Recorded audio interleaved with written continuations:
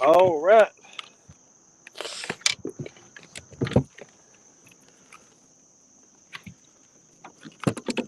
That red reel of mine, I need to tighten that one.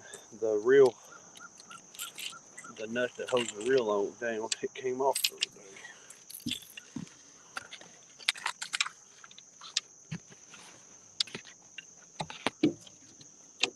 Here you go.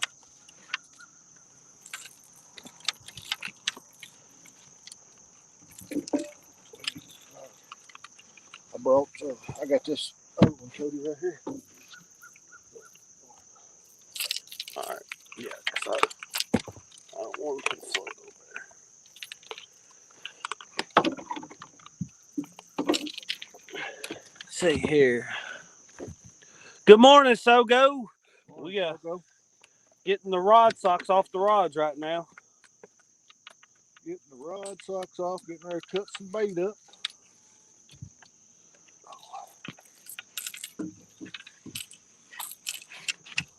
We've got a bait we've seen some guys use. We've never tried. I went to the Asian market the other day and bought some eel.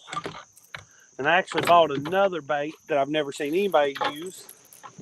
That exact bait, and we'll probably have a production video on it. We didn't bring it with us today. All right. So you guys know, here it is. We're getting ready to. 1 second, I'll get you turned around. Let me cut this open with some scissors. I don't like this thing. It looks so much like a snake to me. But anyway, this is going to be the bait this morning. All right. Or some of the baits. We got everything else. We got Lyle's favorite, some chicken in here. We got some shad, and we got some bluegill. Well, give me a piece of that, and I'll sit down and read chat. What do you want? How big of a hook you got? Which one you got the biggest hook on? This is the biggest hook I think I got on these 3 rods.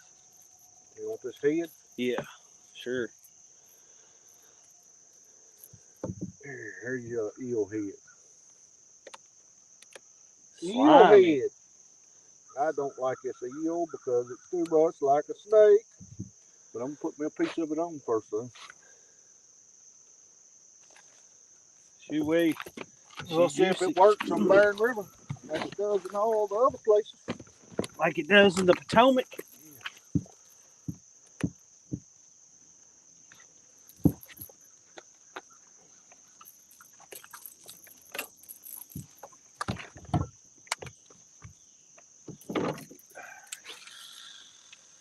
I did see a video this week where someone caught a small eel here on Barren this week.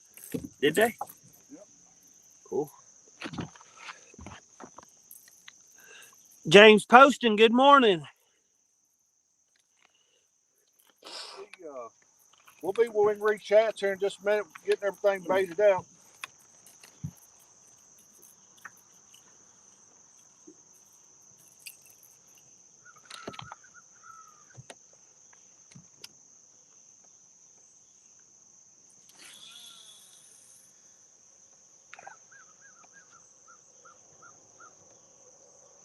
You get too close to the bank?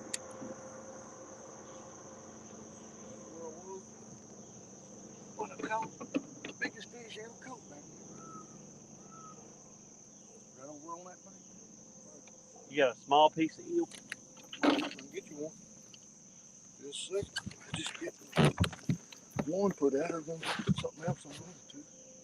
You want a piece of eel body? Oh, I tell you what. Them scissors right there for cutting bait are the best. Looks like we got some new people in the chat. I got to cast out this rod and one more, and I'll be in there reading with y'all, reading it, and seeing what y'all are doing. Fresh shad, some shad. They're not fresh, but fresher. They were vacuum sealed and frozen.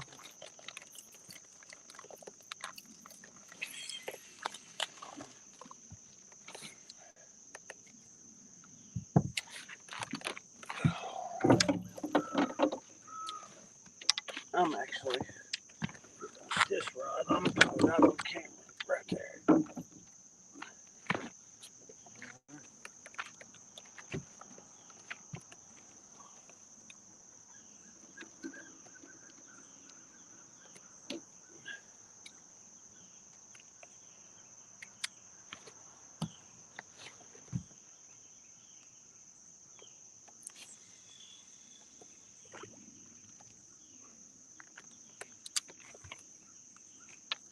All right.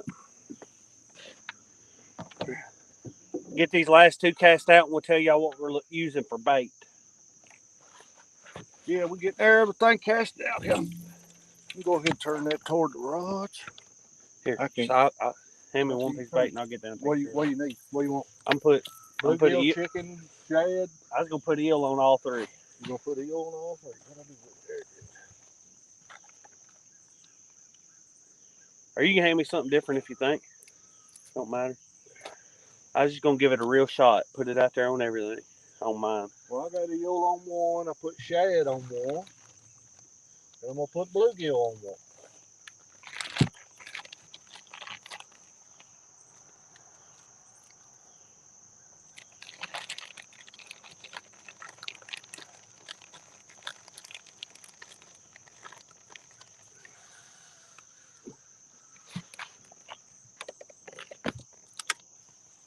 All right.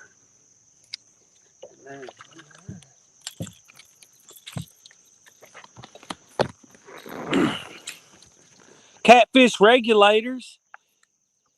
He said the docks produced a 55, a 34, and a 22 last night. Yeah, Daddy was telling me about that this morning. Congratulations, that's awesome, man. I think he said that maybe Uncle Josh was fishing with you, or Art. Both of them. Both of them. Catfish Weekly, good morning. Morning, Lyle. Skeletor the God, good morning. Big John, good morning.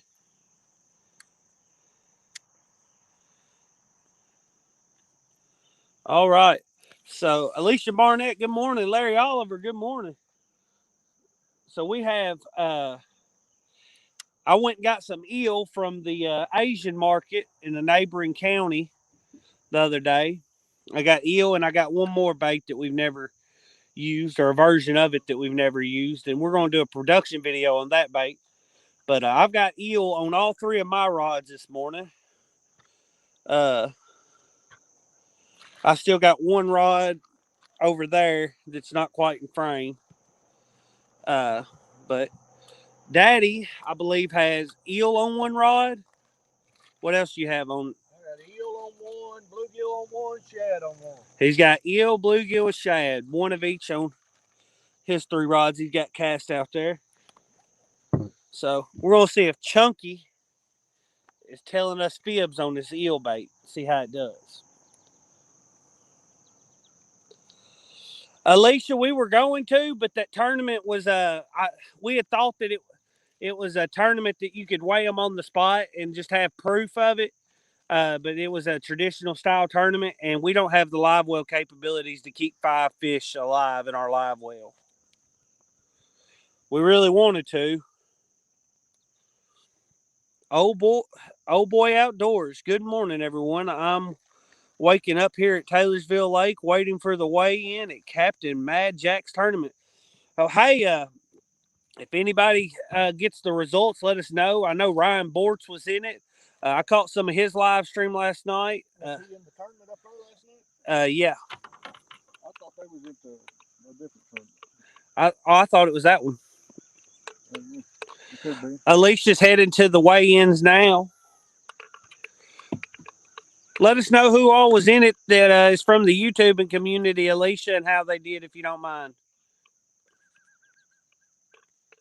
Dale Hayslip says, good morning, everyone.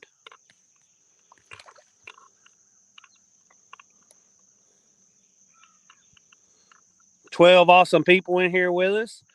If you don't mind, drop a thumbs up. Thank y'all for coming in with us this morning."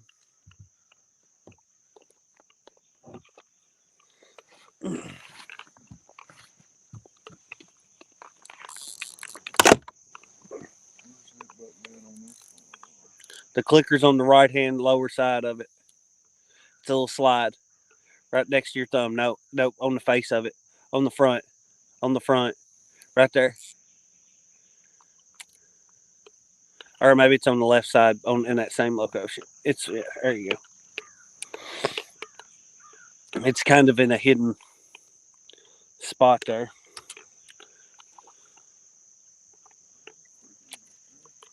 We're setting an 8-foot. Fishing the dot, Evan TV, Eddie Gross. Good morning, everyone. Thomas with Laughing Cat Fishing. Alicia says she caught Ryan and Paula some bait. Well, hopefully either Paula or Ryan Borch wins it. They're out with Pill and Drag. Is it? Yeah, Pill and Drag. I seen last night. Pill and Drag and Paula and Ryan were on the boat together. In the thumbnail I seen.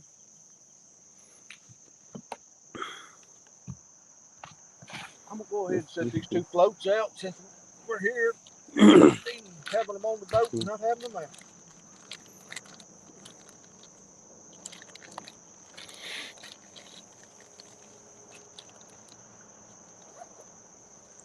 And we probably won't set at this spot real long. We just we have a fair amount of luck right here. We don't ever catch any real monsters right here. I think the biggest fish we've caught from this spot is 24 pound. It was a pretty long fish, but it was really spawned out when we caught it. Daddy caught it. So we're just going to give this spot a little short amount of time, and then we'll probably go ride and look at the graph some. But there's some fish swimming under us right now. A school of something.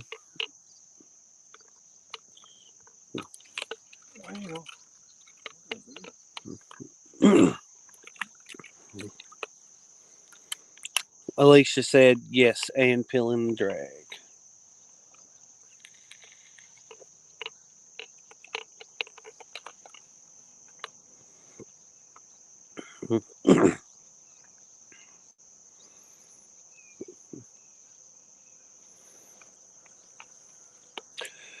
Today we ought to ride by and see if maybe over there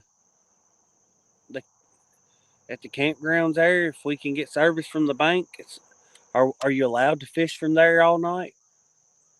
I don't know if I would at this time of year. So many campers.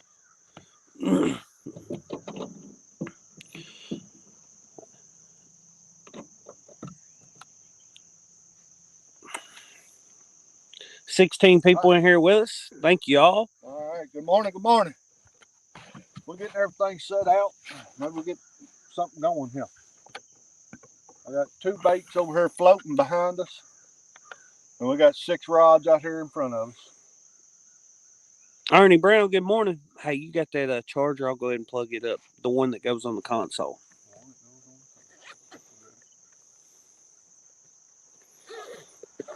I avoid using that inverter at all costs. I don't think they're good on your batteries. Can you plug it in right there? 12 volts. It converts it.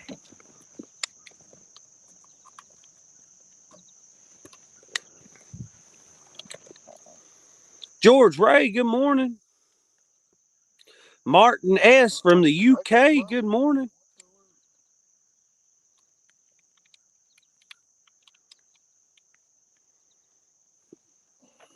Oh, you brought the new charger? Well, I'll just try it out. Let's see if it'll work. My $2 charger. 10 foot for $2. 10 foot for $2. 10 foot might be a mess. Well, the other ones are short. Right. No, I mean, I'd rather it be too long than too short. I heard it beep. Let me check, make sure it's charging.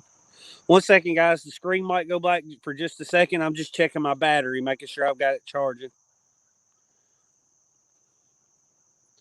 I'm at 92%. All right, we are back. So who all is excited about the imposter challenge tonight on Palmetto Cats Kevin's channel? I think Sogo said he was in it. Sogo, did you get your entry submitted? I know you've been real busy here lately, it seems, with work and stuff. Seems like every time I catch you in chat, you either coming or going to work, or to take the kids to do something.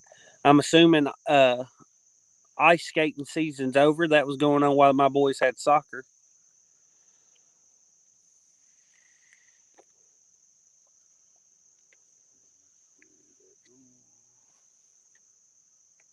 Yeah, take it all the way out. Yeah, I don't know which way it goes. I think this way maybe. Yeah, I mean, you can do it either way. No, I always do it the other way, but it doesn't matter. This way? It doesn't The other matter. way? It I mean, it does because when it plugs in, it's gonna be. I don't. Oh, well, I think the button's facing the back of the boat, so you want the lens facing the same direction as the That button. should be the front, right? Is the button pointed the same direction as the lens? The button. Yes. Yeah, that. Right. Yep. And have you got the right threads on? There's 3 sets of threads on that. Oh yeah. That front one up there got threads in it. Oh, it doesn't. Okay.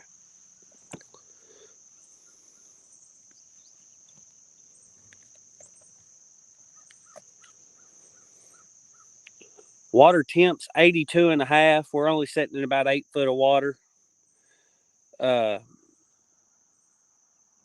Like I said, we're not going to make this a real long sit at this spot, and we'll be scooting on over to either a little bit deeper water or going to troll this flat behind us for a second and see if we mark any good fish. Looks like there's a good fish swimming under the transducer right now.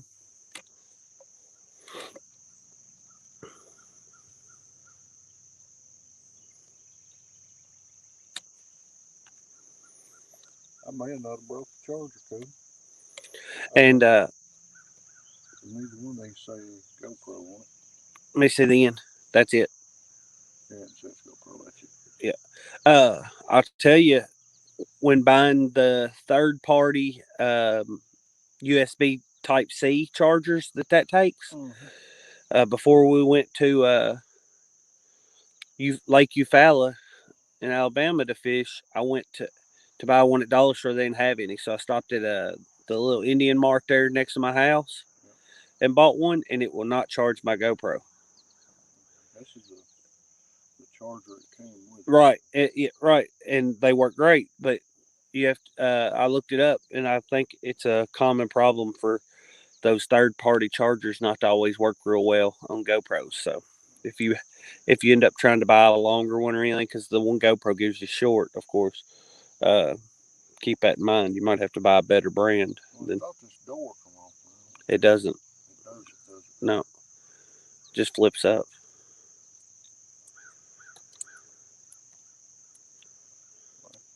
I don't think I can put that in there.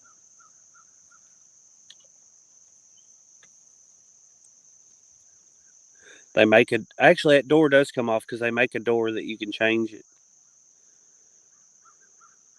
I was thinking it come off. Let me see it. Here.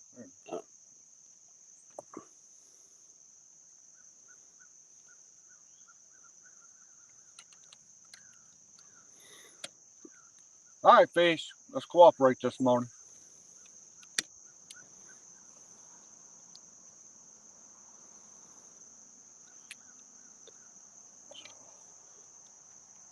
What'd you put on your 2 float rods back there? One got a piece of eel on it, and the other one's got a shad on it. Behind it.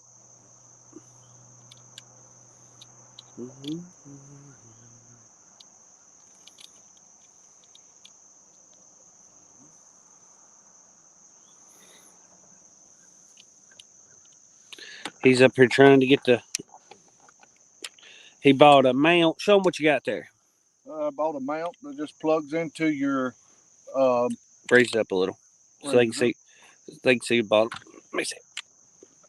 Tell them what it is. Bought a mount that it just plugs into your either your anchor light or navigation light.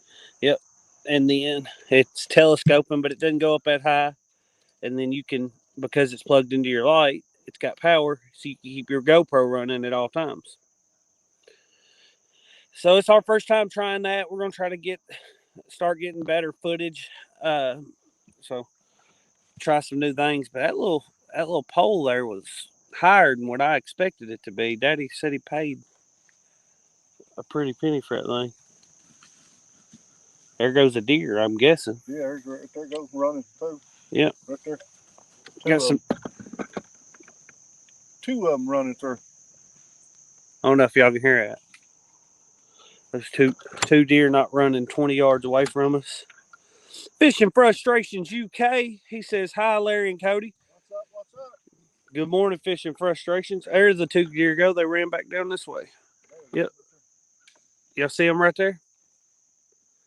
Well, I thought they were going to come out on the other side of that willow tree there. There they go right there behind that dock, right next to the water. Pretty sight this morning. Huh? I don't know how deep it is.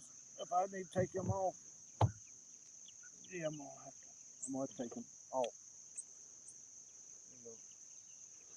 You got to take them off for it to seat all the way down in there? I think it's going down far enough. Can you slide that grip up? Is that grip just slide? DMV, the Whisker King. Hi, Fishing the Dot and Fishing Frustrations morning. Oh, he said, what it do, what it be, what it is. 3 + 1, good morning. Morning. We out here trying some eel for the first time. We've never used eel.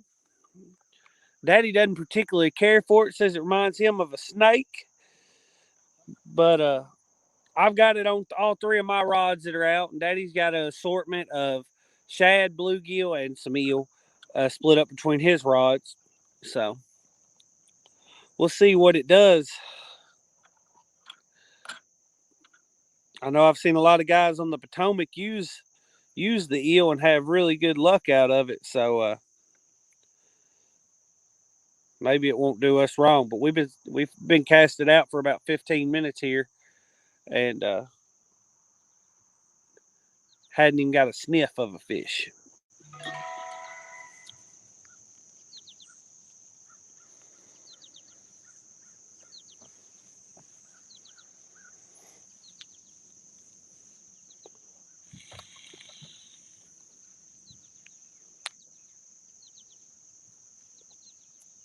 I'm going to leave it there and I'll turn it on. Like I said, I did not bring a good card with me this morning. Did you turn it on? No, I did. Turned it on, make sure it come on it. I turned it off. Did you? That's a good thing about my 9. See, he's got the 7, but with that, I think the 9's going to be that much nicer because the 9 has the front screen you can look at. Yeah. But his door, the door to charge yours isn't next to the battery, is it? I don't know. Is it the same? Is it the same place you take the battery out to charge it? No, the battery's under. See, mine you charge by opening the door to the battery, so the battery's just hanging loose when I charge mine, and I don't particularly care for that. Or the 7, I like the design of how you charge it a lot better and works a lot better for that application. Because see, if I put mine on it, mine doesn't take that case. Well, let's put this spot on a timer here. Mine's just got the flip down pieces built into the actual camera. So for me to put it on charge, it's just going to be sitting there, and as soon as the boat gets jostled, my battery's going to slide out into the water. So it ain't got a side door. It does, but the side door just goes straight to the charging port and the battery where you change it. And that battery sets down in there a little tight, but it's not so tight that when it's sitting on that, it won't just come out.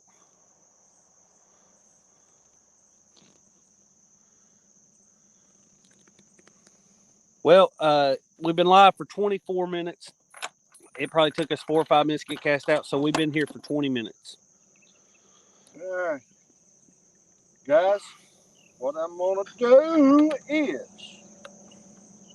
put this on 15 minutes. 15-minute timer.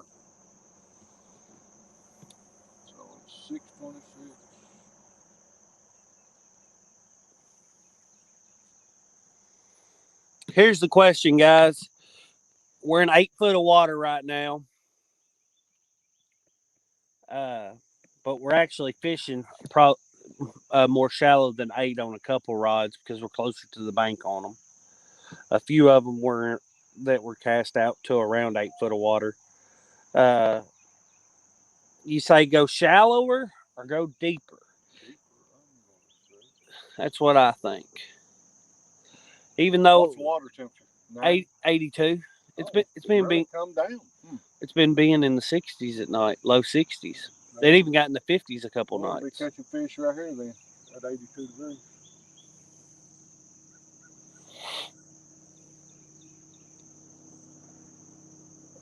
I set an alarm. Whisker Pig Fishing.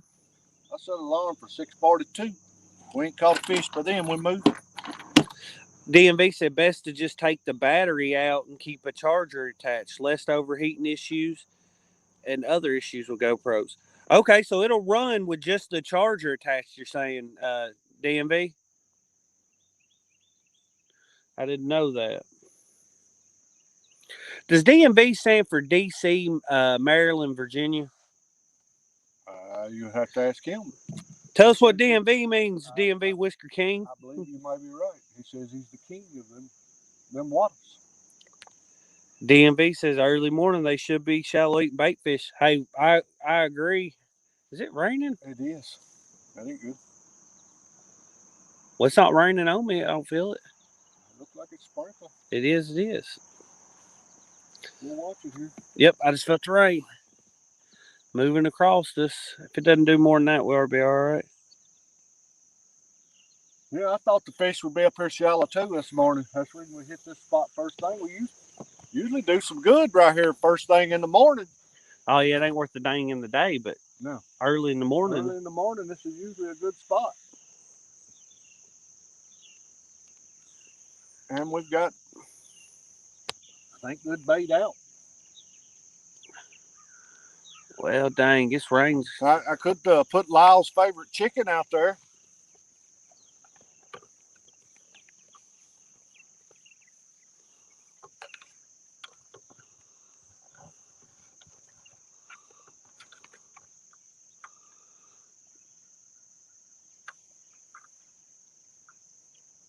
DMV caught a big wave in his float that day. He caught big fish with chicken.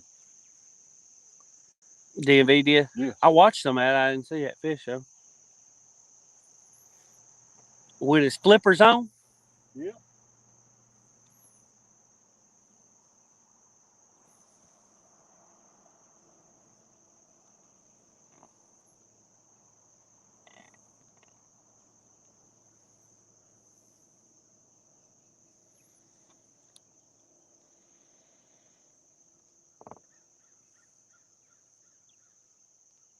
Come on, fishy, fishy, fishy.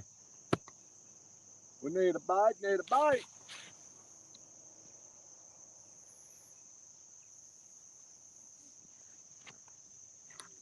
Yeah, that float tube was crazy. Lost a rod catching and banking that fish to weigh it.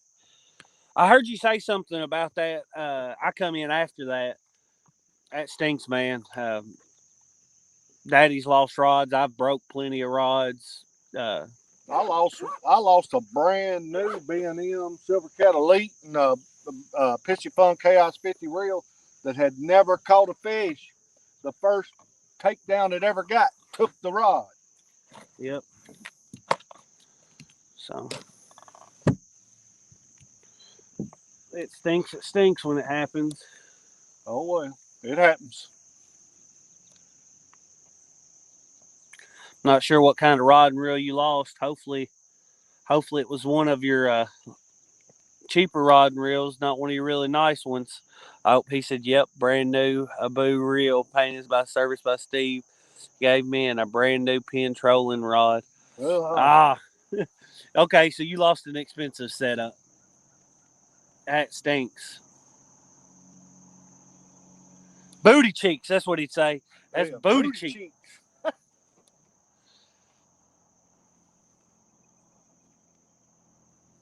I believe I need a little coffee in my life. What's that timer say?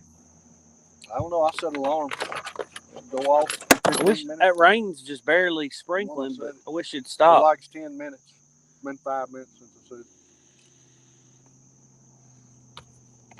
We ought to be getting fish right here. Fish, a fish, a fish. Guys, if y'all don't mind, drop a like on the video. We do appreciate it. I believe it helps. Do a fish dance for us or something. Get some fish going here. I need a takedown. Just figure out where you want to go next. Be getting you. I'm going to go all the way back. If we're going to go, we'll go all the way back and fish our way back out if we move. Okay. Well, we're moving. It's not if we move, when we move. Rondell Perry, good morning, 3+1. Good morning, What's up, Rondell. Rondell?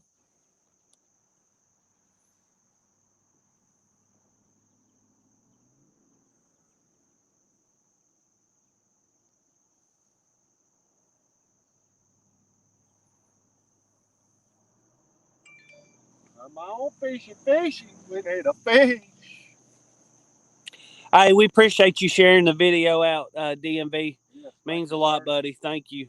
You do a lot of that. Share it out, especially the smaller channels, helping them out. We appreciate it a lot, man. Just popped up on Daddy's phone. Speaking of that, thank you. We hit what? We're at 760. Let me see your phone. I'll see what we're at. We're at 760 something anyway. So I know we still a little ways to go, but when we hit 1,000, we plan on doing a big giveaway.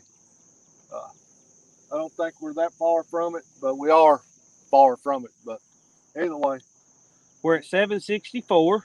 When we hit that 1,000 mark, we plan on doing a big giveaway. We're excited to this love and support you guys have given us to get us this far. And if we get awesome.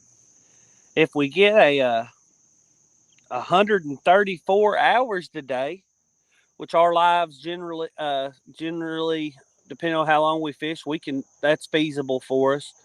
Some of them get less than that. 4,000 hours. We'll be at 4,000 hours, guys. Hopefully today. We need to get 135 watch hours today, and we'll be at the 4,000 watch hours. So right now it seems like our 1,000 subscribers and our watch hours are just right there at reach. Yep. Well, the watch hours are even closer because that's obtainable today, hopefully. So we appreciate y'all coming in, all 19 of y'all coming in to join us, helping us get there. And we like 136 subs, and then we'll put in for we'll have our eligibility completed for our partnership program. That's what the monetization program's called with YouTube, and there'll be one milestone met on the channel. Yep. One big milestone. That couldn't be met without you guys. You guys are the ones that's doing that. Thank you, thank you, thank you.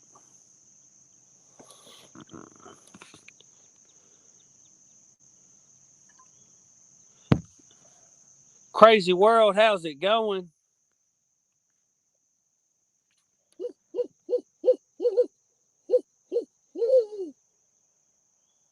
Hootie man. You one float sitting against the. Yeah, that's fine. I figure fish just swim right there as anywhere. Well, I threw it out there a little bit, but it's floated in. It's got it set about 8 foot, so it's floating right off. I think it's floating right off the bottom. DMV said with live stream, watch hours are easy to get. I fought for 1K, and my 4K hours took me 2 years.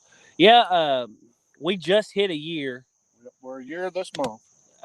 Believe on the 1st, because I think Daddy started doing it on the 1st. And then,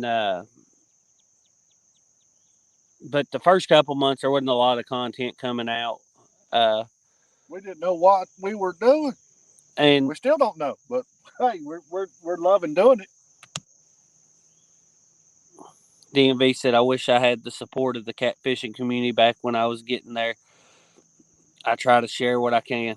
Yeah, this community, you're right, DMV. This catfish community they're awesome. They're not community, they're family.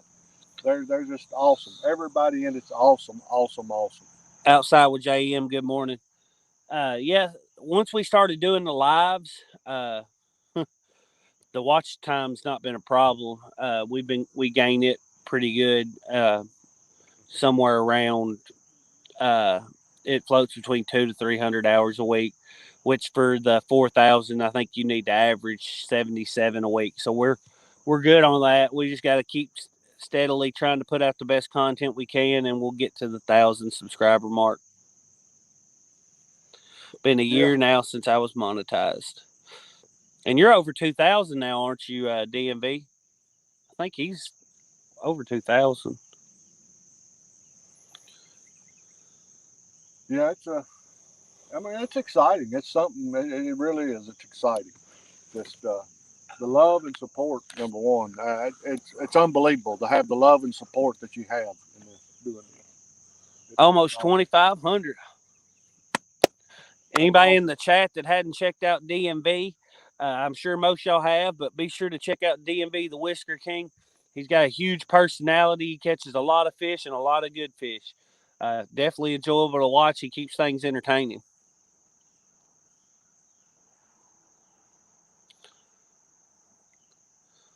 Grew 1.5 since last year. That's amazing growth. Yep. Amazing, amazing. I do think you're right. In the last year or so, it's been easier to grow. I think we kind of got started when it become a little easier to grow, just because it become more of a community, and you're not doing it by yourself. I mean, even though it's your own channel, you've got people that are helping. You know, we all bring each other a little something to the table. Catfish Weekly said, "Hey DMV, Mr. Lyle Stokes, the Godfather, Lyle Stokes." Now I know that most all of y'all watch Catfish Weekly. If not all, I wouldn't be surprised a bit if all of y'all didn't watch Catfish Weekly with Lyle Stokes. But it was only about 2 weeks ago I learned he had a second channel called Panfish Nation. So I went ahead and subbed to that. I watched my first episode of it the other night with Josh Dunnigan. That is the weekend angler on it. And, of course, you know what to expect after seeing Catfish Weekly. It's a great show. Does an excellent job of bringing people on that and setting up questions for them so that they can speak freely. And he keeps the pace moving really good so things don't get boring. He just does an all-around great job with it.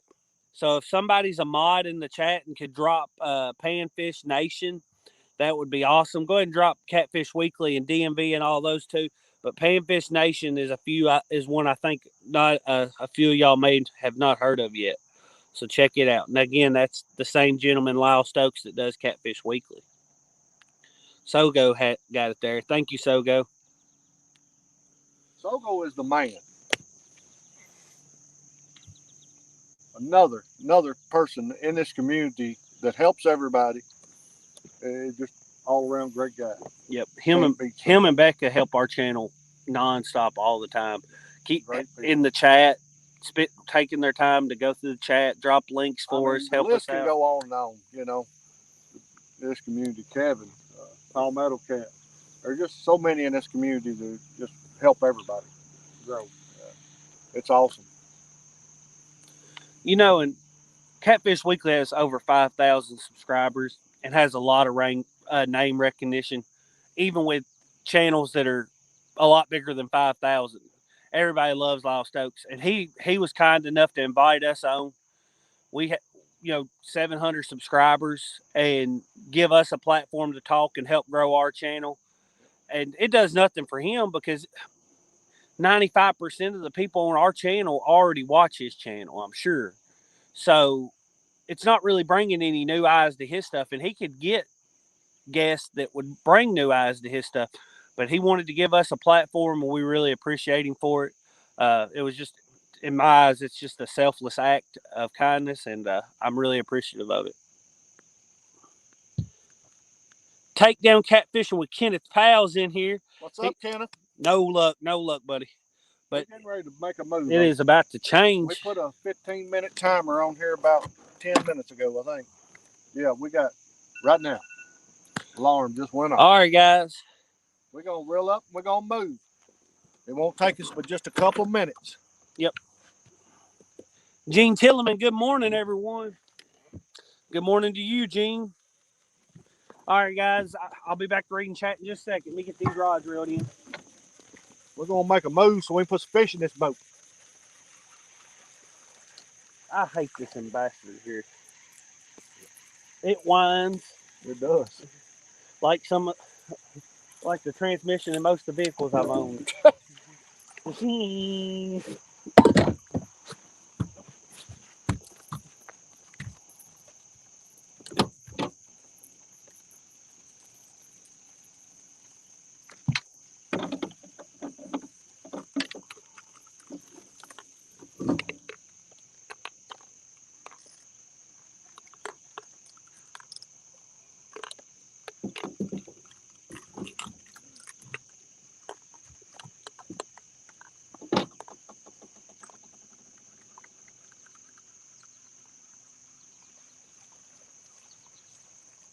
Come on now, eel.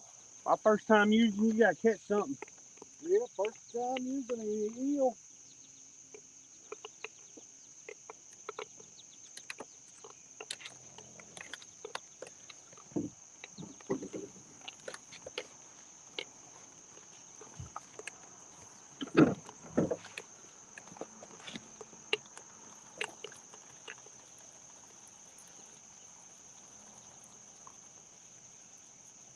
What is feeling so heavy on this? Have I got a stick with me?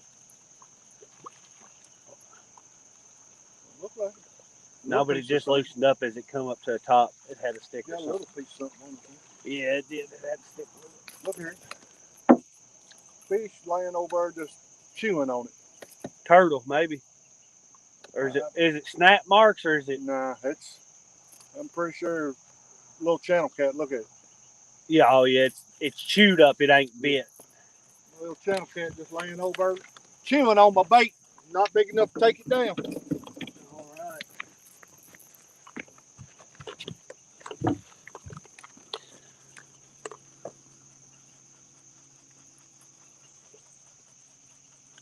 "22 awesome people in here with us. Thank you all.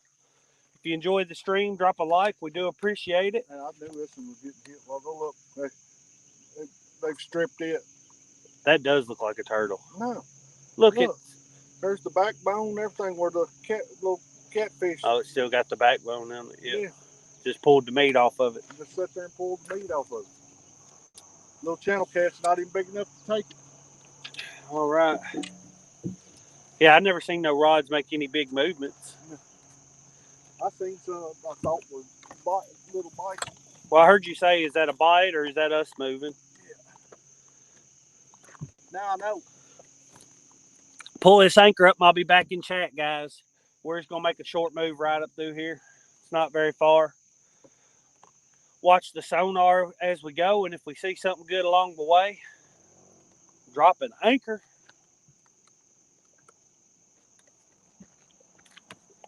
Got yours up? Yeah. All right.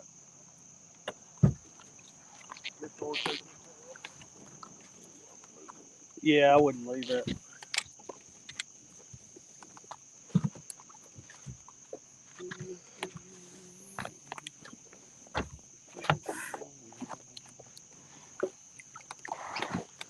Ah, he gets this last. I pulled the front anchor. He's pulling the back anchor now. Get that back anchor in. We'll be ready.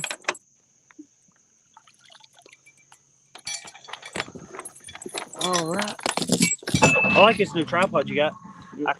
It's got scrolls up enough. I can set it right between the seats. I don't have to make it straddle it.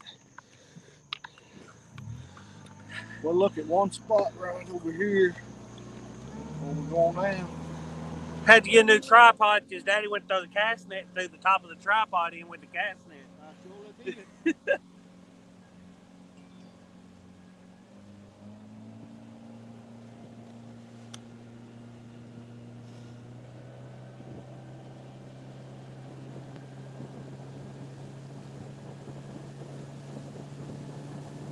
I'll mute this for a second so you don't have to listen to that wind.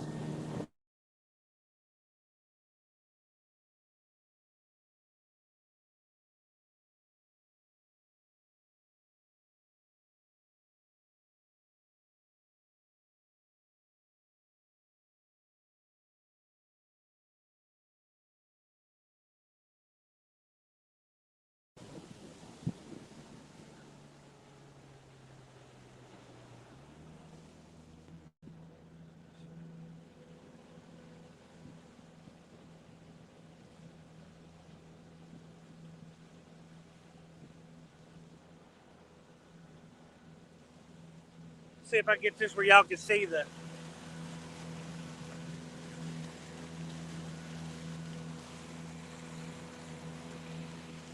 Why is that one to sit sideways?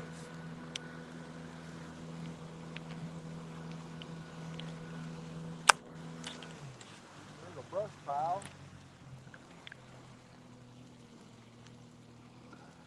Really seeing nothing around it though.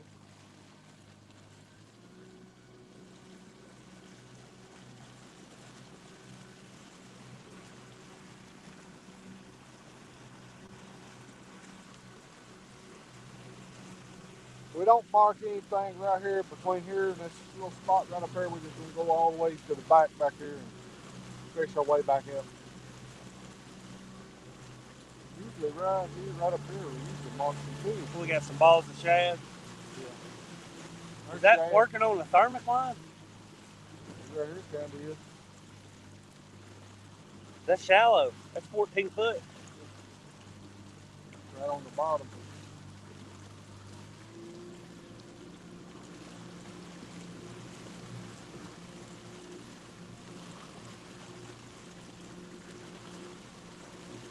They really marked that thing.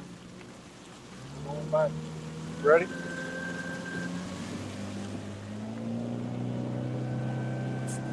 I'll mute this again so y'all don't have to listen to the wind.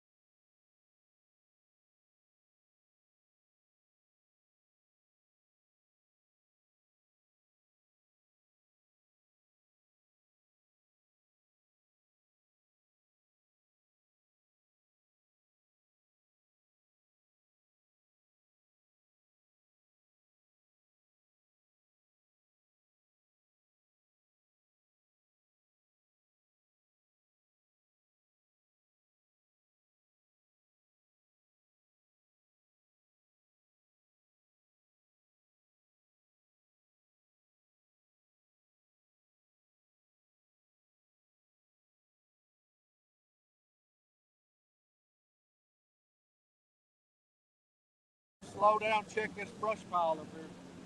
Jesse Lopez Outdoors says, Mighty Mississippi, here I am.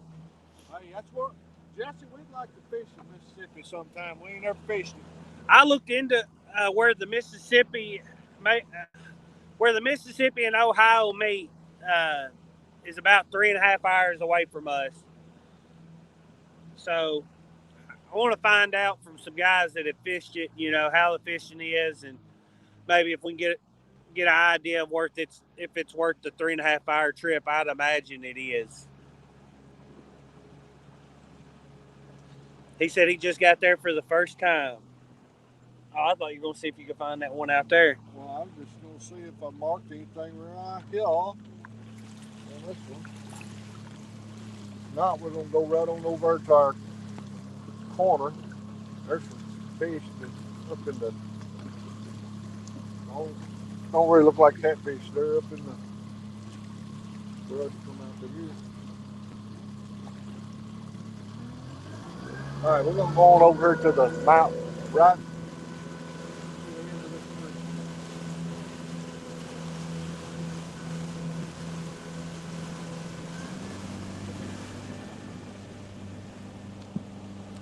He said he's way south of there.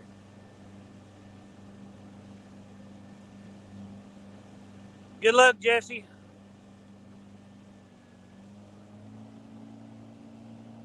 He said the current is a flowing.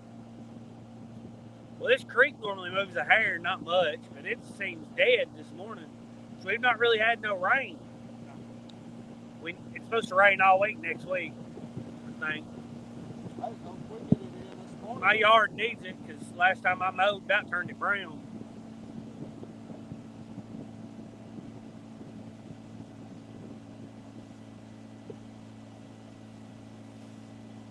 I'm just taking it easy here, guys. I ain't trying to get over fast because there's a lot of brush, a lot of stick-ups. Mike T, good morning.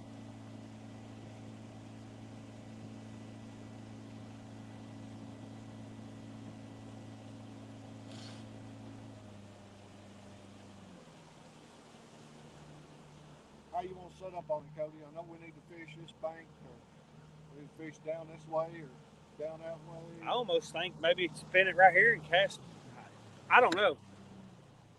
It's up to you. But if we're gonna do that, well, if going up, cut it, and I'll let plenty of line out. You want to throw here and there, right? Okay. We've never tried that. Then let's just get turned with the boat right like this, with the side pointed straight at that front, like the bank's pointing at the boat, like the side of the boat, like an arrow. What's that? Carp or something? We're fishing Barren River Lake. We're back in a creek right now. It's called Peters Creek. So Saturdays are really busy on this lake. You can't, if you don't get back in a cove or that's not very popular, or back in a little creek that's pretty shallow, you about can't fish on Saturdays in the summer here. There's too many wake boats. So even though there's other spots we'd like to try, and then between that and having service to go live. I'm backwards to what I need to be. I thought I was. Just spin it straight around. Yeah. Are you? It looks like you're gonna turn straight. It's gonna turn this straight. Well, but you ain't gonna have enough to get any line out. Yeah, let me go down that way and pull back this way. He says sounds like Lake Ozark. Fish right here. So we might just fish that channel. There's fish right there. Well, do whatever you want. Just let me know when you may cast the. I think we just need to whip it around and fish this channel right here. Maybe. There's fish right there behind us. Yeah, small ones. There was fish right up there.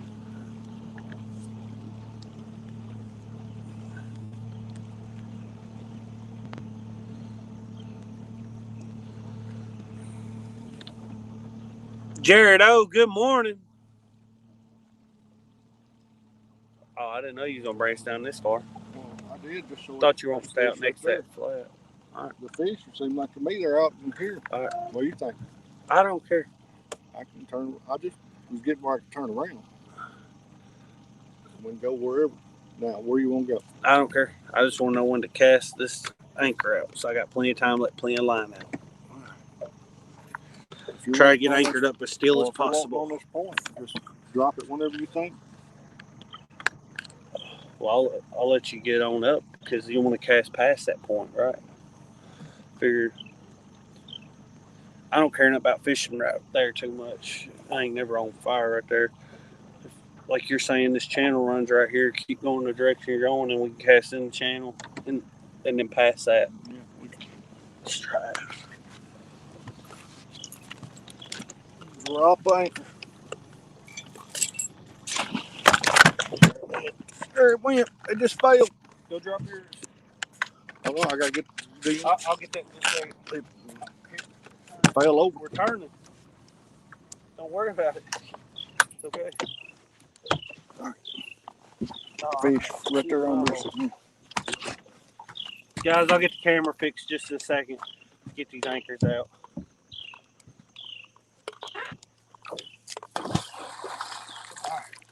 Whatever you want to do. I'm going to pull us back some, let you get some line out. When you think you got enough line out, let me know. Tie it off. Try to get us as straight as possible.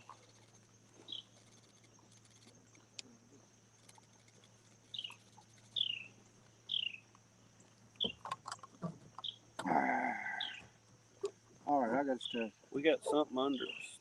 Looks pretty decent right there in that channel.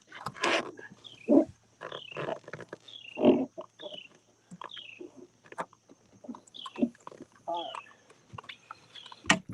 Let me see what you did to my camera. See how.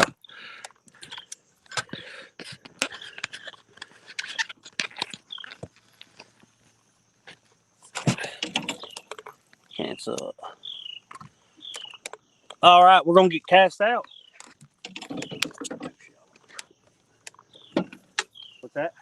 We're throwing too shallow here. I think we should have pushed. I said go where you want to go. No, I'm just saying. You're throwing up there, we're throwing real shallow.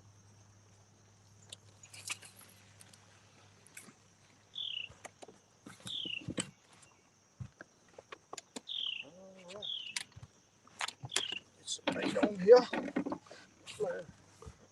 Shoot my bait off a while ago. You missed some bait on a couple of rods, ain't you? Yeah.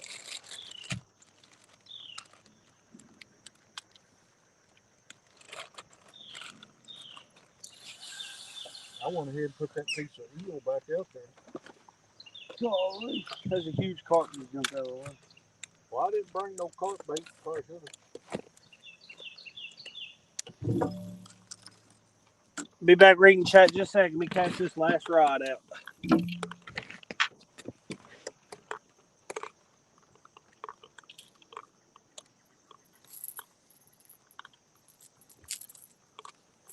And I'm casting this in right in front of that point up there, Daddy. That's okay. Well, you should cast that a little further right, so we don't get crossed up. Or swap it with your yellow rod. What do you mean? Go ahead and put it wherever you want to. I was just gonna put it right there. Yeah. I was gonna put it a little further right, but you don't have to put it as long as there's a line up there is all that matters.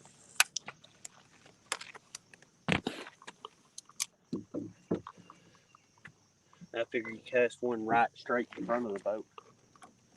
You can turn your rod holder a little, or it'll stick. Don't matter. I don't really have to be turned. Oh, see here.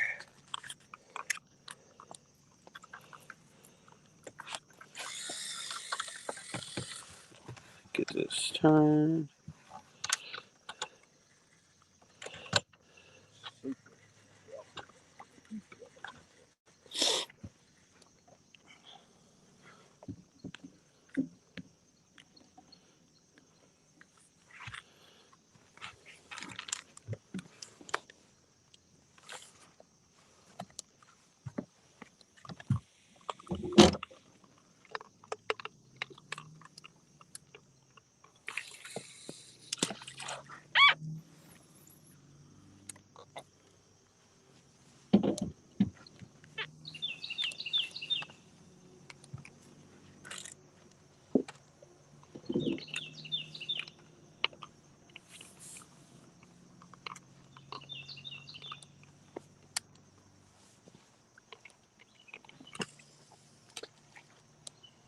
Oh, wish this rain would stop. It's not raining hard. It's raining all the same.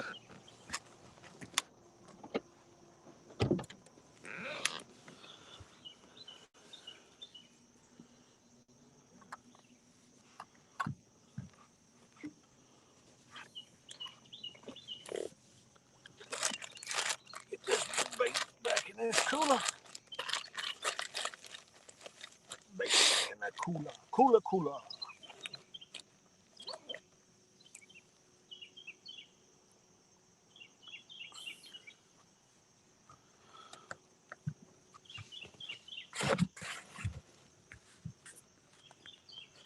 All right.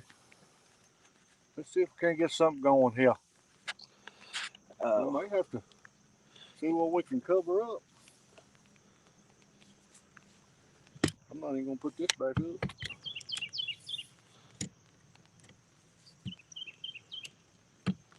Oh, the rain's not slacking off. It's getting harder. If we have to, we get a rain suit up. I can't film. Yeah. We'll see what we got to do. You can use your phone. They're supposed to be waterproof. I just ain't testing it. See what we got to do this morning.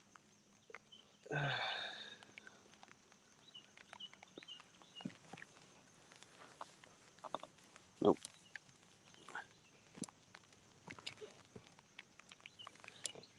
All right, now the rain can stop. Where's my phone? Let me look at the radar. Let me look at the radar and see what it's supposed to do.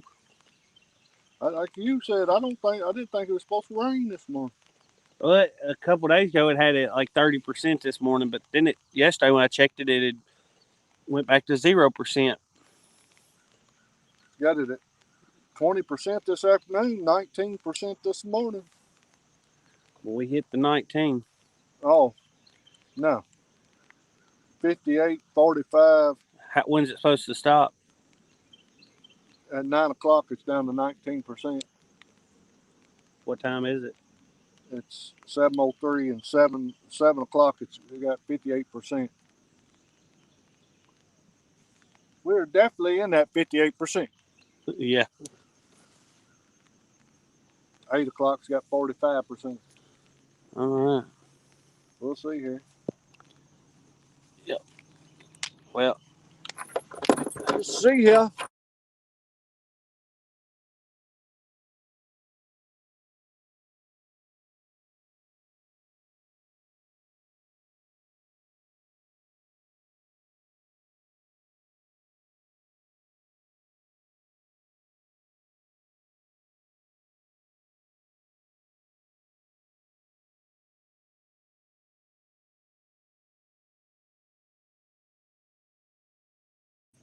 Man, if it was real hard, it would, but no harder than this right now. Mine cost me $1,200. Yours cost you $0. I got to pay for it if it gets tore up, I'm sure. Well, that's probably my negligence for using it, and well, that's probably true. Let's see, string. All right.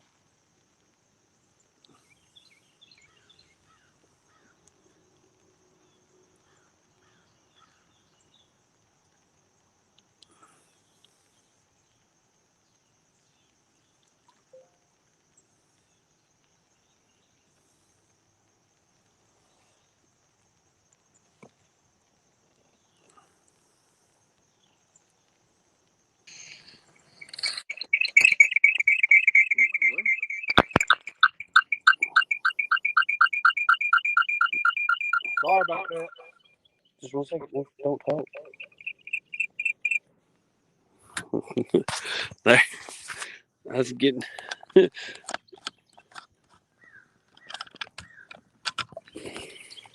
You want yours on charge, or? I mean, it ain't dead now, but I keep on charging most time. But that seems even more risky with it raining.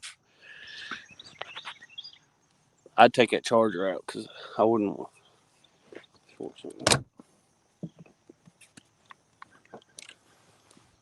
Unmuted. Talk to everybody. It's not muted. Apple says iPhone 11 is waterproof for up to 30 minutes at depth of 2 meters. What about the iPhone 12 Pro and the iPhone 12? I got the iPhone 12 Pro. Daddy's got the iPhone 12. Let's see here.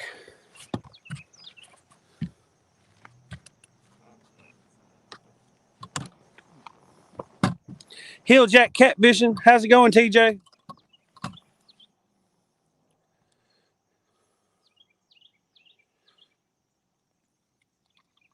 TJ, are you doing one of the imposters?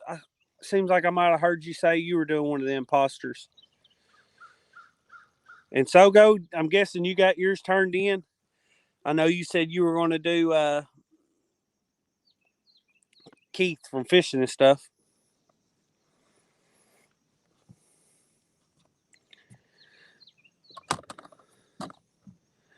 Now, Daddy's, if it wins, I came up with the idea. If it loses, he did. If it loses, it's his fault. If it wins, it's my fault. We're just gonna say that.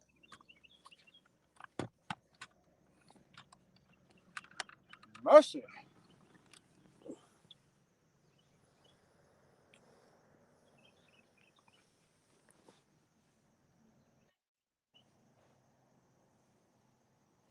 All right, fish, come on.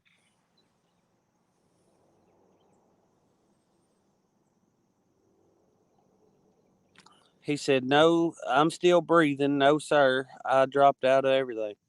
Oh, sorry to hear that, buddy. Hope everything's going okay.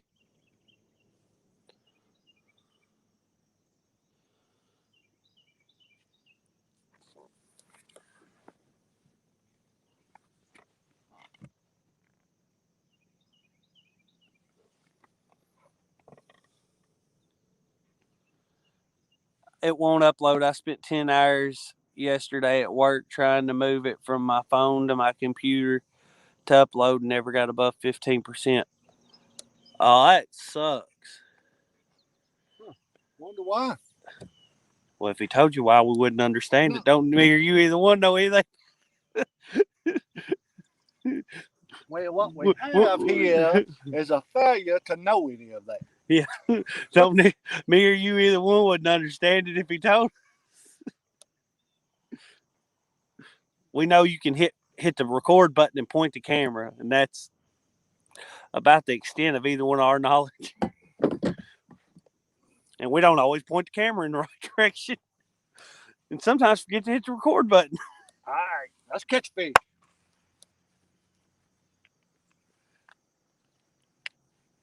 Pull this one in. It's way too shallow.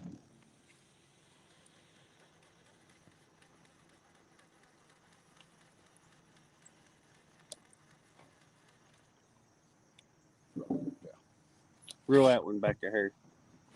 This one? Yeah.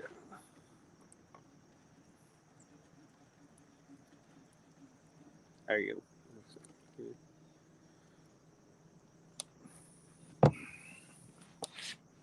Feel like mark some fish there in the channel. Just get The channel still runs out just a little bit. Yeah, not real far. 5 yards. Haven't fished in a month. Well, you need to get out and fish, TJ. Ain't no good. Have you been feeling bad, buddy? Hopefully you're not having another sick spell. We'll be praying for you.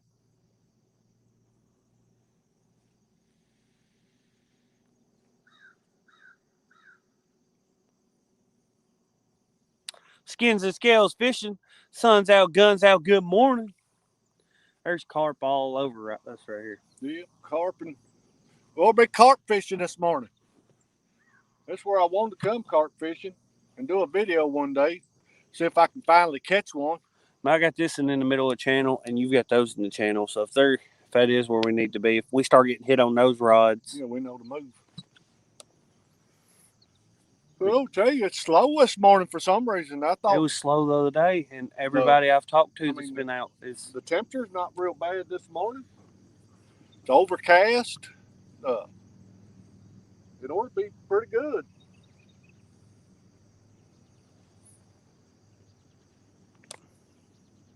We got good bait out. That carp come that high out of the water. Yeah, I seen one, and it was just a yellowish, common carp? Yeah. He had a head that big around. That was a big one right there. I'd say it weighed 10, 12 pounds anyway. Well, the head on this one looked like it weighed 10 pounds. Its head was the size of a cantaloupe or bigger. I can't remember what it weighed now, but I seen where some bow fisherman shot a new record, some state with a bow fishing carp. I don't know, it was like 100 and some pounds. What? Yeah. Golly.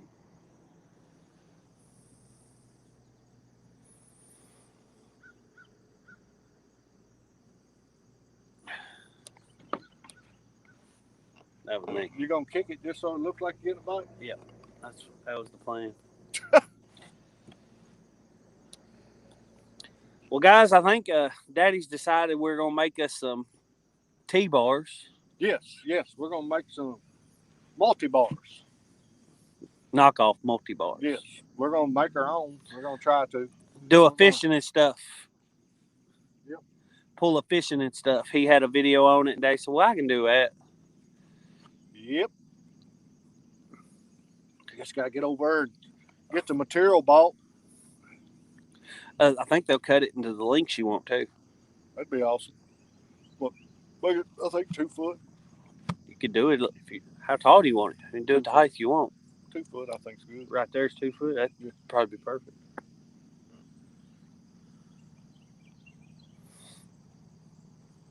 $2 foot by how wide do you want your? Wide enough I can put 4 rod holders across. You want 4? Yeah. 8 across the back here. That's a lot. Fan amount. I mean, you can put 3, whatever you want to fish with, but I just want 4 on there. 30 inches. And the carp are everywhere. I should have brought carp bait with me. I'd say 30 inches they'd have to be just about, because you'd want around 8 inches in between them. Yep. So if you got one here, then you'd have 8, 8, and 8 between them, and then you're an inch for each one. Be close to 28, 30 inches. Call it 30 just so it's around 2.5 foot rather than being some odd number. See here. All right, TJ, thank you for stopping in, buddy. See you. Hope you have a good day. They say you've been sick. I think he said something about PTSD.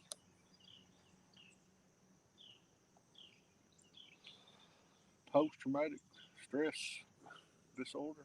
I think that's what that is. Yep, that's what it stands for.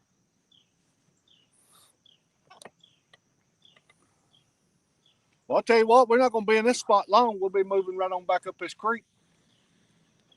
We may have to go hit some deeper water. I don't know. We didn't really, as we come back through here, we didn't really mark anything. We marked a few fish right here where we're at. But it looks like it's we're seeing. There's so many carp back here. Yeah, I really wish I've been wanting to catch a carp, and I really wish I just brought stuff carp fish this morning. All these carp back here. I'll definitely come back here when I do try to catch some again. I'll definitely come back here and try to catch them. A lot of carp back here. A lot of carp back here this morning. Of course, there's a lot of shad. We've seen a lot of shad and carp. The bait's back here. This is the least shad I've seen back here. There's no reason for the fish not to be back here. I've still seen shad, like there's shad right there. Yep. But normally it's so thick back here. Well, I know coming in here out before we come under the bridge, coming into the creek. It stopped raining just about. Yeah. Yeah, I don't think it's going to do much. It may come that little sprinkle every now and then. I can't afford to replace my phone. But anyway, well, you know, another thing we think about when it does that, we figure out how to do it. You can connect that GoPro to your phone, and then you could shoot off your. But then your GoPro's got to be the door open to charge it, and that's. They make us a door. Those wax or a thing of wax, and you just ball it up, put it around that. They make a door for the 7, I think. They don't make them for the 9 yet. That actually allows you to plug it in and have it closed and still be right. But I don't know how much that little door is. Probably $30-$40. You know. iPhone 12s are good to 6 meters. 6 meters.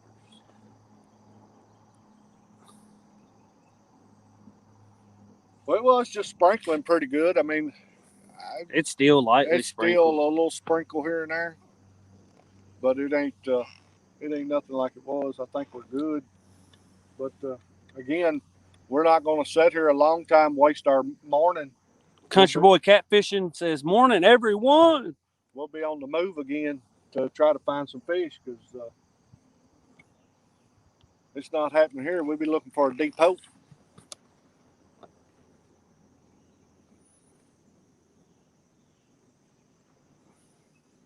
I just about set 3 rods up and troll. That carp about rolled into your line. That'd be heck one get tied up in your line. There was so much shad back here the other day that the shad were actually moving my lines. They were swimming. Yes. Because my lines weren't that tight because I didn't have the best anchor. Right. So they had some slack in them, and the schools would just swim right through them. And crazy part is the boys were swimming right there, and the shad was still just. Steve Austin says, "Good morning, everyone." Morning, Steve Austin.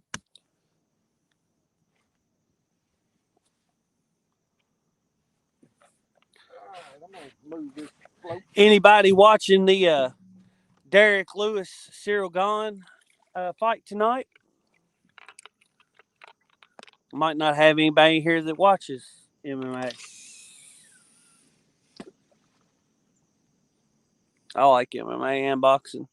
Steve Austin, is he from Texas? Maybe. This Steve, I don't know. I think Steve Austin, you from Texas? He may be watching it with a Houston guy fighting for the interim.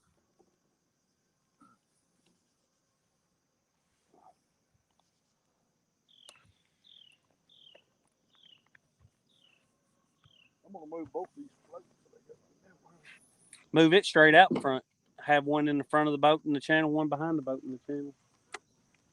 Look here. What'd you do? I don't know. Got the hook. What did you do? How did you do that?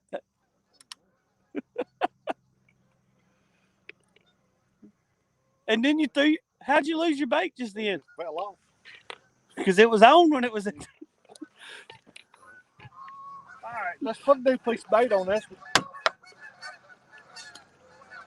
Country boy said finally got a day off. Been working 12, 14 hours, 7 days a week. Golly. You know what we're gonna do? Got some honkers above us. Big bluegill. We're getting ready to put the head on him. You got him on time release mode? They just go together. No, backwards. Backwards, Daddy. You got that one. You got the. Don't you have them turn backwards? Oh, I thought the serrated part went to the inside. So they're serrated to be like a knife on the back? I didn't know it.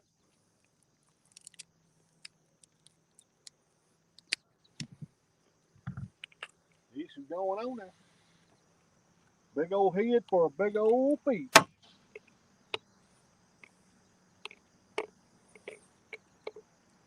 Last time I had a B&M rod out with a head like this, I lost it. Well, don't say that. I did. At least I don't care about you losing that reel. I cared about the pissy fun. That Cast King I don't like. It does match that rod really well, though, doesn't it?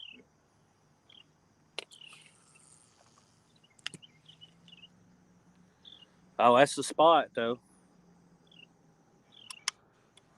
Fishing with the Chads in here. What's up? Is it the Chad or the Chad? It's the Chad. Yep. What's up, Chad? How's it going this morning? You out on the Ohio River this morning? It's D's Joey.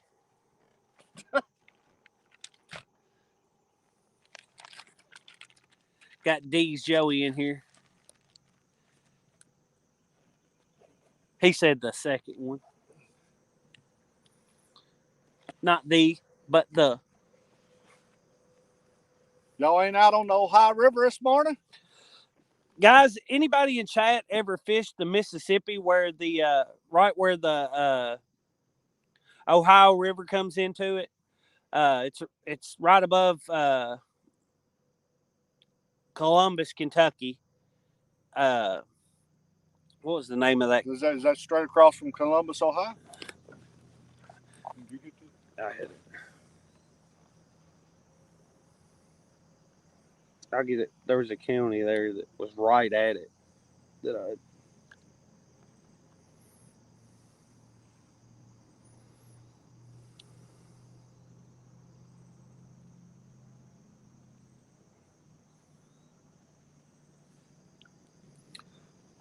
Wycliffe. He said, I'm not out today. My dad's still in the hospital and waiting on some more tests today. Decided to stay close. Hey, we'll be praying for him, man. We can go ahead and say a prayer for him and TJ. TJ seemed like he's having a hard time with some things. You're right. There's no better time than the present. Heavenly Father, Lord, we come to you right now, Lord. We just lift up TJ and we lift up Chad's dad to you, Lord. Both of them are, you know what they're going through. You know their needs, Lord, and we're just believing in you to provide those needs, Lord. We just ask you to comfort each and every person that is around them, that loves them, Lord, that is with them and takes care of them. Father, we just believe in all these things in your precious Son's name. Amen. Amen. Michael Murillo, I told Lauren what all she won in that tournament. She was so happy. She didn't even speak for a solid minute. I think she is very excited to get some bobbers. All kids love bobbers. Yes. Cannon, Cannon will want you to drive a mile out your way if he sees one floating out next to a brush pile.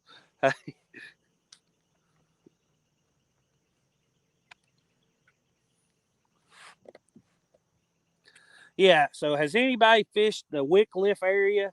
Wycliffe, Kentucky. It's right where the Ohio River comes into the Mississippi. It's about a 3.5 hour trip from us, and we were thinking about giving it a try.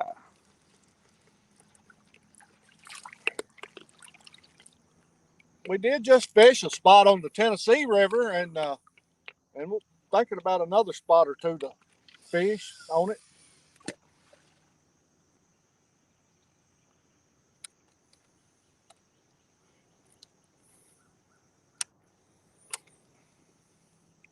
I looked at putting in at Wycliffe and or Columbus. Columbus has got the Columbus Belmont State Park right there, and then you'd have to drive if you. But I wasn't sure right there where the Mississippi and the Ohio come together if that wouldn't be a real good spot. Wycliffe is just directly below it.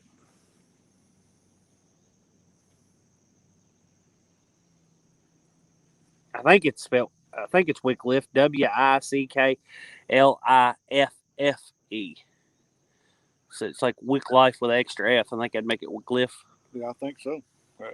Yeah. I ain't winning no. Asking the wrong one. You asking me. I ain't winning no spelling contest. So.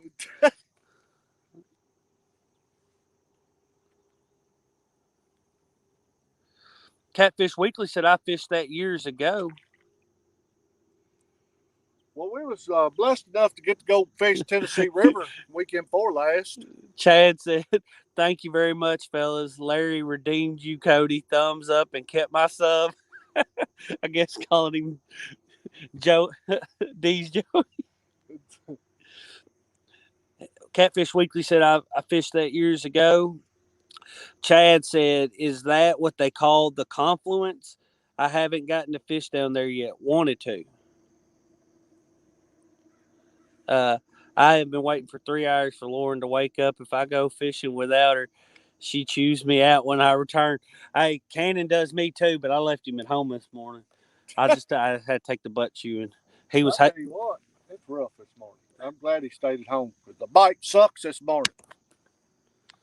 He don't care. Compton throw a fit about it. Cannon don't care. I don't know if that's called the confluence, Chad. I really don't know anything about it. I just got on Apple Maps and kind of scrolled around over the border of Kentucky because I knew you got a bite, but he didn't take the bobber. He just took the slack. It don't have a stop on it. Oh, it don't have a stop on it? Why didn't you take the bobber off? Well, it helps just drag the line around, drag the bait around. Ain't no way. Let's have that big bluegill head on it. If he wants it, he'll take it on down. So I just got on the map and looked, and I seen there the Ohio River and Mississippi met, and that seemed like it might be a decent place.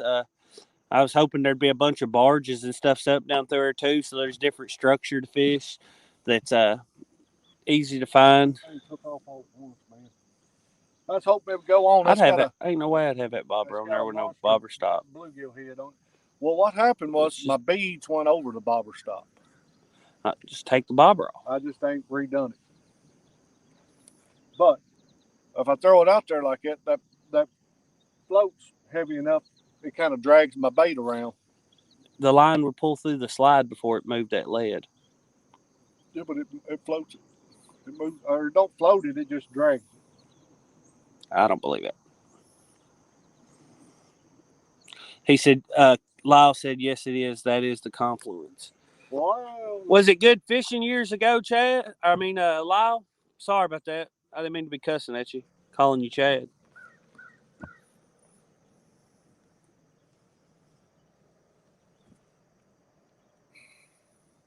He said he gave him some, Michael Murillo said he gave him some primo bait. Hopes he wants to go try to catch another nice channel cat. Well, Michael, we're actually trying some eel out this morning. We've never used eel. Of course, you know all the guys over Potomac River use eel all the time. Cody found a spot that had some and went and bought a couple. Yeah. We got some out here trying it this morning. None of the people in the store spoke English. So we got eel out, we've got shad, and we got cut bluegill out. He should be honored to be called that.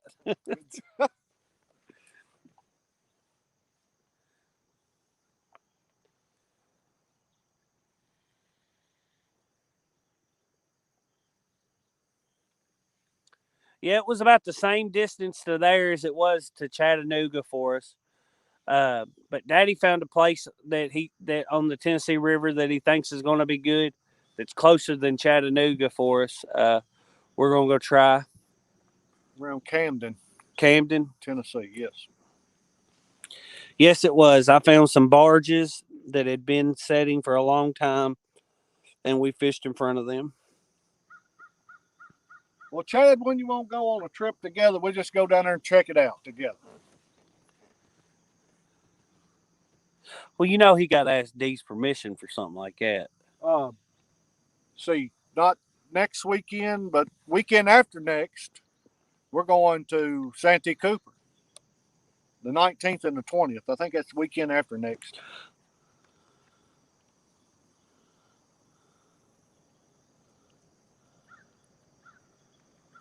Can't believe that bluegill head took off like it and didn't go on. I'm telling you, that float. Have that thing off there. What'd you do with this one? Oh, you moved it. I moved it because it was floated into the anchor line. Oh, okay. I looked back, I was like, what? And it floated over to the anchor line, so I moved it over on that side. Larry, I'm going to need you to pray extra hard for Cody. Yeah, believe me, I do and have for a long time, Chad. You know, it just sometimes, things don't change. It's been moving back and forth. I didn't know if you was moving it or you've hit it so many times. I didn't know. I was getting a simulated wake bite. Santee Cooper is a great fishery. It's making a comeback. Country boy catfishing. Well, we're going to go out with Paul Blackwell, Fish on Guide Service one day. And the next day, we're going to go out with Paul Meadow. And also, while we're down there, we're going to try to come by, or going to make it happen. We're going to go by and meet Mr. Sogo. If he's not busy.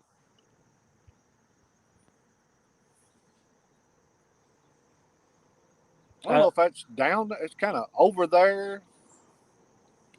Down there. It's a little more southern than us, it's isn't it? A little further south. But Paul is a great guide, says Lyle. We've heard that from everybody. I mean, it seems like everybody knows of him, and everybody has fantastic things to say about him. Yeah, when we went ahead and booked it, I just wanted to get out of the month of July before we went. That's the reason we're going in August. And I want to get down before Halloween. I want to get back down on the Tennessee River and fish another spot or two. We've fished one spot. I want to get back down on it and fish another spot or two before Halloween, because Halloween is the monster hunt. And got to go do some scouting. I'm definitely going to be on the Tennessee River fishing that.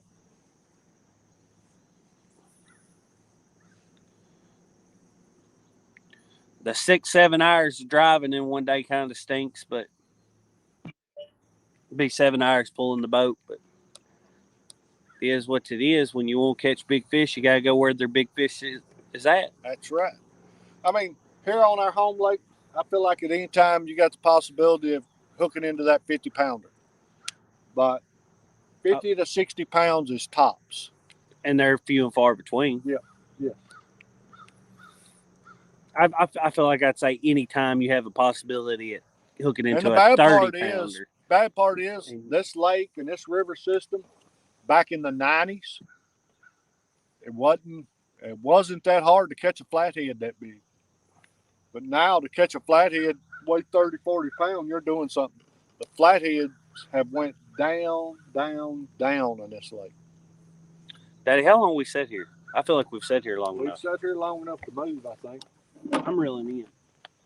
What do you say? Yeah, but yeah, just where you want to move to? It's up to you. I just think we've sat here long I enough. think we'll move back up some deeper waters. I would agree. Start to sprinkle again. The fish ought to really be biting this morning. I mean, it's not too hot. The water temperatures actually came down to what it was, about 10 degrees. At least 8, because it was at 90. It's at 82.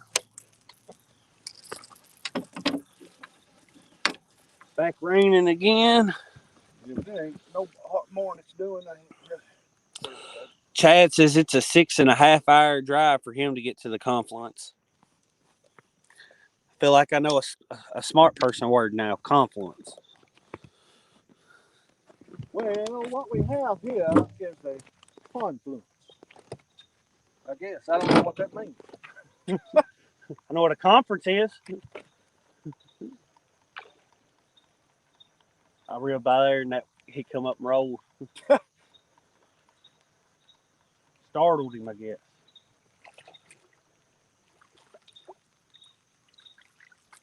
I really thought this would get some fish this morning, and it did get a bite.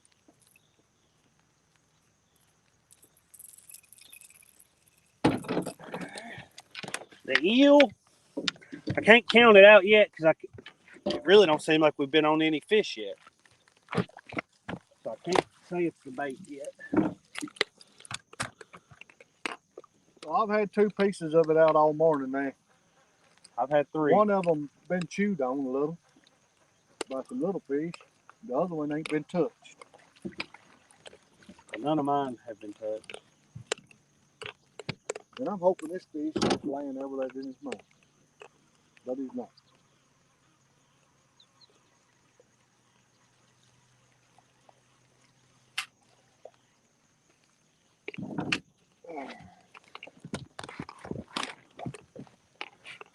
Didn't really see no marks on it or anything, but I know it took off there at one time.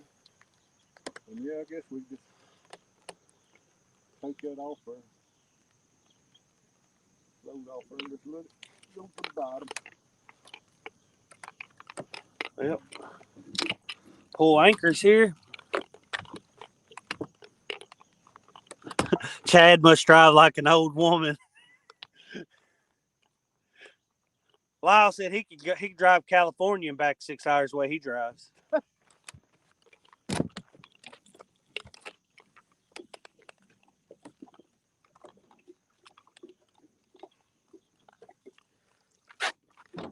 Fishing all those tournaments, though, I'd say Lyle's probably used to putting miles on a truck. That's right. That, and I think Lyle used to drag race too. Did he?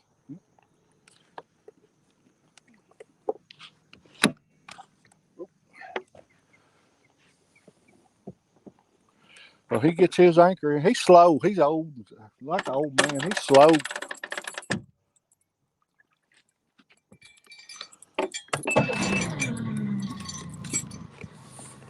Grab that. We keep hitting that for. We keep hitting it for. Get my butt wet here on this seat. That'll be all right. We got to get out here and get in some fish somewhere. Lyle can only go anywhere if Cindy drives. He's not allowed to anymore. Lyle is the godfather.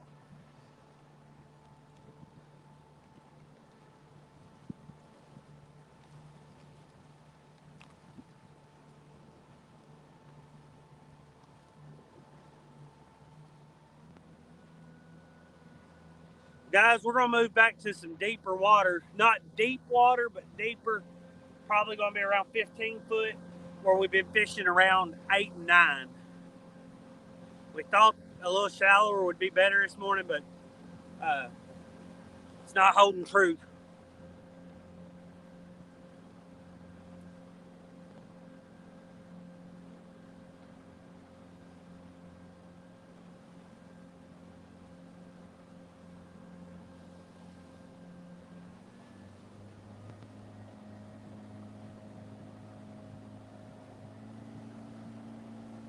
spot right up here if we could find the brush pile.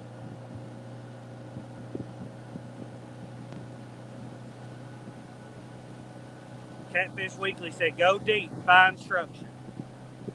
Structure is what we've been fishing this morning, timber, but it's all been shallow timber, you know, like I said, 8-9 foot. Some a little shallower than that.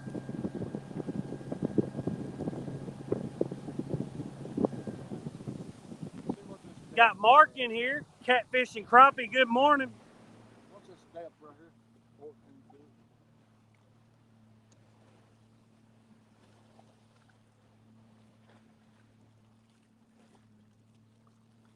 I wouldn't tell everybody that, Lyle.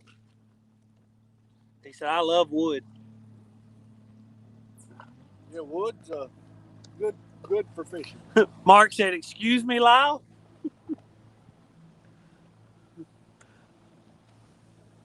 We got a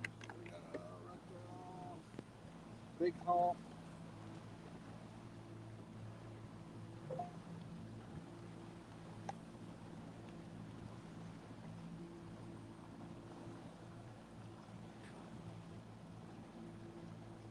That down tree, country boy, is actually, we were driving through 14 foot, but that down tree only sets in maybe 2 foot of water. It comes straight up out the channel to a flat. And we drove straight through the channel behind it. That's why we slowed down, and we didn't mark anything there in that channel. There's brush all the way down through here. I put it where y'all can see the. Golly, Right why there, does this maybe. thing keep moving like that? There we go. Let's see if it's a little better. Wish you could zoom this. I don't know how to. I don't even know if you can. There's the bait fish.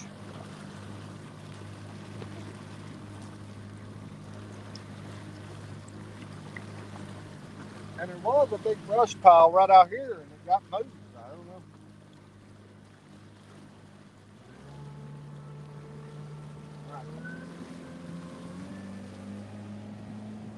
All right, guys. I'll probably mute it once he gets up on plane, so you don't have to listen to the motor run and the wind noise.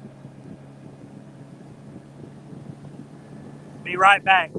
We'll stay live, of course. Just I'll unmute it right just in a second.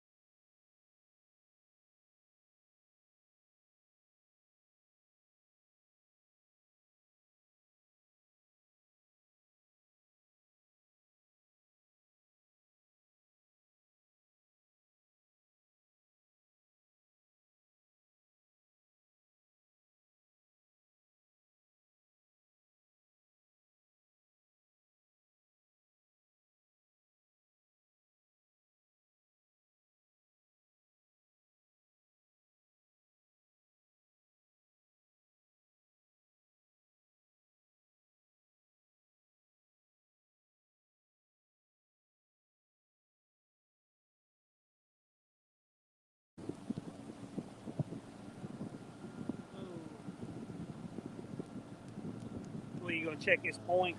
We don't check this point. If not, we'll go back under the bridge again.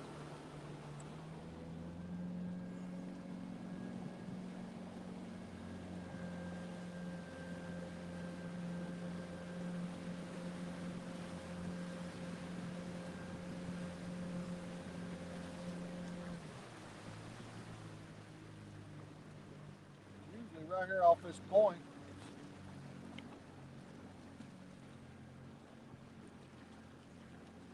I'd agree, country boy. Wood piles, down trees are normally my favorite to fish too. Rocks are good, but I prefer timber if I can find a good timber spot that's holding fish. Well, we got timber, we got rocks, we got it all right here, but I ain't marking nothing but a bunch of bait fish. We'll work back out to this creek into the lake and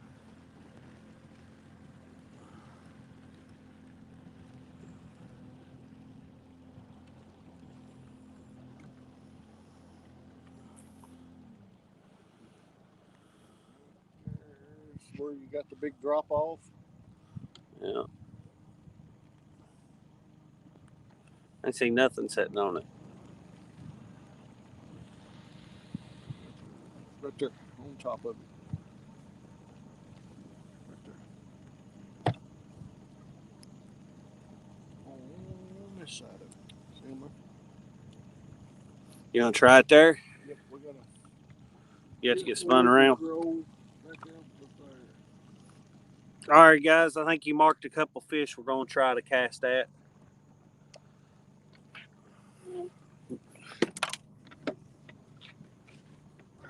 I'm gonna go back into here a little bit, right? I'd get a little further away from it, right? Yeah. Turn around again.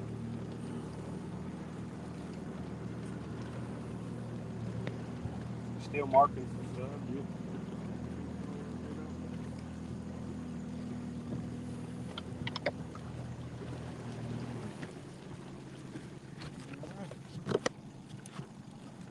Once you get going straight the direction you want the boat pointed. Throw cash back up in there.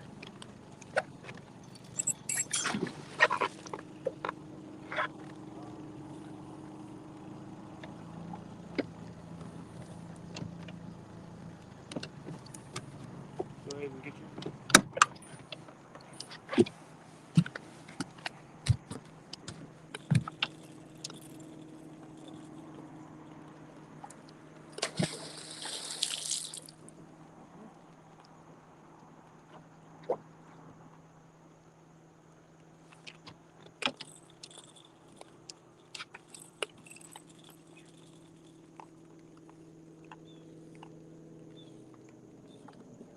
Whenever you want, you think you got enough line out, tie it off.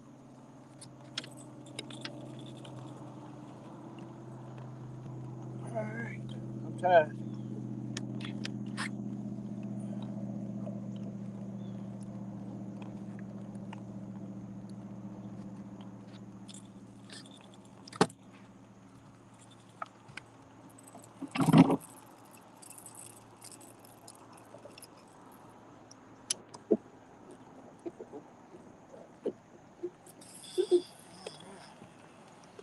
Get cast out here, and I'll get back in the chat.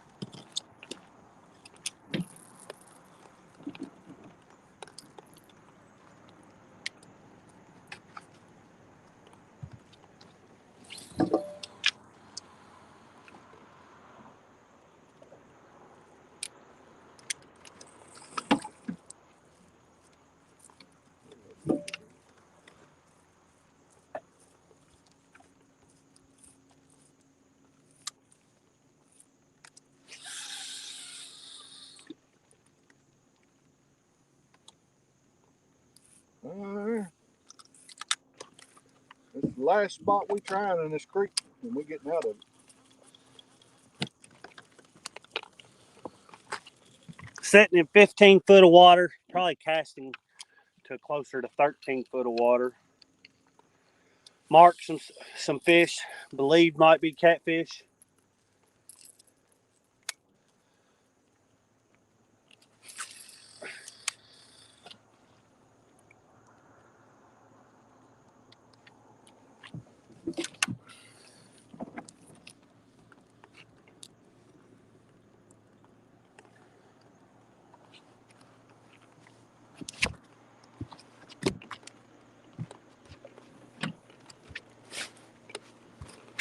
All right. I'll go ahead and get this off here and put a fresh piece of bait on him.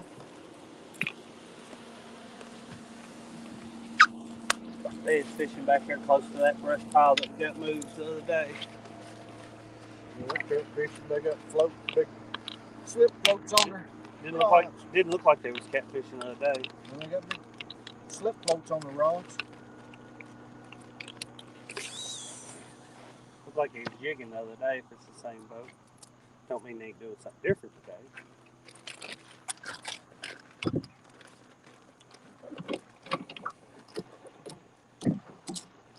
All right, gonna put a new fresh piece of bait on this one.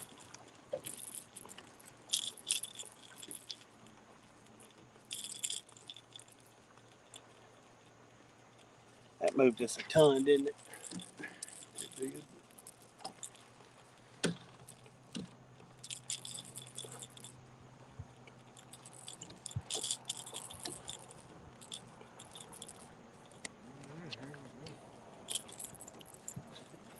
guess that rod's fine straight up and down right there. It'll bend it over.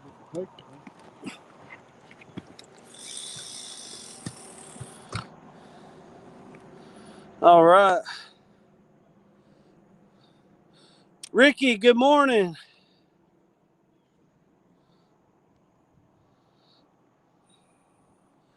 Country Boy says, is that creek mouth coming in over by the bridge?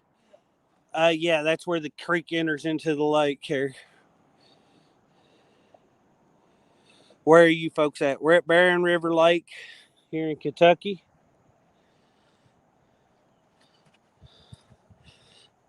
It is a lake, being named Barren River Lake. Some people think it's a river.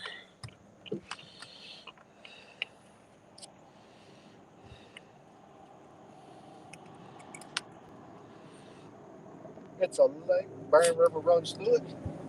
Floodwater reservoir.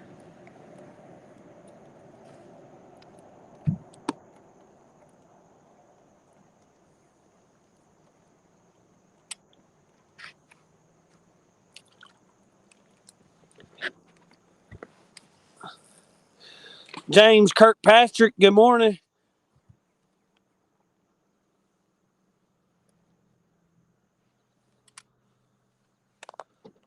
Still raining lightly.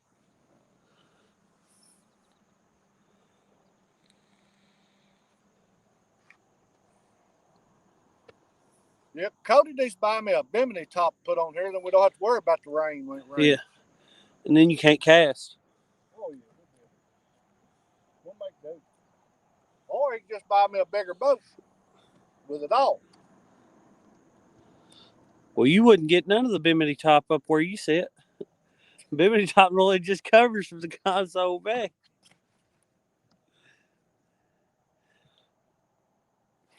They're nice for the shade, but they can be a headache to fish around. Oh, yeah. I mean, they're worth it most days when it's in the summer, though. It's worth having to try to fish around them. All right, Daddy, put a time on it.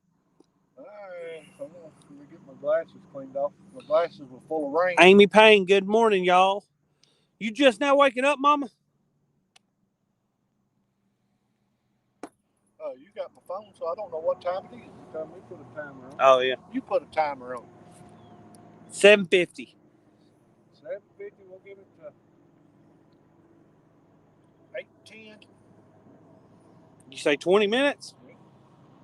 You ain't got a bite here in 20 minutes, they ain't gonna bite. Cause we mark fish right out there. If we ain't got a bite in 20 minutes, I just don't think they're gonna bite here. And I don't want to waste a whole lot more of my morning. I want to get on some fish. We done missed the best time of the morning without catching a fish.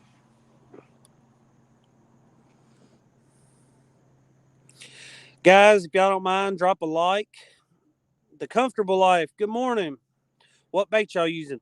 I have eel out on all my rods. We've never used eel before. Seen it used a lot, never used it. Chunky's who I always see using it. I know a lot of other people on the Potomac use it as well.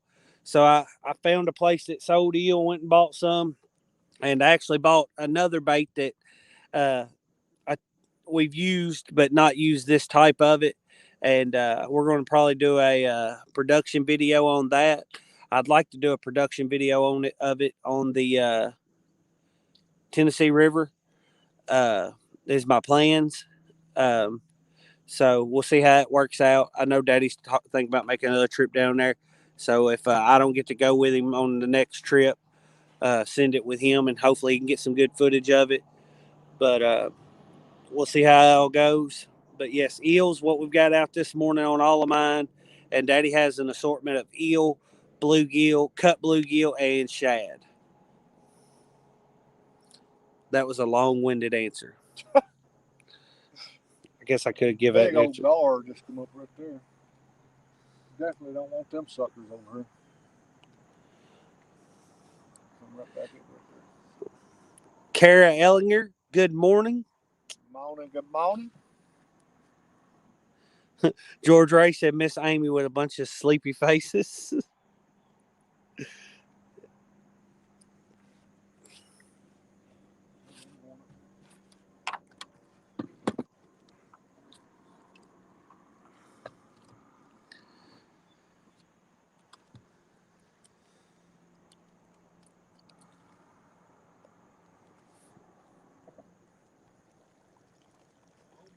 Says she's got a meeting here in a minute, but she'll be back.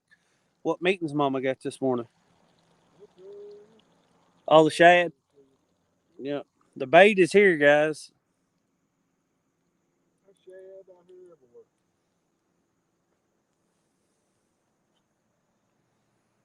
Yeah, the fish ought to be here. I mean, there's shad everywhere. The bite's been awful. Shad everywhere. The water temperatures came down 8 degrees. 40 thumbs up. Thank you all so much. I mean, it's overcast this morning. It's a beautiful morning. It's just, I have to blame me, I guess. We got 40 thumbs up and you really float in. You float in the other line.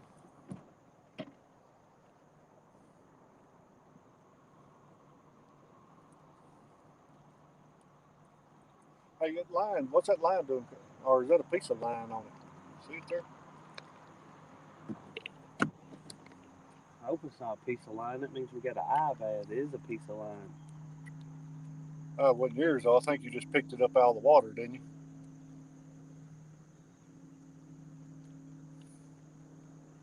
I don't know. Look at that eyelet. Tell me what you think. Is it fraying it? No, it's round. No, that looks good. I think you just picked it up out of the water.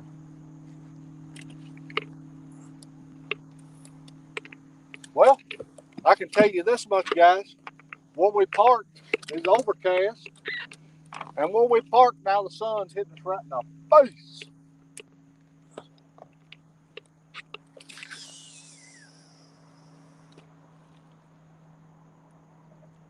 A little further to the right than I want.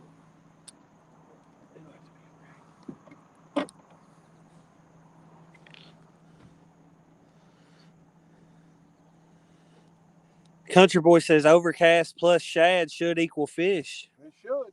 You're exactly right. That's the way I feel, Country Boy. And there is some huge balls of shad swimming around us. But every time we come and marked fish. Yeah, we marked fish right out here.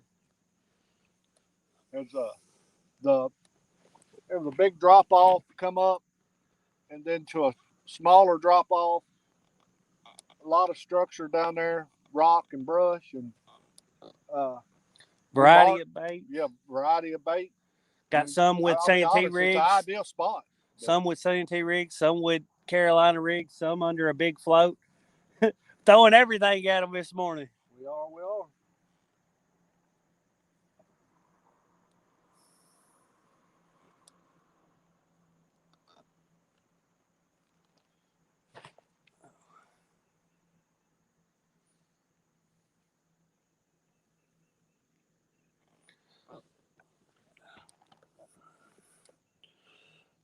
But did you hear me, Daddy?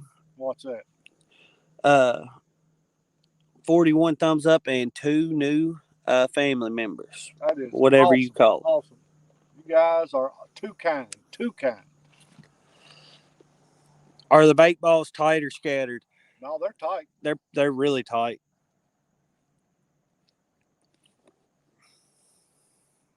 And you can see them. Look, there's shad just popping top of water everywhere. Yeah.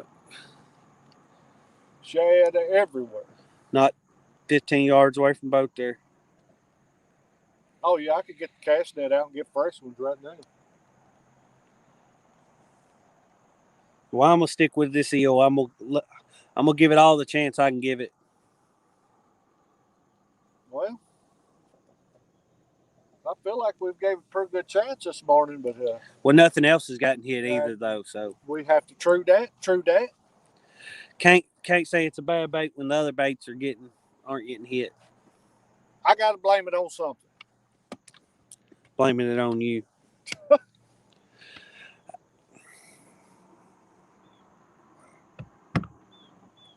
Boom! Come on, fish. Maybe we gotta find that 70-foot hole and drop that bait down in it. I think there's some 60. That was some big shad right there. I think there's some 60-foot holes, and there's just 1 or 2 of them on this lake, but that's about it. Most spots 20-foot covers it. There's some 60, 30, 40s out where we fish in the wintertime. Country Boy says, look for balls of bait with scattered pockets in them. Means fish are feeding. Yeah, no, we've not seen any that look like anything had been busting them. But all the smaller shad has been staying right at the surface. Yeah, I don't know if y'all can see it through the water, but right there is a huge line of them. They're not in a ball. They're moving in a line right past my line there, right in front of my line. Outside with JM, the fish count is skunk. Yeah, the skunk. That's what it is. The skunk, and I don't like it. I don't like it at all. It's stinking the place up. It stinks. It stinks. We've got to catch a fish. Jamie Davis, hello, everyone. What's up, Jamie? Gene Tillman said, dynamite, that's what you need. Yeah, we may have to resort to some drastic measures.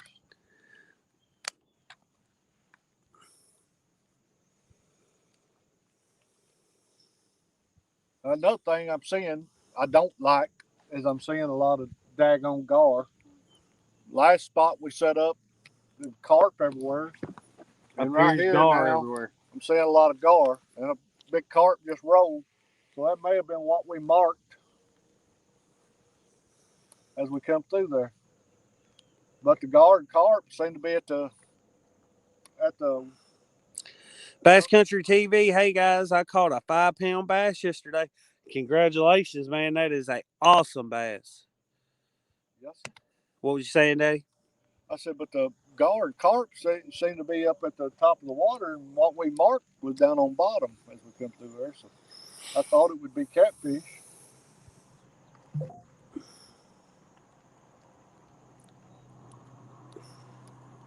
The carp and gar are rolling everywhere right here.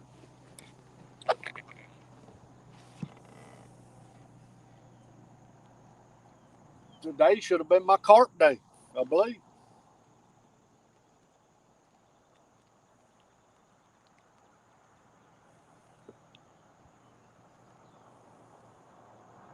Whoa, me. Awesome. Come on, fish.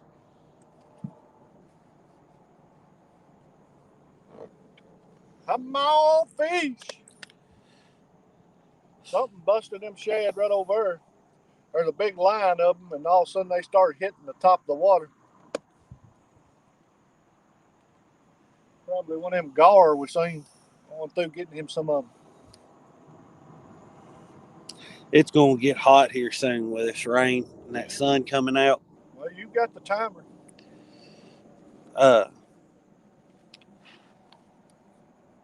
It's 8:01. We've been here 10 minutes. We've been here 10 minutes. We'll give it a few more minutes. I really, really, really thought when we stopped here, within 5 minutes, we'd have fish in the boat. I really did. With what we marked right there as we come through.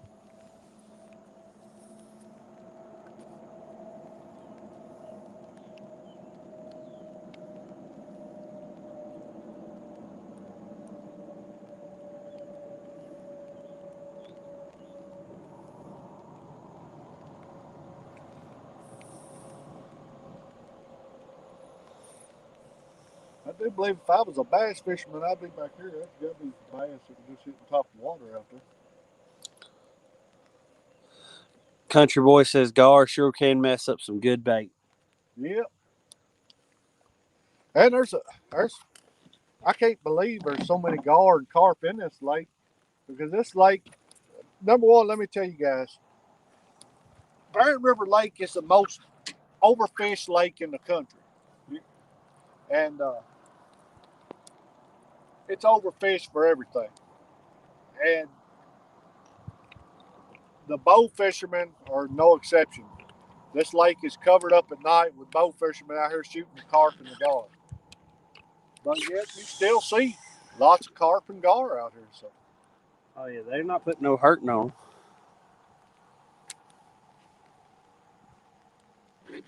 Oh, it's starting to rain hard. Well, it's a hard sprinkle. It ain't big drops, it's little fine drops.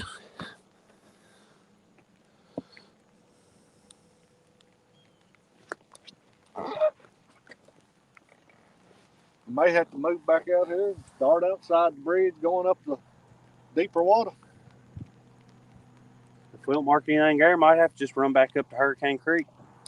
Yeah, we wanted to go back to one of our old spots this morning where we used to go live at, but last 2 times we tried to go live over there, we couldn't. I don't know what happened. We couldn't get enough service to go live over there. And we started to go there this morning and try it, but then we didn't want to get up in there and not have no service.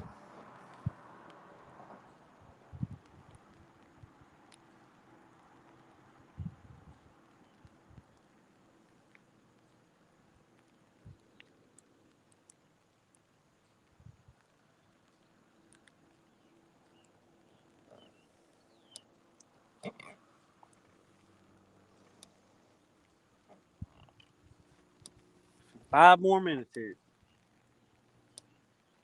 So we only giving it 20 minutes here. We're going to take a different approach. You giving it 20? That's what you said. Yeah, that's fine with me. I mean, seriously, if you mark fish, I mean, this is me. If you mark fish and you park and you throw on them, and those fish ain't bit in 20 minutes, them fish are not feeding. They're not going to bite.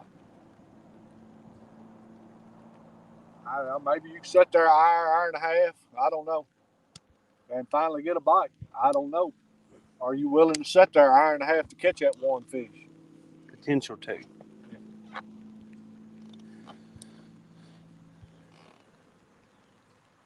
Try to find some active fish. Yep, definitely got to try catching. Find something, put it in front of some. The shad's popping the water like crazy right now. Maybe it's just rain getting them to pop the water. I don't know.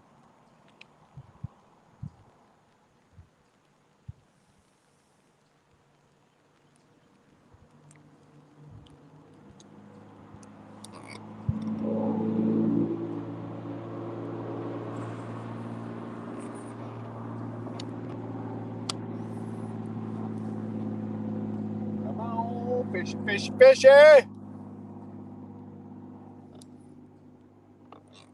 KY Redneck Outdoors, hello all. What's up, what's up?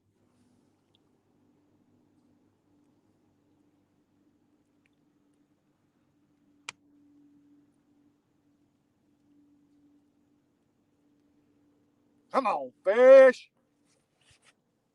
We're right here by the highway, right here where we're at. I don't know if y'all can hear them vehicles going by. Chris Hillard says, go get them, boys. Well, we after them. They just ain't after us. We just can't. We sucking up this place this morning. Big shad. Look. I think it's Cody's fault. Look. I'm sure some way Those it's Cody's real fault. big shads. If I'd had the net out, they're right there. Well, they're right there. Yeah, there's a big long line of them. Oh, them big shit. We need some more.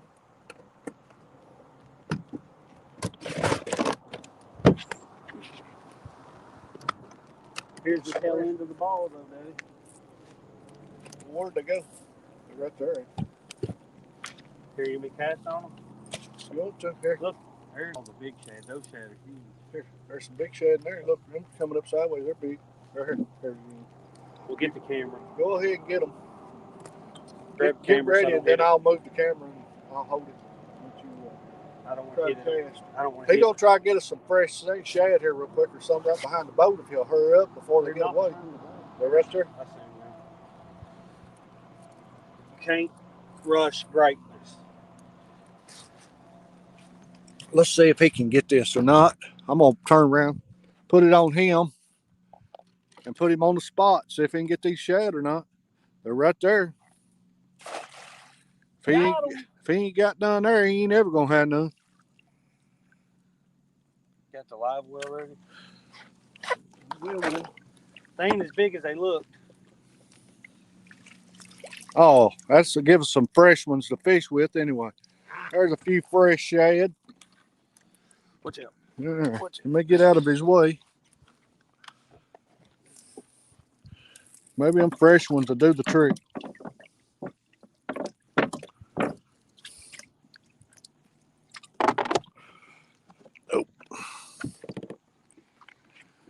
There we go. Back one second.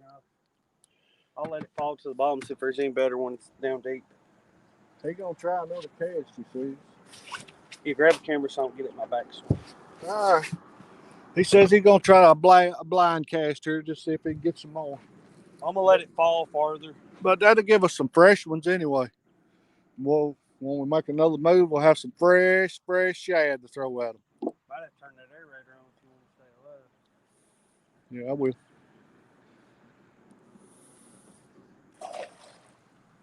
That was a terrible cast. It only opened.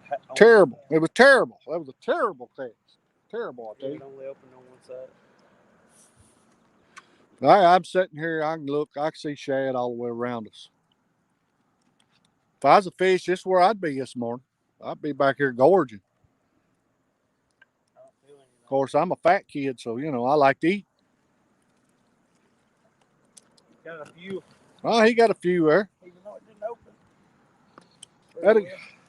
That tells you how many shads back here. You can blind cast it and it half open and still bring in 7, 8 shad.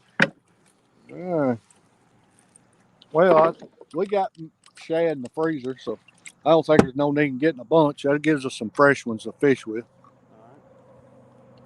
If I see any big ones, I've seen some big ones, but the tail end of that ball was smaller. Right. All right, fish. Time for y'all to bite. Let me see that cast in that box. All right, there you go. It's got water in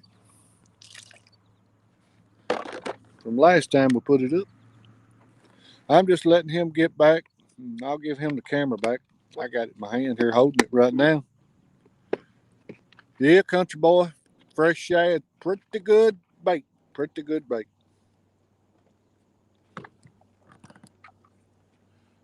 $8.10. All right, we're going to reel in again. We're going to make a little move. We ain't going to move far. We'll go back under the bridge right here. There's a rock wall up through here that's a little deeper water. We'll try it out.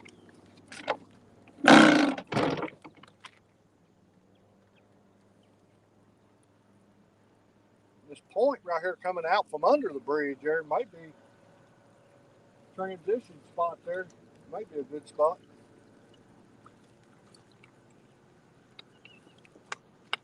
Matter of fact, you just asked everybody.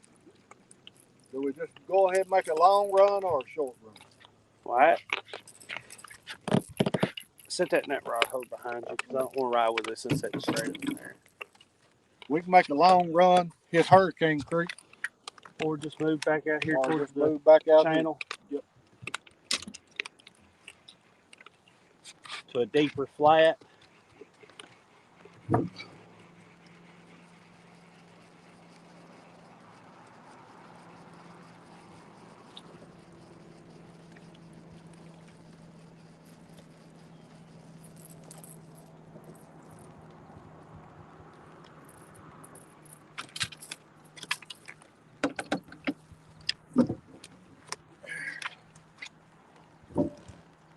Pinky ain't even produced no fish this morning.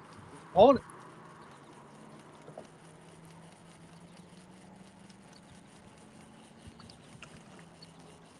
It's perfect morning. I don't really be catching fish. Hey, everybody I've talked to said the bite has been awful on this lake. We'll be catching fish. The other day when I brought the pontoon boat out, nobody was catching anything. I didn't catch anything. It's the worst part of the day than right now. It was later in the afternoon, but still.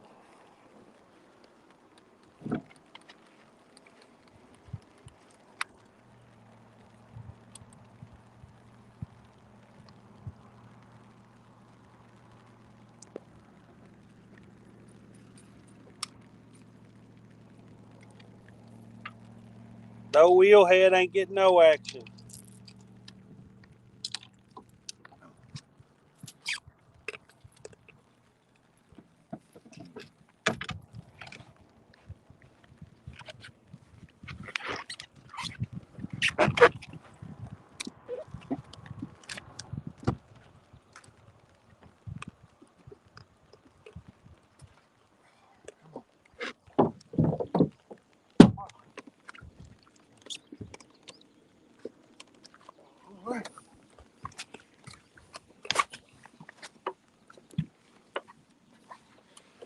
Alright. If he gets that one in, we'll go again. I'm pulling the bottom up. Did you see all that? Yeah, that was Yeah. What's this? Looked like he was pulling the bottom up. a little bit. Kenneth, that is some good looking water, and we usually catch fish back here. You can usually always come back here and catch a fish or two. But we ain't had the first good bite this morning.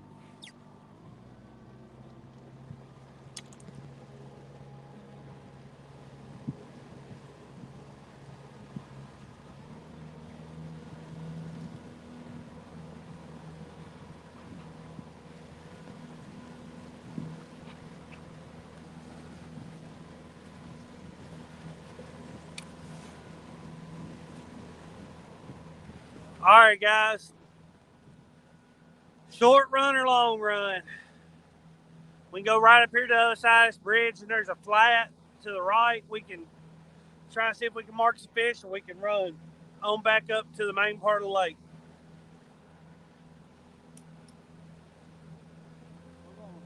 We'll look at this point as we come around this curve out here. Out of here. As it transitions.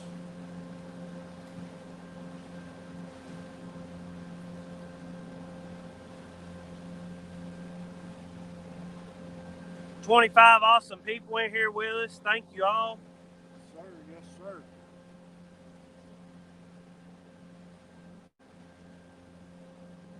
$46 thumbs up. Thank you all for that. All right. Well, we got 24-foot drop off right here coming out from under the bridge. Let me get the camera where we can see with you. 25 foot. Oh. I can see that little hump there, which is a great little hump. No fish, no fish, no fish.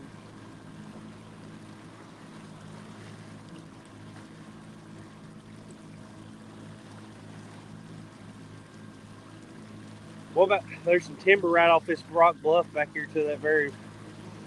We marked a huge fish, and we was having to get out of the sun and had to park anchor right on him back there.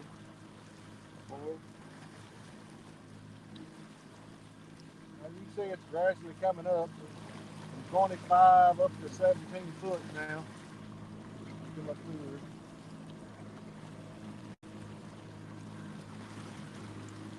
There's a few fish, but they don't really, they're small, whatever they are.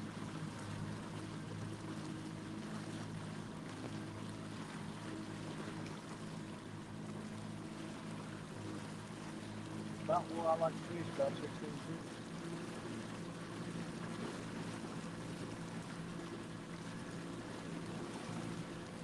It's starting to rain a little harder now. Getting drenched.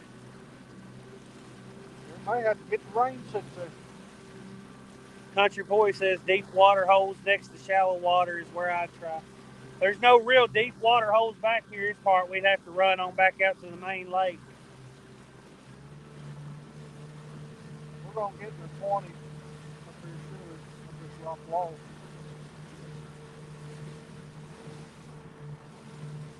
Y'all just be patient with us. We'll take our time and see if we can mark some fish. Got a thermic line? It's looking like it. Well, it's going to tell me if that is a thermal line, these fish are going to be suspended.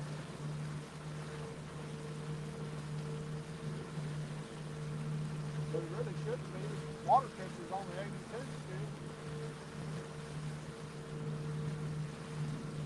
The bottom turning over? Shouldn't be. It's awful early for that to be happening.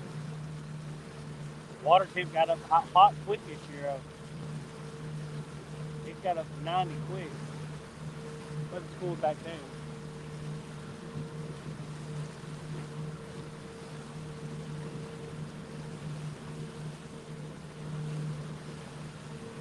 Alright, here we got timber.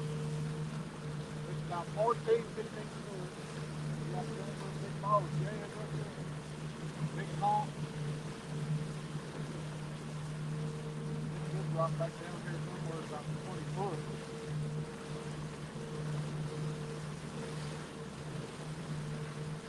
But anytime you get to 16 foot, that thermocline starts.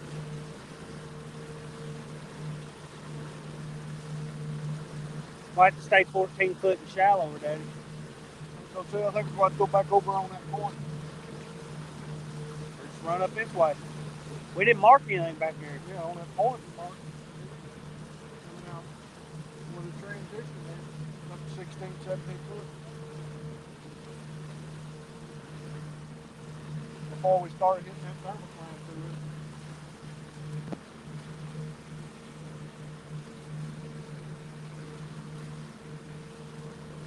It's long when we beat.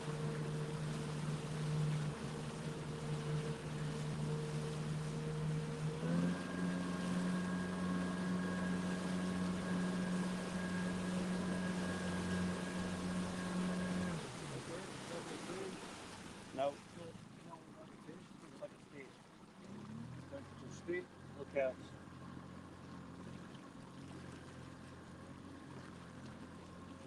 Be my guess, but I could be wrong. But we're about 20 foot of water. I don't know if you guys can see that. No. It looks like we got a thermocline on that from about, I don't know, about 16 foot down to 20. It looks like you got a thermocline there. And there's a bush with some fish suspended above it, probably crappie or something. Don't even show it over here.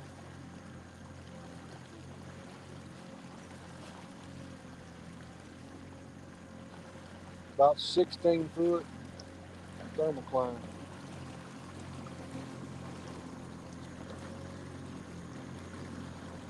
That being said, we're gonna have to get about, like you said, 14. about 14 foot of water, I think.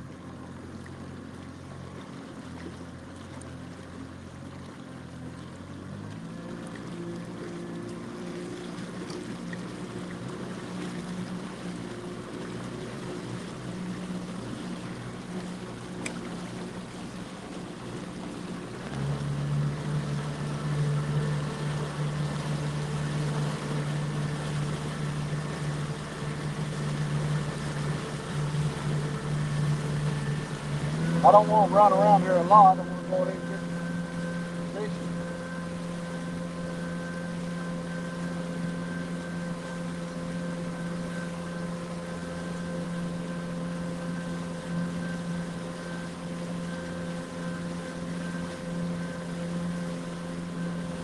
This other bank over here is all a bit shallower. I'm going to head over there.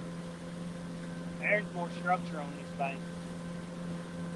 Well, more wood. That's more rock. But I think as we come out through here, we've lost that thermocline too. But it's getting a little movement from that creek coming through, probably. Somebody has a bunch of noodles right there. They were all out this morning.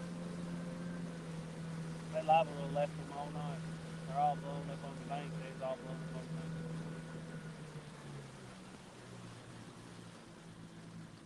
And I don't see none of them standing up.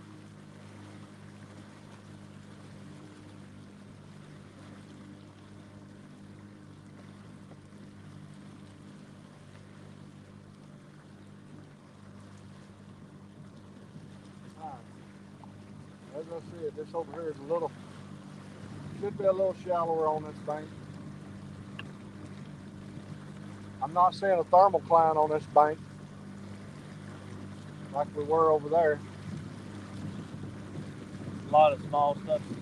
Oh, what about this rise right here? It dropped it went from 16 foot to 7 foot real quick.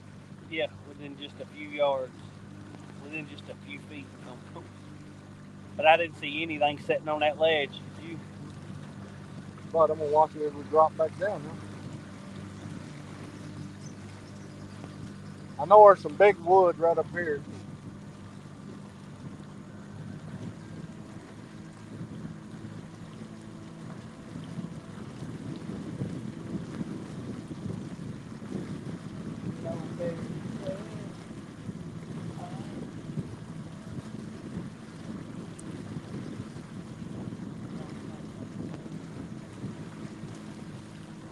Daryl, good morning, everyone. Doing honeydews today, so can't go fishing this morning, but we'll be at it this afternoon. Just get them honeydews done, like she told you. And got what time is it? 7 o'clock our time when the imposter starts. I think so. Imposter tonight on Palmetto Cats. That is, he's gonna have Chris Flores, Keith from Fishing and Stuff, and Steve Douglas, the catfish dude, on there. And those will be the people being impersonated. Should be just an all around great time to watch. Should be fun, should be fun. There we got another drop off. I know y'all want to see some fish talk, but I'm trying to get us on some fish before I stop. I'm trying to weigh my options. And right now, this point up here looks like the best place to me. I'm gonna go ahead and call it. That's where I'm going. I'm going right back up here where I come out from under this bridge and fish this point up here. Had a thermic line, didn't you? Not out here. It's on up there.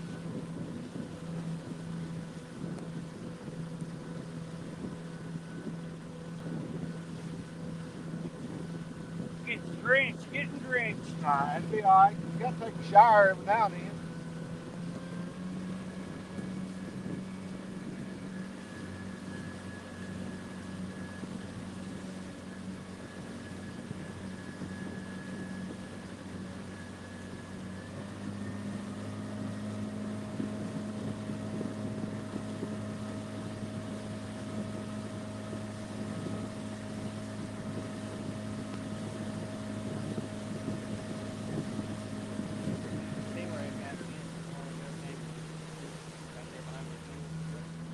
Didn't get much of it in his mouth.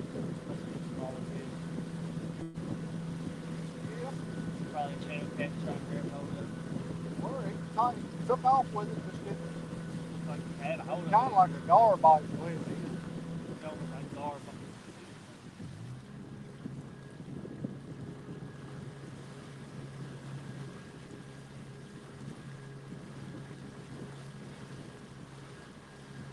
Alright, I gotta get back to work. Back in that thermic line.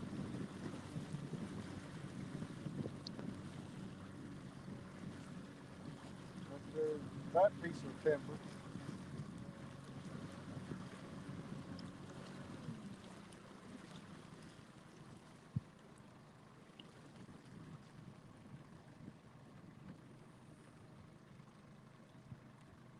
I can see right here. Still there.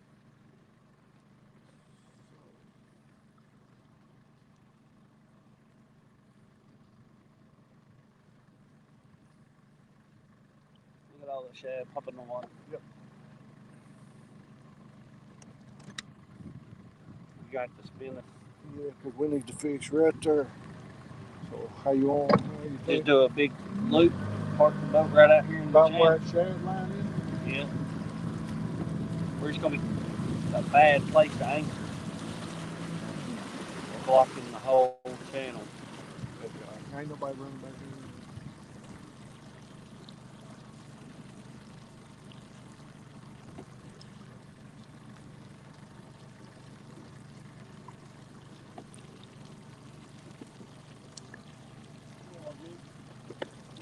Alright, I think you can drop your anchor anytime. Look at that. Is big that shad? Well, you get ready. I'll go back to them for you real quick. You're going to have to hurry up. We're going to get anchored, get to fishing, catch fish. But shad do us no good if we can't catch fish. Are you ready? You gotta get a first tell me where to go. I can't see them. Hurry up. Tell me. Is them over there popping? Just go straight really slow.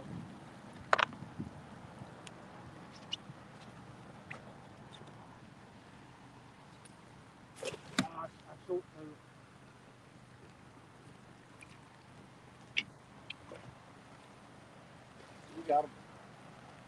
They're not no bigger. You may just let them No, just put them in there and let's get the fishing. I thought they look bigger.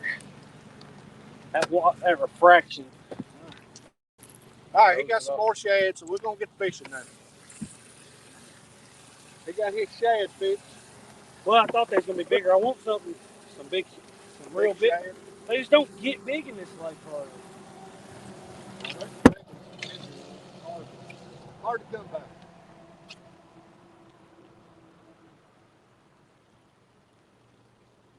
We'll drop an anchor in the back. We'll pull right toward that point and we'll cast right up there.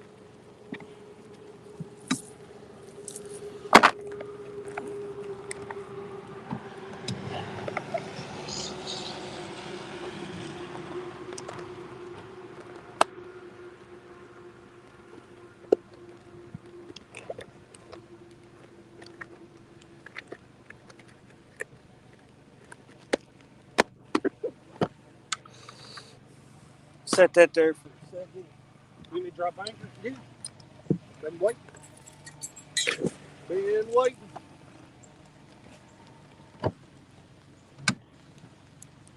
We're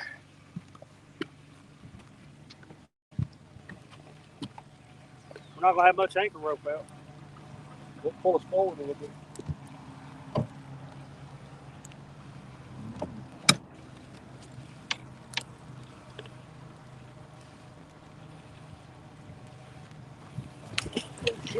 Daggone.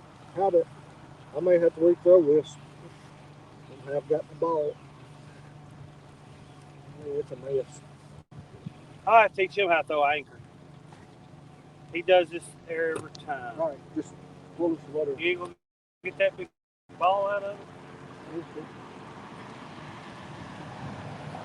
Go ahead, do what you gotta do before sitting here.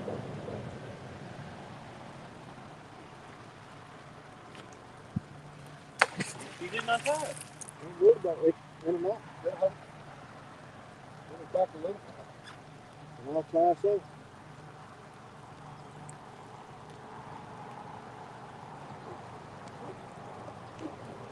All right. Kill the motor.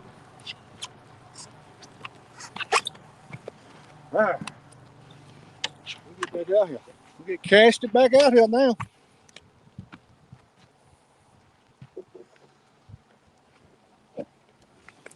This is going to be the spot.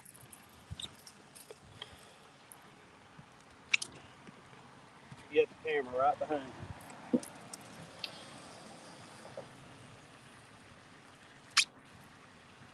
So you want me to cast this way? I'll tell you. All our rods won't fit in between here and there.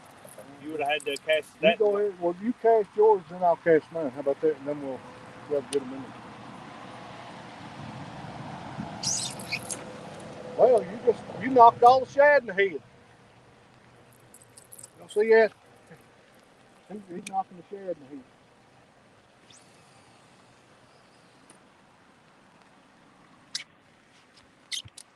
the head. Picking up. Take the eel off yours. I'll leave the eel on mine. One I got cast out, got the eel on it already. I'm gonna put a fresh shad on this next one. I'd put fresh shad on them all except that bluegill head.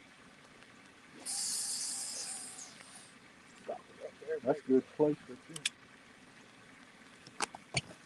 you. Yeah, I'm gonna put some. He gets his other now. I'll let him get the camera, and that way I can get in there and put a fresh shad on this one.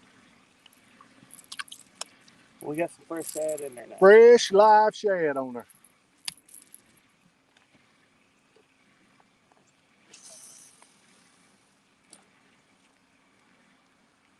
See, I'd need to move mine that way, don't I? No, I got this one way up this way. See, there is some that look a little bigger, but I think it's just a water refraction. Yeah, I just think they just look bigger. I don't think they really are. No, because I've cast it on some that look bigger twice and only got the 4-inch shad. Get that and we'll get it going here. Might we'll get on a fish. If we don't, it ain't from lack of trying. I can tell y'all that. Sure, I'm soaked. All right, here we go. We're going to put the live shed up here. Hooked up. Good morning. Good morning. KY Redneck Outdoors. We have, what is that? What size net is that? I think it's a 6 foot, 5 or 6 foot. It's not a very big one.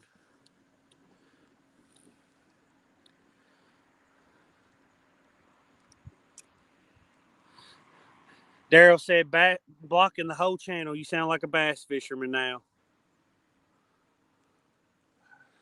Jack Thomas said he caught him some 12-inch gizzard shad. I wish we could get some 12-inch gizzard shad. All we can get is these little 4-inch shads. Hooked Up said he just left this spot about an hour ago. Over here at the mouth of Peters Creek, how'd it treat you? We marked some fish right here and the bait's all over. Wild Turkey says, good morning, everyone. I have a few minutes to watch and see a whopper. All right, let's catch one for Wild Turkey. Good morning, Bex. We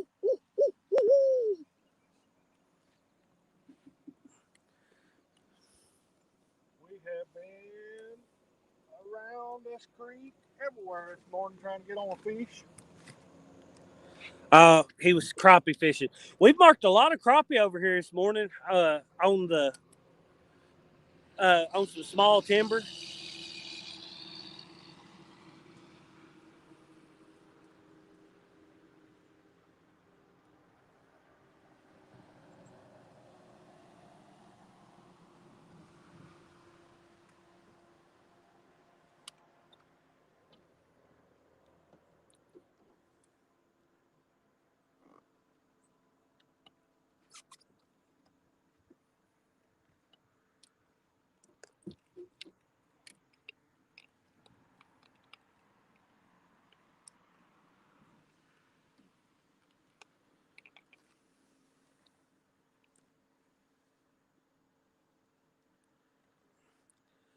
Hooked Up, we're trying eel this morning. Have you ever tried that on Barron? It's our first time ever trying it.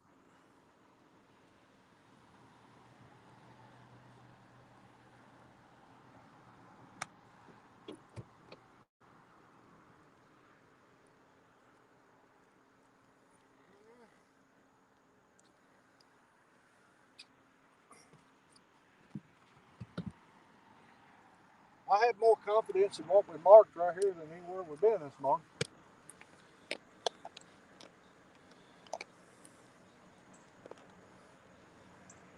We'll see how it goes now, though. Wild Turkey says, my wife always wonders why I'm gobbling when Larry Hoot owls. Hey, old Hoot Owl make one gobble every time when they're on roost. They gobble on the ground at them too. They will sometime. Shot double too.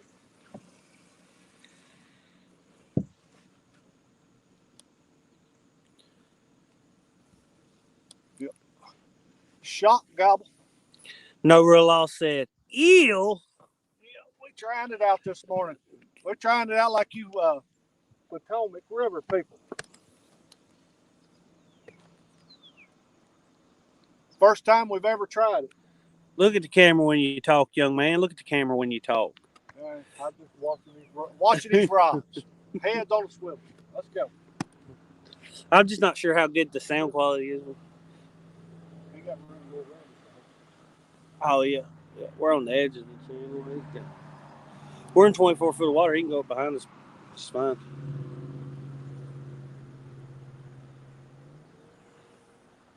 $53 thumbs up. Y'all guys are amazing. We really appreciate it. You guys are awesome. Awesome. 4 new people joined the 3+1 Outdoors family today. Thank y'all all for that. Thank you. Welcome to the channel. You guys are all blessings to us.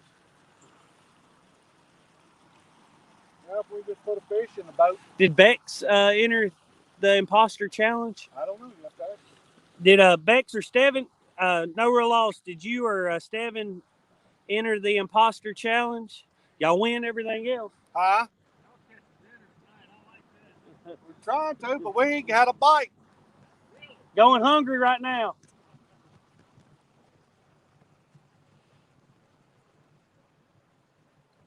Zach Thomas said, "How far do you live from Cincinnati?" Oh, we're in What's southern. that? 8 hours? No. Just across the river. Ain't far. We're in southern Kentucky. We're right on the Tennessee line. How long do you say it is? Then I'll look it up. I think it's 8 hours. Cincinnati, 6 hours.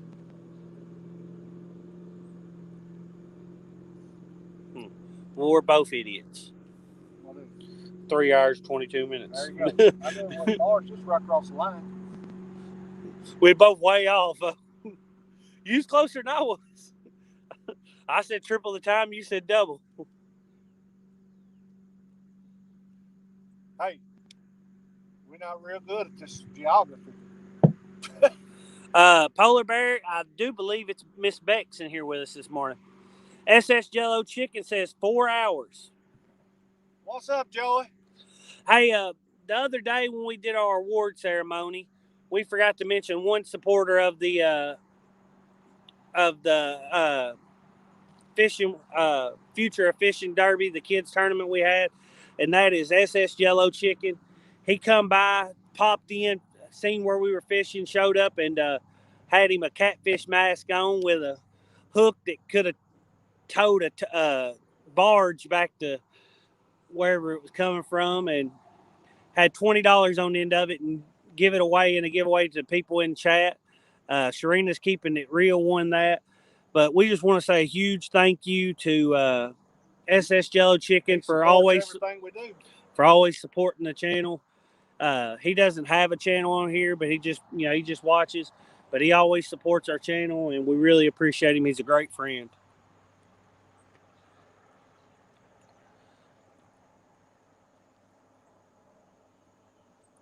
He said, "Never mind, I don't want to drive Shad that far to give you some big ones." Yeah, no, I don't think it's quite worth it there, Zach Tom.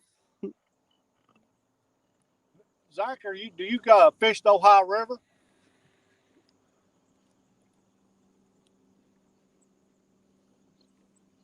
We're wanting to get up that way and fish it sometime. I mean, the shad are everywhere. This lake is just full of shad. There is shad everywhere. I can't ever get them bigger than 4 inches. Yeah, I like to get some, big enough you can make some good cut bait out of.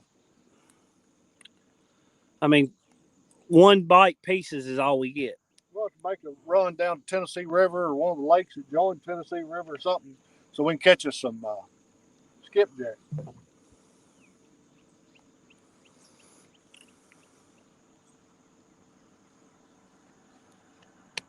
I talked to Hagen Grubbs the other day, and he had put in on Tennessee River on what is it? I can't remember which lake now. I was going to say it, but it starts with a W up that way. Can't remember. Wiley? Wiley? No, Wiley, South Carolina. South Carolina. What is that? Over, it's next to Guntersville? No, it's up in Tennessee. Up around the mountains. Anyway, that's where he had put in the other day and was fishing. And they caught a lot of good fish, a bunch of good fish, quick. Turn off that village. I guess still got it on. Or not village, but aerator. Do we need charge? Yeah. Why it's not raining? Best put it on charge. What did I do with that? Now, the heck if I know. I'm not good at keeping up with nothing. Wild Turkey says, Larry, here is a secret. If you have Canadian geese around, they will shock gobble in a tree and on ground to goose call. Other people often don't pay attention to goose call, but everyone listens to owls. That's right.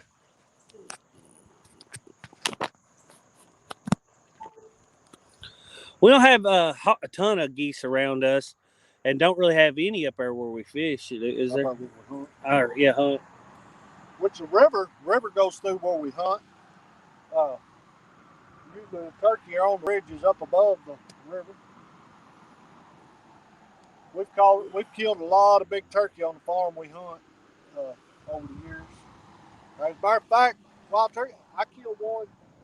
The shad are moving your bobber. I will try to find a picture of it sometime and when we're on a live or something, I get it where you can see it. I killed a turkey over where we hunt that had 3 spurs on each leg. It's the first one I'd ever seen like that. It had the long spur, and then on top of the long spur, it had a short spur, and then below the long spur, it had a short spur on both legs.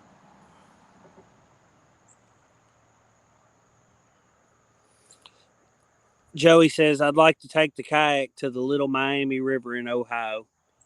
I don't know what that is. I don't know either. Maybe one of the guys that's from up in that area knows. Well, I'm sure Joey knows he wants to go there. Yeah, Joey knows because he wants to go there. You're exactly right. I was just checking that bridge, see if anybody see y'all for next.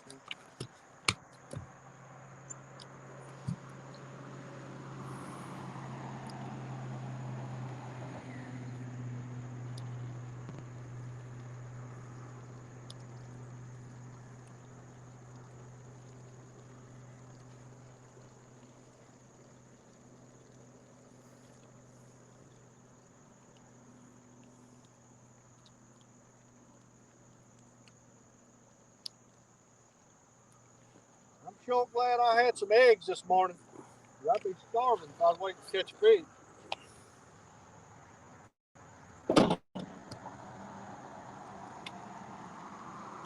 Kayak Mike fishes the Little Miami, I'm pretty sure is what Polar Bear said. All right, so that's known, I guess, for some big channel fish. He catch some big channel fish. Zach Thomas says Little Miami River is awesome. I fish it every day. It's 2 minutes from my house. Awesome, Zach. You catch some big channel cats on it?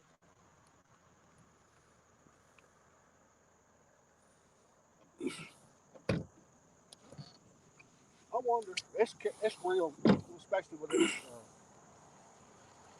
braid on it. Does not cast well, but I wonder if I can get back down there toward that piling in with this big bluegill here.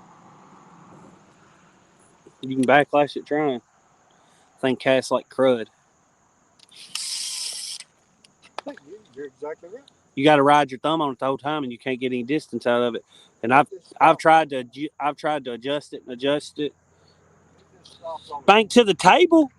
Good morning, Mr. Larry and Cody, as well as everyone on my way to work and listening and giving luck on a big takedown. Hey, we appreciate it, buddy.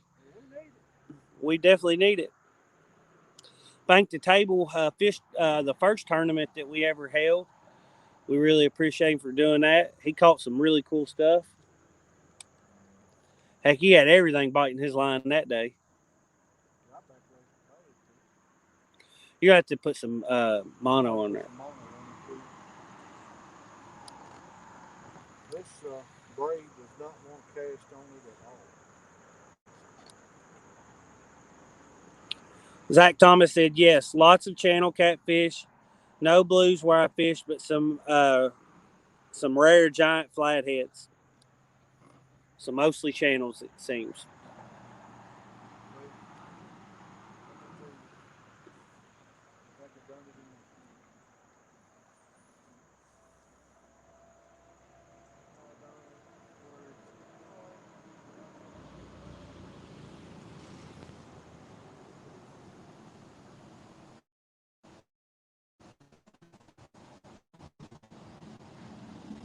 Making a mess.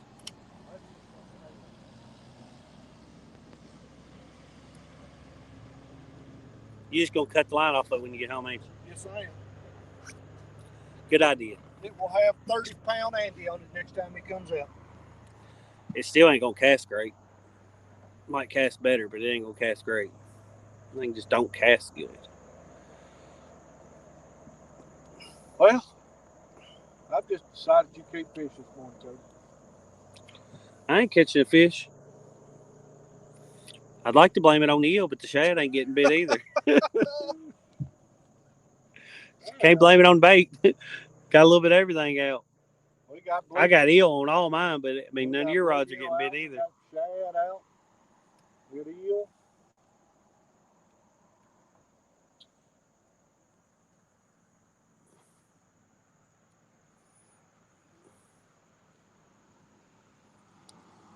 Right here where we're at, transitioning right up out of this channel. Fish ought to be here. Iron Antler Adventure says hello, everyone. What's up, Iron Antler? Sandy Creek SC's in here. Morning, everyone. Good luck, Sandy Cody and Creek. Larry. Hope you do better than I did this morning. Totally skunked, not even a bite on a little PD river in South Carolina. Well, I'm gonna tell you, we've been skunked so far this morning. Yeah, it's crazy. We ain't had a bite. We ain't had a good takedown. I think I had a piece of eel on one when I reeled it in that had been chewed on, and I had a shad on one when I reeled it in. It was down to just the head where small channel had chewed on it, but we ain't had no good bites. It's all been just dink bites. We definitely ain't had a good takedown.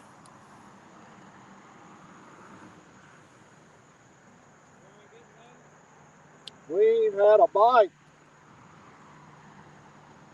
We fished back just about as far as we go in the creek, back out, and we ain't had a bite. The bass biting a little better this morning?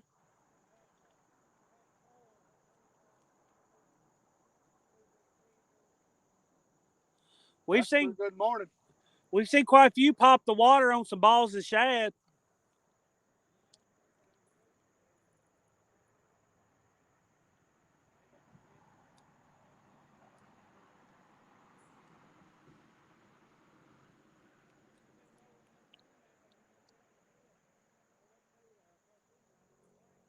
Right. Hey, I tell you what, the shad, it's just full of shad back here. Hmm.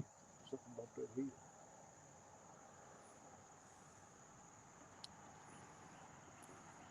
All right, that guy said Iron Antler said he's getting ready to get the kayaks in the water.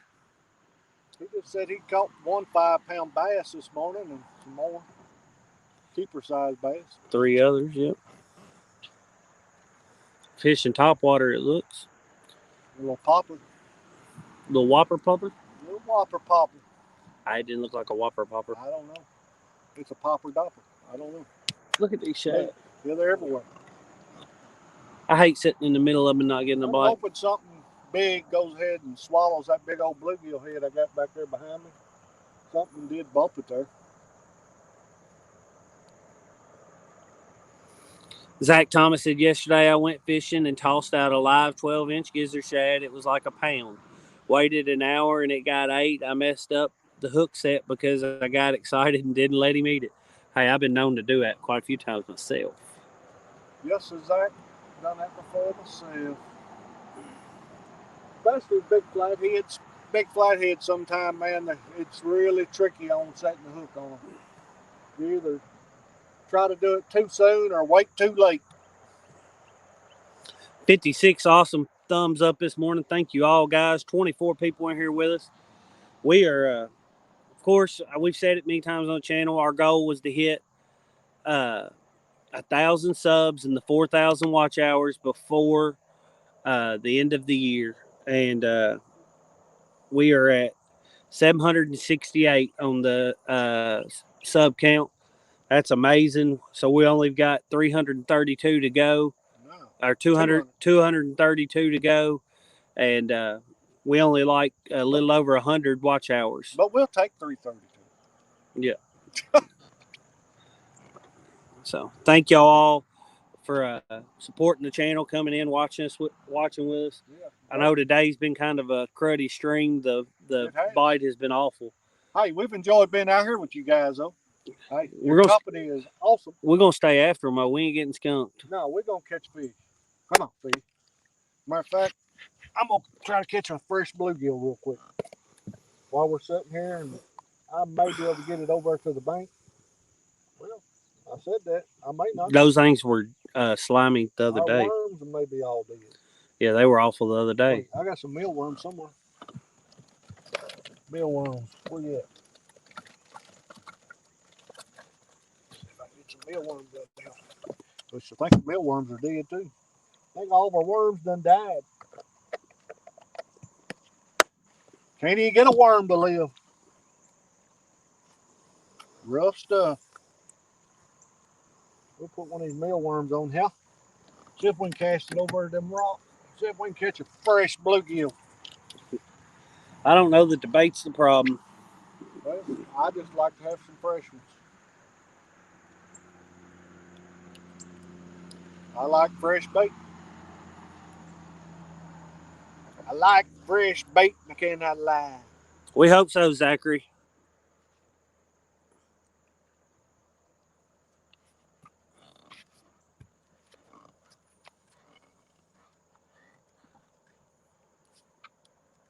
I did make it over far enough, did it? You ain't no closer over there, that's right. No. About dead in between.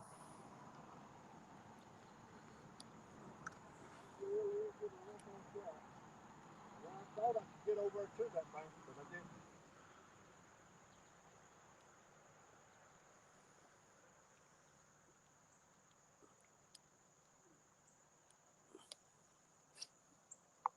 He gonna move the boat all around up there. I don't think I made it over far enough. I think you about just gotta get up against it right there. You might get a bike toe where you're at.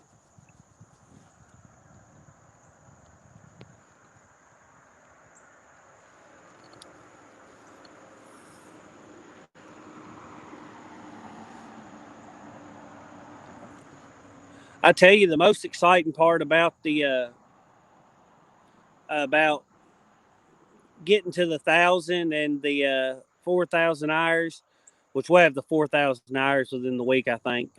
Hopefully, if not by next week, it just depends. But either way, we'll have it here soon, I hope. And but as we'll be able to make community posts, so we can also share pictures and updates with you that way.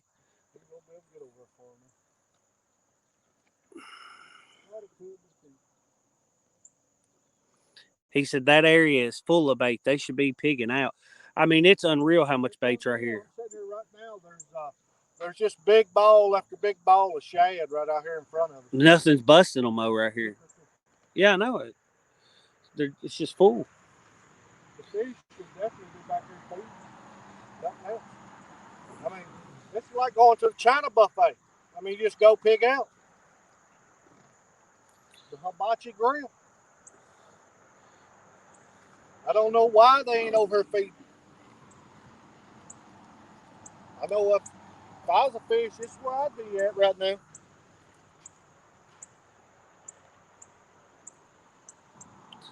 Zach says I'm heading out to go try to catch my PB flathead. Have a great day, everyone. Well, Best of luck, do, buddy. Zach. Let us know if you hook into a big monster, buddy. Yep. Take a picture and we'll share it on our Facebook page. Yep. Yeah, anybody at any time they want to post their videos, they're going live, whatever, on our 3+1 Facebook page. Please do. Please do. Yep. Any catches, anything. Yeah, anything like that. Anything to do with the great outdoors. Yep. Be sure to head on over to our 3+1 Outdoors Facebook page if you haven't. Give it I don't know what a follow is. What that is? Like. Is it a follow? A like, follow, whatever it is.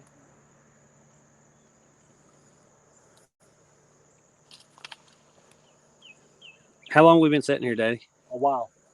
It seemed like a while just because we ain't had a freaking bite, so it just seems like time is just. Yeah. What time is it? 9. 9? It's 9 o'clock and we ain't caught a fish. Got out here at 6. Well, I know the cows were laying down this morning when we left the house. They wasn't on their feet. What time's the cows gonna be on their feet feeding today? That's when they need big fish. Solo Texan Adventures. That's Ricky's Fishing Adventures. Say, can y'all ship me some shad? I can't find something anywhere here. Well, they are everywhere. Period. But like I said, they're not.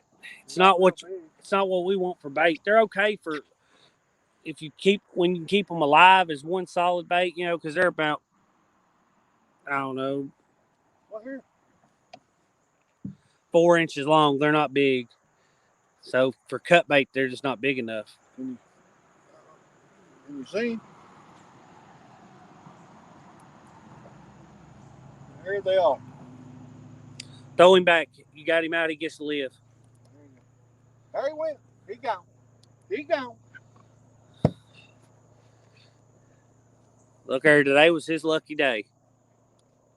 I'm going to check battery real quick, guys. Screen might go black, but it'll just be a half a second. What? All right. All right. So we're sitting here talking right now. I'm just going to give you all the choice. We just ride it out right here where we're at for 30, 40 more minutes, see if we get a bite. Or we reel them in and we make about a 10-minute run. Yep, up to main part of the lake. Well, it may not be 10 minutes, 5 minutes, 5 to 10 minute run. And get back up in some waters where we've always caught fish. Something different than here. Something different than here. Get away from here. Because we fished this whole creek for as far back as we can go in it, all the way back out to the lakeside. Ricky, he said he was just joking, but he said those are the perfect size. I don't know how much it costs to ship some shad, because I don't mind shipping you some if it's only $5-6. But if it's a $20-$30, you might be able to look me shipping it to you. Tightwad. He's a tightwad, Ricky. Look what a ball. Look, see if you can show it to him. Can y'all see it? I mean, I can sit here with cast net and get more shad than we could fit in a live well. They're all that same size, though. Let me know in the chat if y'all can see all those. And you can see them popping the water out there. I mean, the bait is here. Another stream up here in front of us. That's the same stream. It runs. It's all the way around us. Yeah. It goes. You look. No. Look. 100 yards long, Daddy. 100 yard long stream of shad. It's right back here. That's crazy. That is just crazy. And I tell you, I get greedy on shad. I see them and I want to throw the cast net at them, something awful. Well, we got plenty in the freezer and we got some in the I know. I don't need them. I'm going to leave them in the water. But turn our village on. Give them some water. Pump them some water for a little bit. Yeah, that's crazy. It's crazy that they're in just a big long line just coming around through there.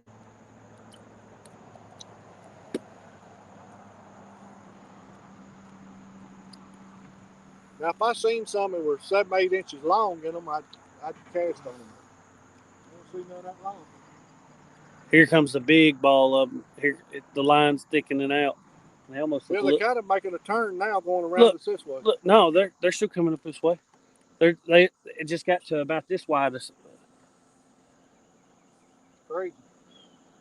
These are getting a hair bigger, but I said that a while ago, and it's in the refraction makes them look a little bigger. I would say they're definitely not 7-8 inches long. No. But look how thick they are. I seen a couple people saying I would move.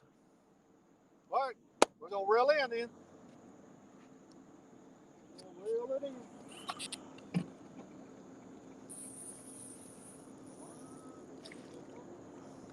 Something just popped them right there.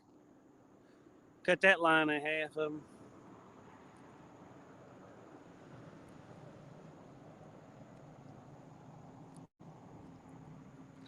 See another, I'd take a ride. All right. We're going to make that run. It ain't a real long ride, so we'll take it.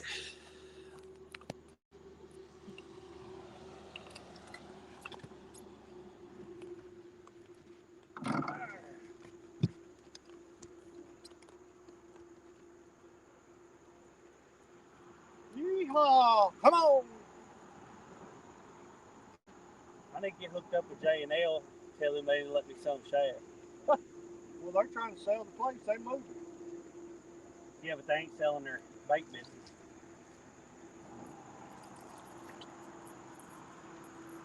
That's because Is it Salina where they're at?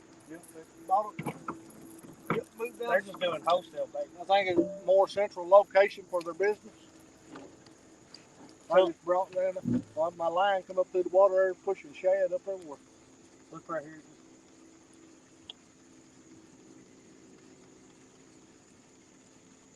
I'm about to reel through a piece of hollow. Well, I had a live one on there. He's still alive. He'll be dead time we get over there. Good fresh one. Anyway. I got another eel in the freezer at Mom and Daddy's. I believe I'll leave it in the freezer. Nah, I don't think. I got a bait fridge out in the Garage.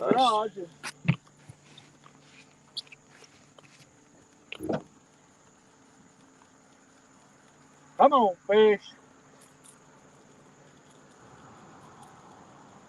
Can't sure gonna bit that with that. Five fish, I would eat.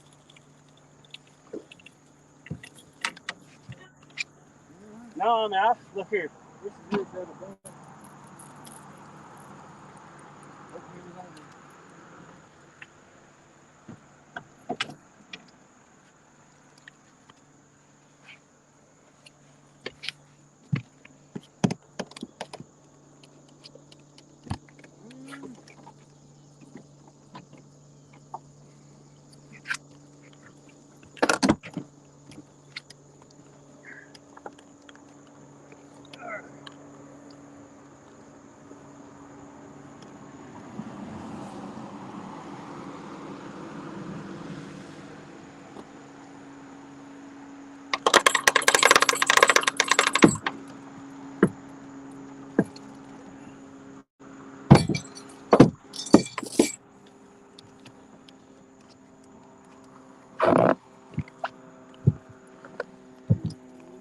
Nope.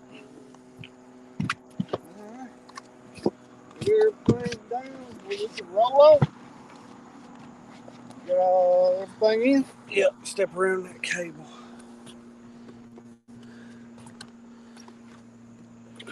Alright, I'm gonna roll this up through here. Jay Fox Hunter, how's it going? Everybody called for a move, so we're gonna move, Jay Fox Hunter. We might be muted for just a second, so y'all don't have to listen to the wind noise. I'm sure y'all don't want to hear all that. Alright, here we go.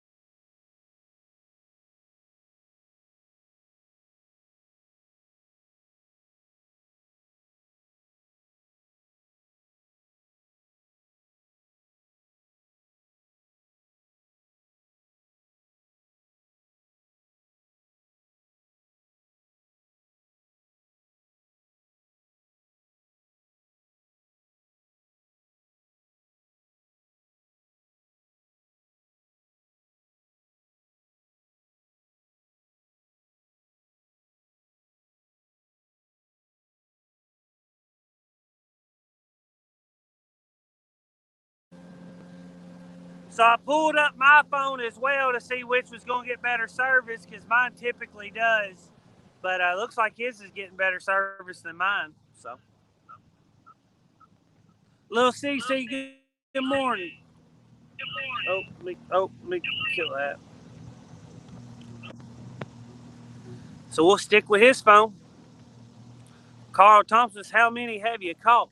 Oh, we caught the biggest skunk you've ever seen in your life, buddy. Huge thermocline. Huh? Well, it ain't gonna show it over there.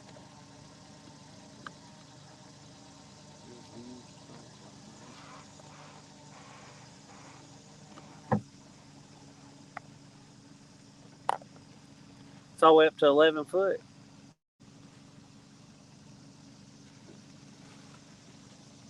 All right, we may have to go over in the shallower water too. Fish right there at the top of the thermocline. There's fish in it. We're on a huge drop off right here.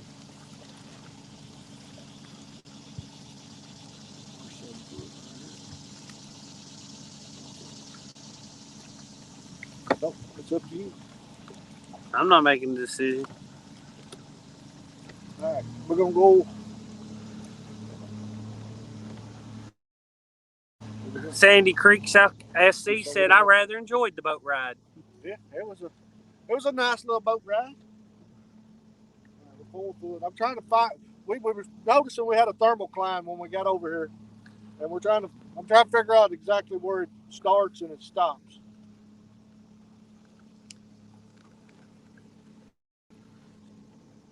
See if they can see what you're talking about. Good little drop off, good spot, but as you can see, the fish, what fish we are marking, are up here suspended about 15 foot.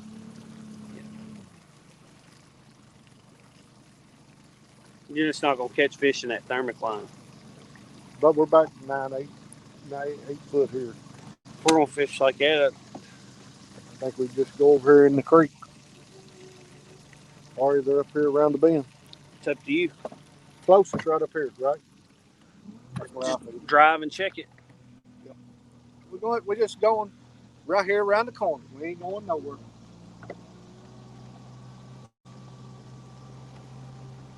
I don't make this long run. I just want to try to put us on fish.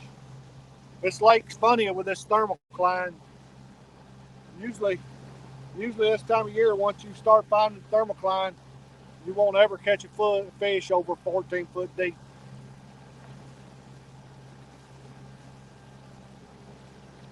Though it's not as bad as we come on down through here. It was worse out that way than it is around this way.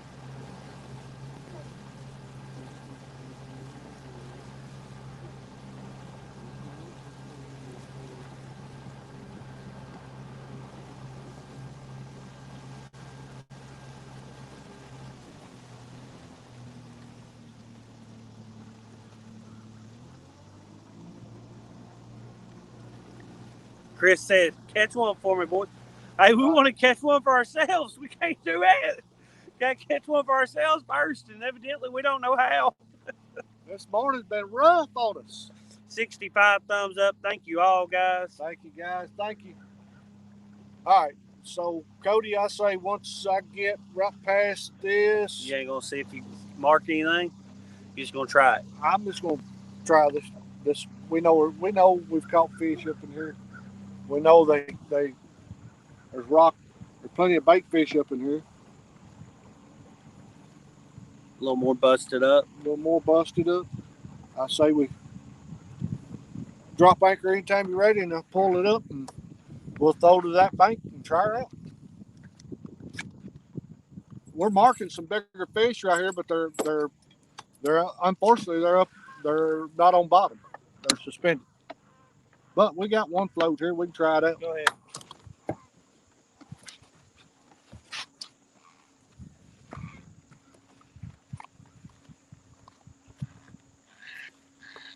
Where we're casting to is going to be shallower. I don't see any thermocline over here. Nope. I don't know over here on this side. All right.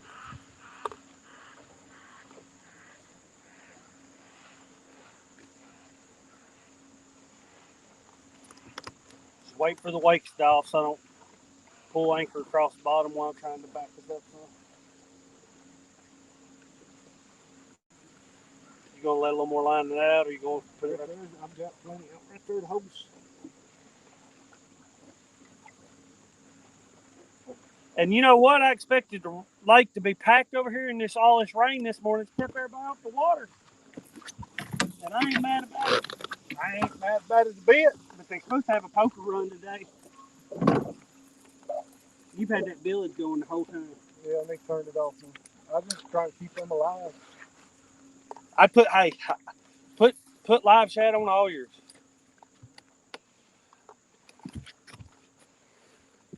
Get the camera set back up just a second. I'm gonna cast out here. All right.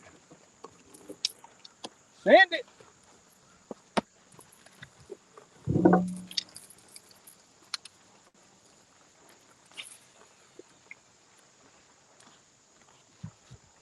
I'm gonna put me another live one on this one. Well, there ain't a hole. They're already starting to die. Driving across the lake, bumping them around. Everything kills the dang thing. Yeah, they're not hardy, that's for sure. They're not a robust fish.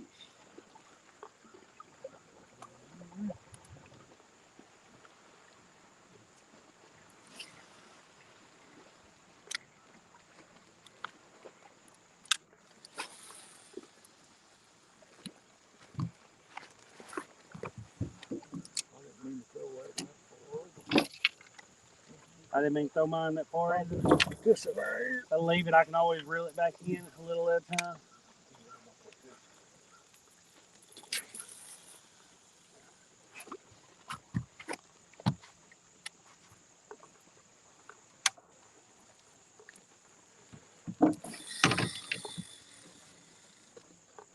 Two car on the bank of blue. Bring it back out just a little.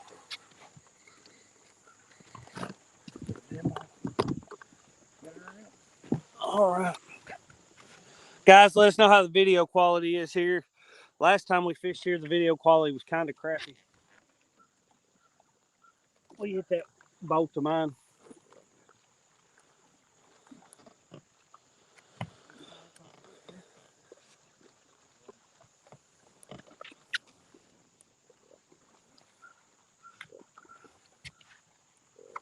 Hey, will you see if you get that float over on that point?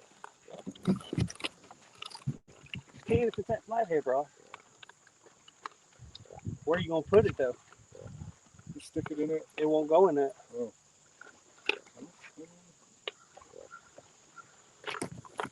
What about that point? That point over there works. I'm gonna put it right here.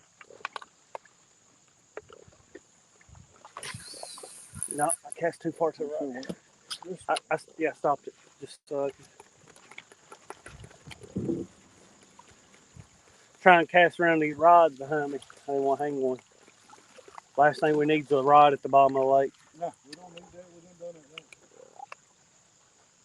Doing that once is enough.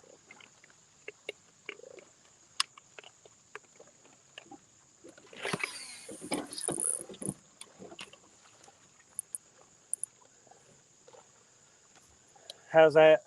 It overrun on me a hair. Let it float around over there, see? All right. We got them back out. Here you go, dude. And this ain't really where we started to come, but we just, once we got over here and there wasn't a bunch of traffic, we decided to try it here. Because usually there's a bunch of traffic right here. But for whatever reason, The rain or whatever's kept them off the lake here this morning. So we decided we'd give this a try. Had we known that, I'd have been here first thing this morning right here in this spot. Now, real early in the morning, late in the evening, this is a good spot right here. On up in the morning like this, I don't know. Maybe we'll pick one up, maybe we won't. We'll see. But we're sitting in about 24 foot of water right here, but we're generally fishing up there in 6-7 foot of water. 1-tonners for life. What's up? What's up? Is it Art or Josh? Got Art in here with us. What's up, Art? And we got Kelly in here with us. Kelly Bullock. What's up, Kelly? Kelly was down on the river, down below the dam on Cumberland yesterday. Set that in right there, and you want to. I'm about to come out this hoodie. I was keeping it on because keeping the rain off me. It's definitely too hot for it.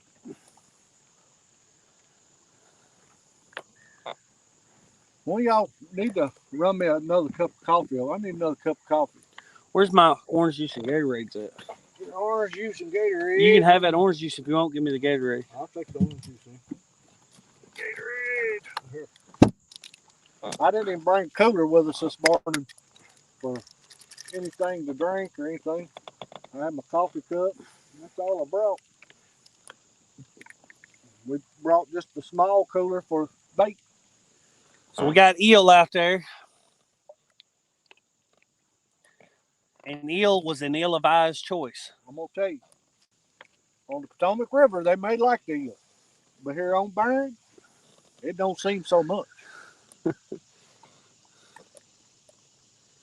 But, there again, as Cody said earlier, we can't really say that because we ain't had a bite on nothing this morning. We've got eel on most of them, but even the few we've got other baits on haven't got hit. So I hate to shun it as a bait whenever I don't know that we've given it a proper chance. 68 thumbs up. That is amazing, guys. Thank you all. I can tell you guys right up there, I got an anchor off that point right there somewhere. We pulled up here one evening. There's one morning fishing the catfishing for kids. You lost that anchor. Yeah, that's when we had cannon, didn't we? Yep. Hey, that's right. He hooked a big fish right here, didn't he? And got it right to the boat and it come off. Come off when you was netting it. You was sitting there admiring it. Yeah, I went to net it and it come off. Yep. You said, "Dang, I should just scooped him." Waiting for him to turn around. Sometimes you can't wait for him to turn head first. Yeah, when he rolled, he come right off.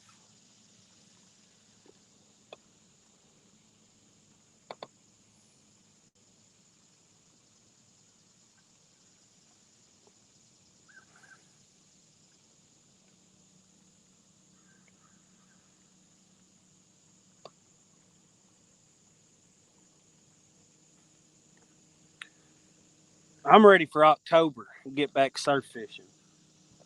Yeah, we'll get to go surf fishing in October.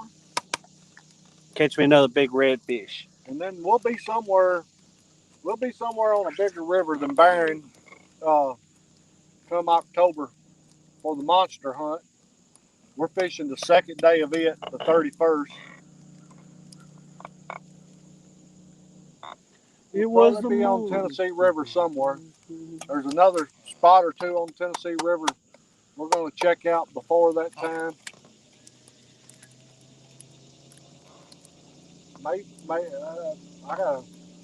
got a lot of stuff going on right now, to be honest with you. I'll make sure I ain't got nothing for next weekend. Next Saturday, we may plan on driving to one of the spots, and then we can drive it in Well, you said that 2.5 hours. 3.5 to Chattanooga, 2.5 to wherever you called it. Yep. Another spot. Well, I bought my annual fishing license for Tennessee. I did too. I want to put it to use. Yeah, me too. Gave $54 to fish Tennessee. I want to fish. You know what? I mean, I've seen states that are a lot higher than that on non-resident. I mean, just got a hit right here. If he'll go with it. He hit it one time. First bite of the day, really. I mean, we had one little short bite, but it didn't ever even bend the rod. It just jerked the line.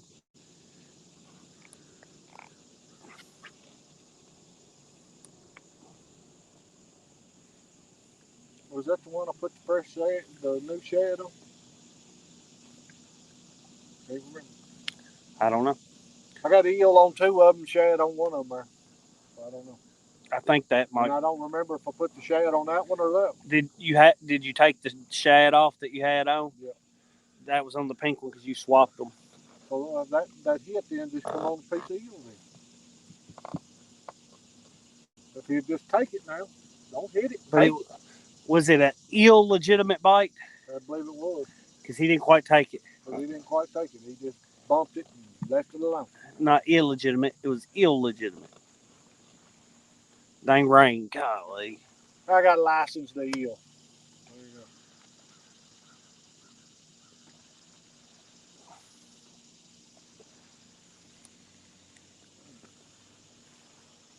So I know one thing I got coming up next, or you do too.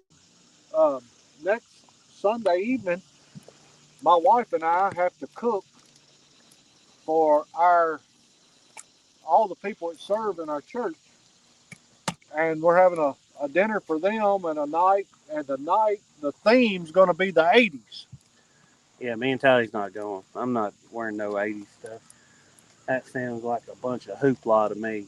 So that's the reason I've got this short mullet going here. I decided if I was going to go back to the '80s, I was going to try to get a little bit of a mullet going. Because in the '80s, I had a long mullet. Business in the front, body in the rear. I wish I knew the update on that Captain Jack's tournament. Yeah, you can probably look it up. I don't know where. And if it's a tournament series, you should be able to look up that tournament series. On the internet? Yep.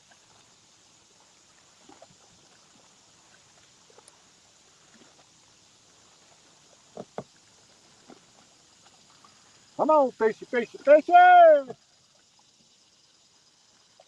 We need a fish! And the rain has started back. Little sprinkle rain. I mean, this day is, to me, perfect weather for fishing. And I don't know. Maybe I'm just crazy and don't know. Maybe we need to check what the barometer is today and make a note of that. Well, it's been being 30.4. Something has definitely changed. 30.9. It's went up 0.5%. It's a decent change.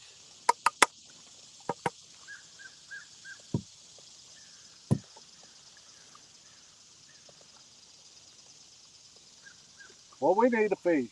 That's all I can tell you is we need a fish. You sure you got a bite a while ago? I ain't I seen did that get thing move again. I did get a bump on that one. He pulled and let go. Now I'm just waiting on him. Big Slim. George Ray says 69 likes. Uh-oh, right here, right here, right here, right here. If he'll take it. I think he's got it. Slacked up. Should I reel down? It's up to you. He didn't have it. Slacked up. I thought he'd had it. He hit it, then slacked up. I thought he might have it. Look at him. Getting skunk got him impatient. Well, you seen the slack coming in line? Fish wasn't even big enough to eat it. He just had his head in his mouth. Put a live one on. We got a live one left. Not, I'll cut that one. Boat ride beat them to death. There's a couple live ones, ain't me. We'll put another live one right back out there. Big Slim 91's in the house.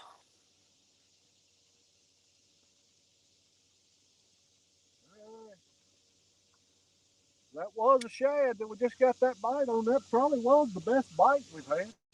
And it wasn't even a good one. That's the sad part. I didn't even cast back.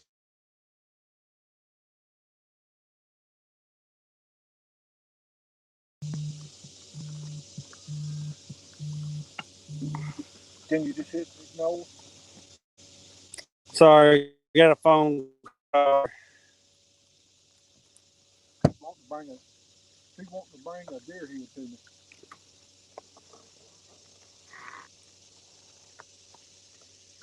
Yep, he wanting to bring a deer head to me for me to do a European mount, one he killed last year.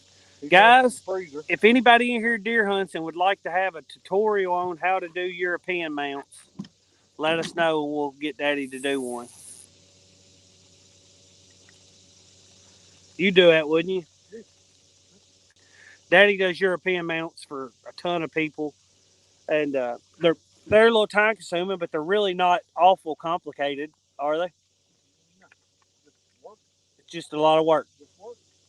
But we can certainly do a tutorial. There's a few tips and tricks he can show that make it probably easier for you. So if y'all want that, be sure to let us know.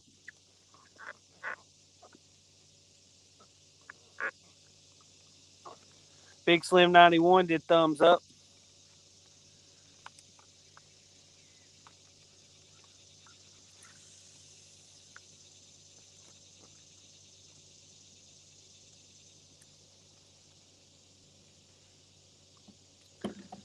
Got it on the rods right now. Hopefully we get another takedown here soon. Yeah. Or a real takedown, that not was just the best bite we've had yet, and he still didn't take it. But we've had 2 bumps here. So hey, look out, we on fire. We yeah, on fire. Golly. The 2 fish sniffed the bait, and that's the highlight of the day. The bait's not back here. He got close enough, he bumped it. The bait's not back here like it's been big. It wasn't the other side of the lake. Maybe now we give him some beach. Yep.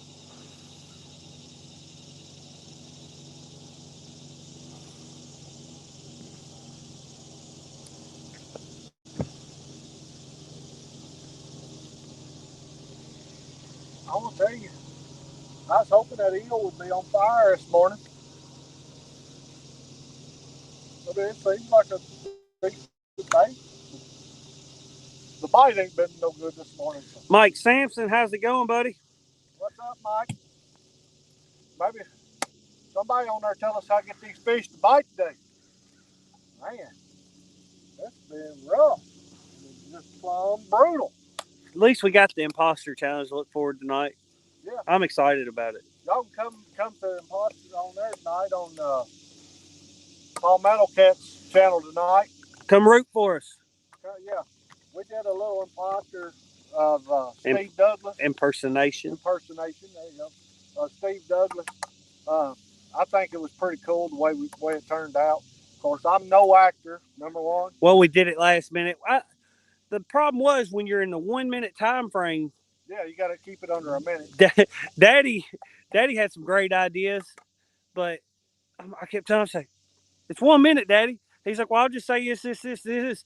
Like, well, you just spent 45 seconds saying that. So with that time frame, we had to really narrow down what we was doing. Had to kind of stick to just hitting a few really good key points and doing it the best we could. Because Daddy had a lot of to the punchline. Because he had a lot of great punchlines he wanted to throw in, but to make them relevant, we had to kind of do something to fit them in there. And there just wasn't time to add them, was there? No. If it would have been a 3-minute video. Yeah. It said a minute or less, and ours is 59 seconds. Yep. Yeah. If it had been a 3-minute video, we could have probably got it all in there. Of course, we'll post it on our channel after tonight. It's already uploaded. It's just unlisted. But come watch Steve Douglas's live reaction to it. Yeah, I hope it's good. I hope he likes it. I hope all of them take it with good fun. Look here. Ricky's my dude. Look at making us sound better. Well, y'all have caught a lot of fish. They may be shad, but you still caught a lot of fish. There you go. You're right, Ricky. I'm with you, brother. Hey, there we go. That's a true friend right there. Hey, don't say you got skunked. You caught fish. Caught a live well full. They was just shad. Amy, quit asking dumb questions. You know we hadn't caught anything yet.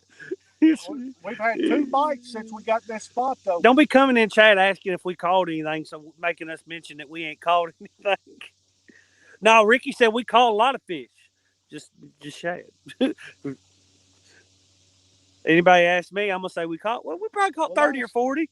Well, last week we had the kids fishing derby, and we took Cody's 2 boys out and my niece's little boy out, and they caught some fish. Well, one of them caught fish that he swallowed the hook and me getting the hook out, we killed the fish. So rather than throw him back. So rather than throw him back and waste him, we kept him, which he was just like a little 1.5 pound channel cat. Right. But we didn't plan on keeping anything that day. So I cooked that channel cat. I don't know if you guys have ever used it. We usually do all of our seasoning ourselves, make our own batter. Yesterday, I put 50% meal, 50% flour, and I had bought some stuff at Walmart the other day to try, and it was called fishmonger. So I poured that in there to Fishmonger or monger, yes. Monger, yeah. And so I poured that in there to season my flour and meal. I'm gonna tell y'all guys, it was pretty good stuff.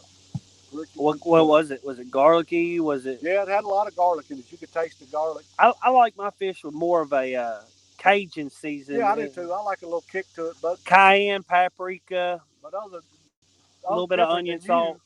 I make homemade tartar sauce that you won't eat. I don't eat. Well, I don't like mayonnaise. But I'll take salad dressing, relish, horseradish, and horseradish. Yeah. Horseradish. Yeah, whatever. Radish. You can keep using that radish. Anyway, and hot sauce and mix it together and make some homemade tartar sauce, and I love it.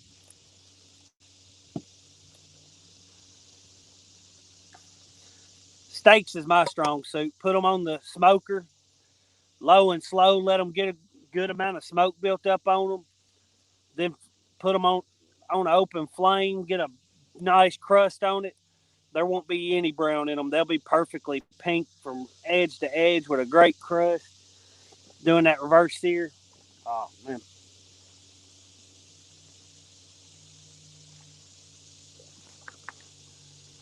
Come on, fishy, fishy, fishy. Well, I know where I got the 2 bumps at. I'm going to move this one. Kind of in line, but over this one. Can you get one up in that little nook over there? Can I get up in there? I can carry as far as I can. At Lou's will get there out. Wet pissy fun. Fish fun. It's fantastic good. And it's real smooth. I love it. These fish funds, I like it. I really like it. Because you don't want that in close to the bank because it's got the float.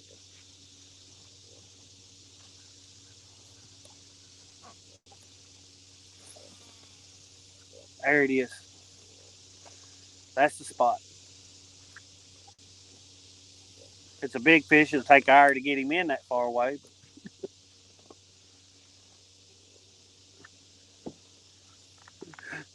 Ricky said, sounds good. Y'all must be hungry and doing a good job at making me hungry. Yeah, I woke up late. I didn't get up till 4:45. Planned on getting up at 4:30. And I'd have just threw me a biscuit or something in the microwave easy, but I didn't even have time to do that this morning. And I'm starting to get hungry myself. I fixed me 3 scrambled eggs while I was waiting on him. While I was waiting on him to get to the house, I fixed me 3 scrambled eggs and eat this morning. No, I didn't. I fixed 4 scrambled eggs and eat. I remember now, I put 3 in there and I thought, let's get 1 more. You know the fishing trip's getting rough when the conversation talking about your eggs. When food becomes the hot topic. Man. Well, I'll be honest. 2 of my favorite things in the world is fishing and eating.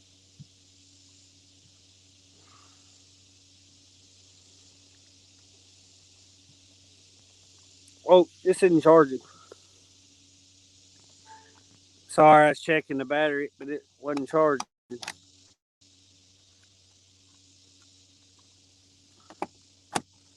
There it goes. I don't know what. Just got twisted around in funny position. Real fishing. Good morning. Christopher Comer. It just says real fishing. He might have took the Christopher Comer off there because it looks like the same picture.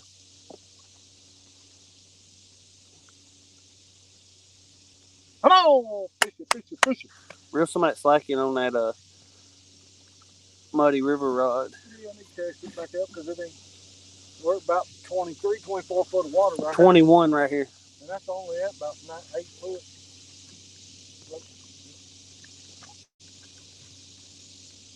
I'll cast it up in here for him. You know, as it goes on up in there, just yellow. Cast it over on that rock. What's wrong?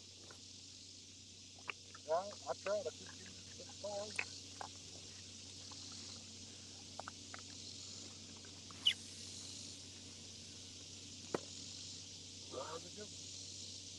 That's good. Shouldn't me.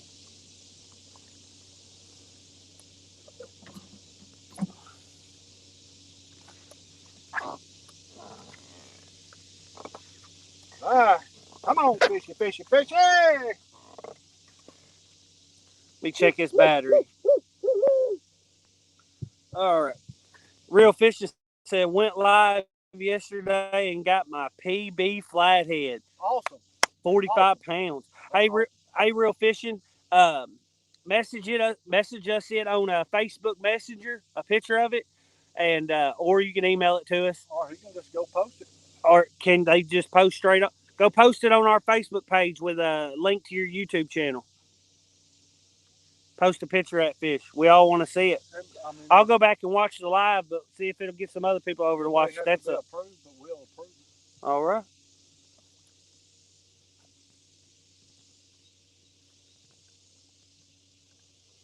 It's an awesome flathead, 45 pounds. Yep, nice. That may be where we should have went, right up in there in that treetop up there. Where last 2 times we went up there and fished this treetop, we had flathead bite. Cody couldn't hook him. I'm gonna blame Cody again. That daggone carp how far it come out of the water. Was that made that popping noise? It go that high out of the water.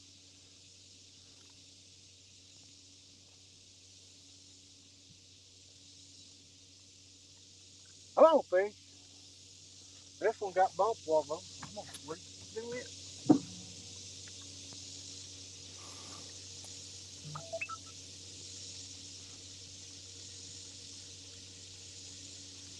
Just got your message, Real Fishing. If Mama's on, got Facebook put up on her phone, she'll respond to you. If not, as soon as we're done with the live stream, we'll get back with you. Appreciate you doing that. Thank you. And that goes for anybody that wants any of their fish posted on 3+1 page on Facebook. All you have to do is send it or post it yourself. He said, "I'm not sure. I don't really know how Facebook works. I don't use it." Woody Hullender in here. Woodrow, how's it going, buddy? He said, "Y'all looking good on my TV, guys." Thanks, son. Now we catch fish on your TV. That's how I watch YouTube too, on my TV, and then I end up having to pull it up on my phone to get in chat. So I'll be watching it on 2 things. I'll turn the volume down on my phone, watch it on TV, and chat from my phone. I'm recasting just to give it a different appeal here.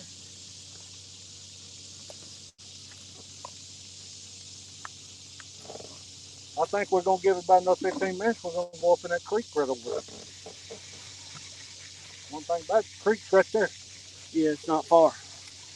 Just 2-minute drive. Oh, I threw that shad off. I had to go back behind me somewhere because I didn't see it come in front of me, but I seen where my hook hit and it didn't have no shad on it.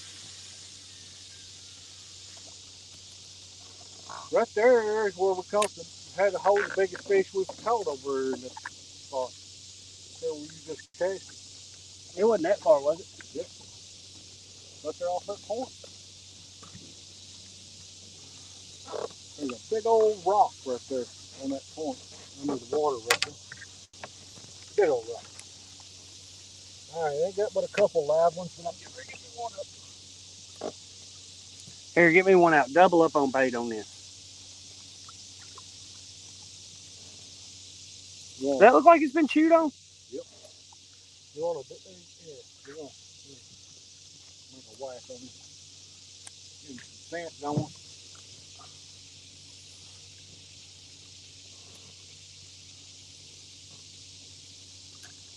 Let's try it combo platter. Combo platter.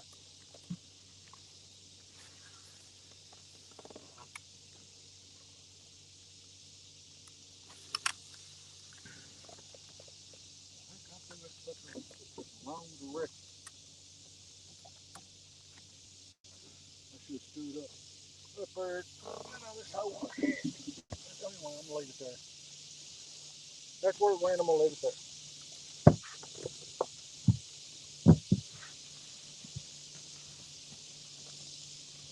All right, fishy, fishy, fishy. Ricky, all you have to do is email us or message us on Facebook, and we will mail you out some stickers, buddy. We'll send you one or two. That's how you go about getting them. All you have to do is let us know where to send them. Yep, send us your address. Been looking for a different company to make some. Cause I'll be honest, we bought the stuff and made our own last time. But I've been looking for a company just to have some made. I personally think we ought to get a more elaborate or more colorful logo, but Daddy likes the one we have, and it's not bad. But just some of these people have just awesome logos. You Well, know, we've actually looked at redoing our logo, and 26 people in here with us, man. uh, That's awesome. and but actually the other day we actually, my wife actually paid a company to make a logo, Was and those ones she sent me? yep. And after we go, she said, "I just like our logo." I didn't really like the ones she sent me. That I wouldn't have. Those didn't look like they were worth paying somebody for, did they? Well, didn't cost that much, $17. Still, $17. I'd expect it better than that. They weren't very elaborate. Which I like the one, the kind of baby fish, 71 thumbs up. Awesome.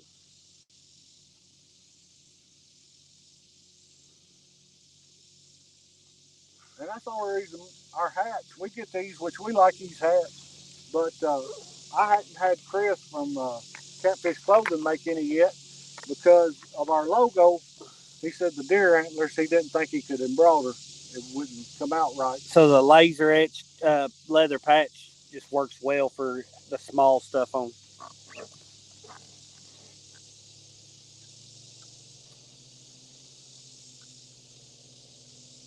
And if anybody ever wants a hat, they are $25. All you have to do is message us or email us. We'll get you the PayPal information sent out to buy one and get it shipped directly to you. They come in gray and the camo, but there they are. They're really good looking hats. We buy them from a guy that has a small business, and he'll ship it directly to you. They cost us $20 to get shipped out to you, and so we make $5 off of it. You're supporting the channel uh, with $5 every time you buy one. So thank you to everybody that's bought one. If anybody else wants one, that's how you get them.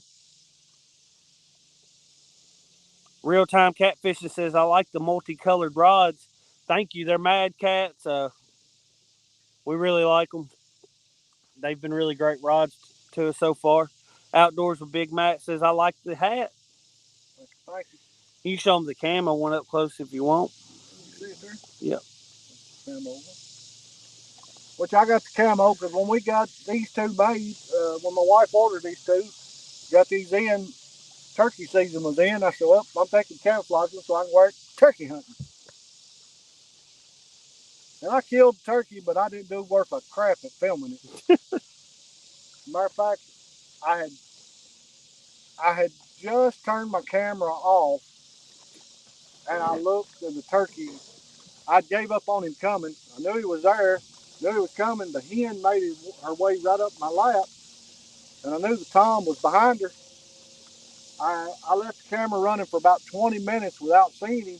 I reached up, turned the camera off, and laid the gun in my lap, and his head come over the rise. Well, he went back behind the rise long enough for me to get the gun shouldered, but I didn't have time to get the camera back on, so I filmed after the fact, so I never made a video out of it. We got some footage of some small flatheads and some blues we caught on Tennessee River. We'll put together here soon. Think we got some decent blues on it. The flatheads weren't anything to write home about. They're pretty though. They were really colored up quite uniquely. Uh, Camos.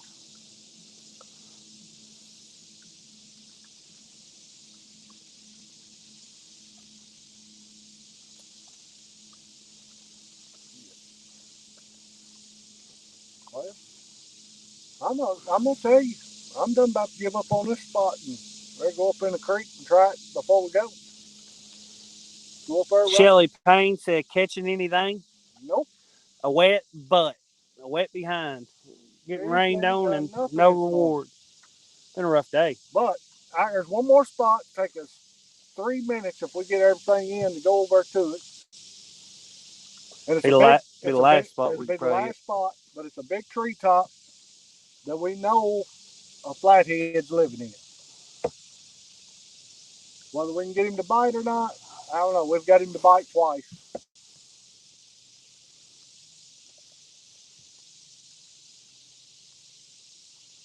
But we may just go over and see if we can get him to bite before we go.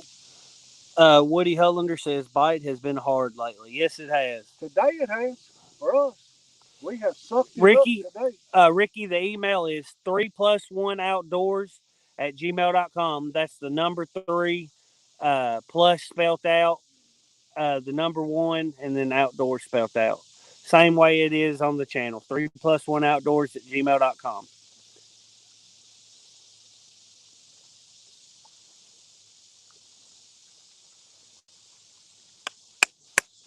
Fishy, fishy, fishy! Let's go.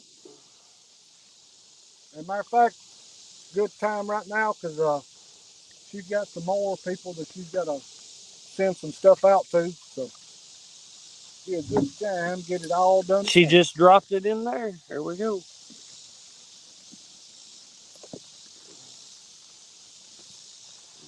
All right, Cody, let's go over that treetop. Go to the treetop. We got to at least get the skunk out of the boat. Let's do that shad off too. We got it. Well, I never seen nothing hit it. No, I never did either. He goes.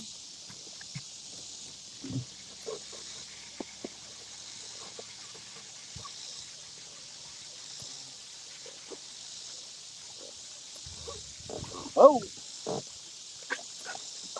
And for the money, guys, I'm going to tell you, I really like these Laser XL Lose 60 reels. They're pretty nice. I like them better than the Pissy Fun, and they're only I like the Pissy Fun. they're only about $10 more. I'd say I really like the Pissy Fun. I have no complaints about it. Matter of fact, Which do you like better? Huh? Pissy Fun real smoother.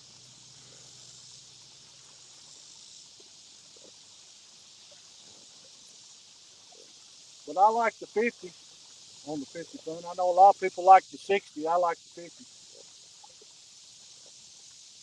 Look, there's something chewing my baits over there. Or was that, did that have that? That's that one, that piece of eel is done for. See if I can get it off here. I see what they say about it not wanting to come off. The skin on that stuff is like wet leather. There's another bait I've been wanting to try. And that's a stingray. I got some in freezer. You ain't never eat your stingray? Chicken out on eating it? No, I just ain't there. Ain't never took time cooking it? Yeah. You ain't got any redfish left, do you? Maybe. A fillet? Yeah, maybe. Ooh, I need that.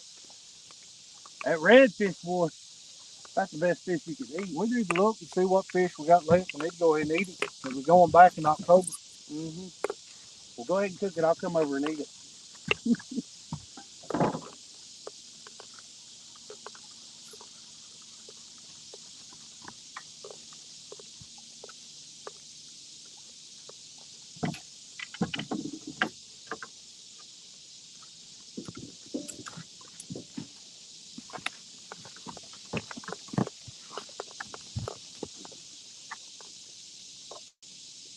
Guys, I'll be back in chat just a second. Pull an anchor. Pull an anchor. We're just going to shoot right across here, right over there.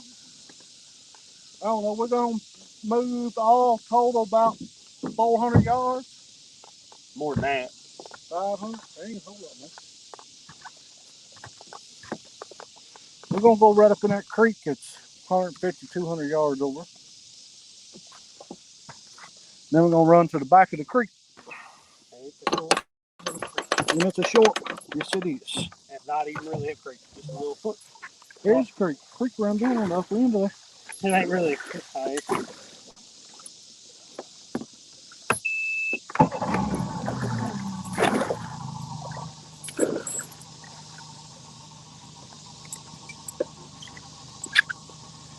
Hit that, flip that up to where it says aerator. Yeah. Alright. Nothing come out. Alright, here we go. If it gets set down, we're gonna go fast. Alright, let me hit mute. Mute it for just a second while we slide right over here. We must wait on that boat I seen coming down through here before we do now. I knew if I hit it, me and him would hit the same spot about the same time.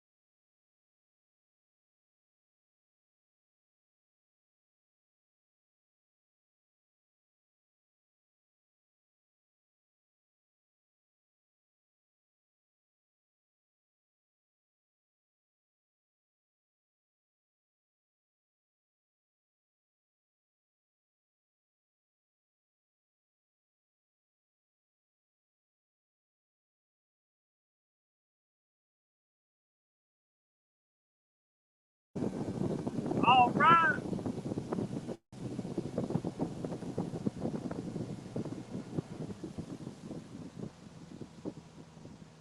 Fishing and freedom, good morning. Now we need some luck, that's for sure. We're gonna get around, turn around where we can fish at the treetop right over there. Look at shad up in here.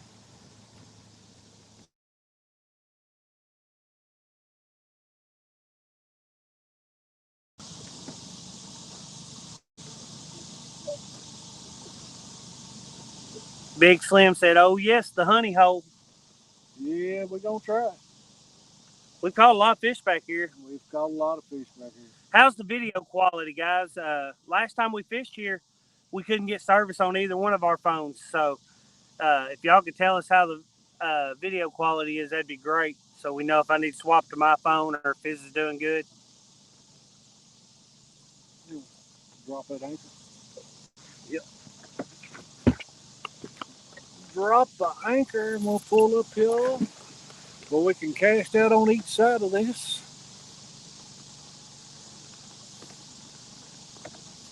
Go ahead. You gonna make me pull in 15 miles of line. You'll be all right.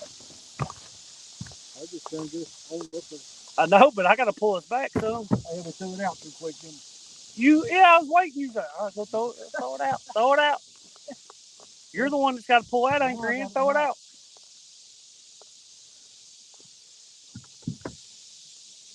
He can't keep the anchor rope from tangling. Go ahead.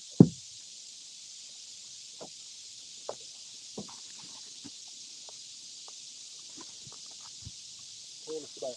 I am.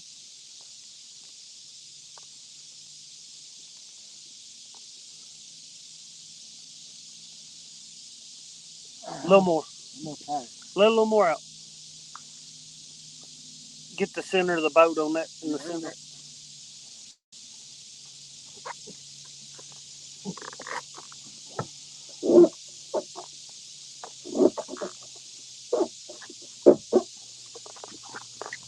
All right, you're gonna get cast out.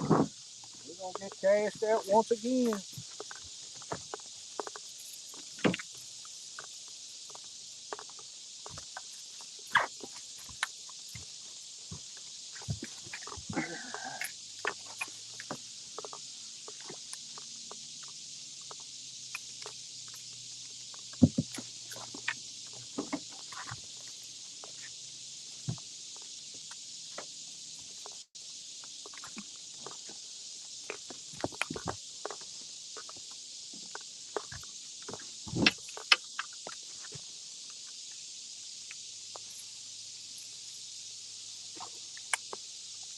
I hit right on the fish. The thing rolled right where I hit.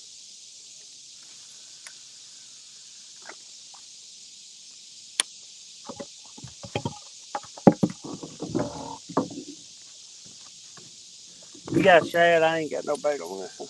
A live one? Or is there not any live ones? Let me get one more rod cast out, guys, and I'll be back in chat with y'all.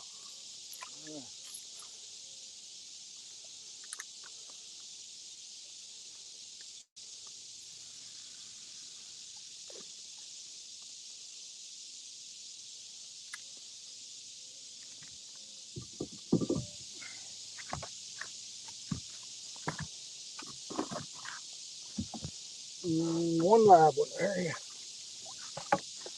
It's the only live one.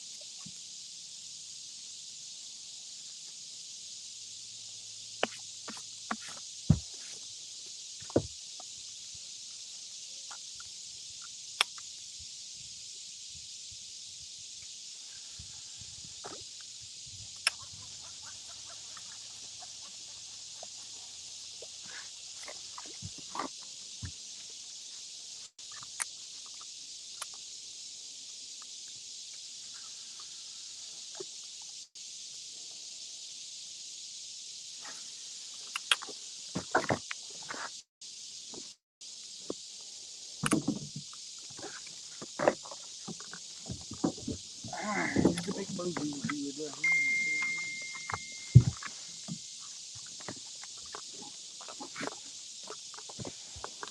All right, all right, all right. Big freaking jaw.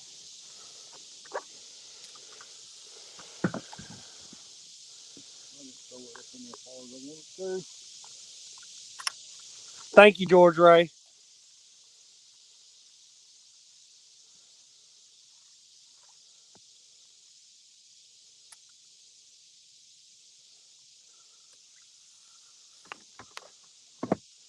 Let's see here. Get this turn around here. Casting pretty close to right up on that tree that's in the water there.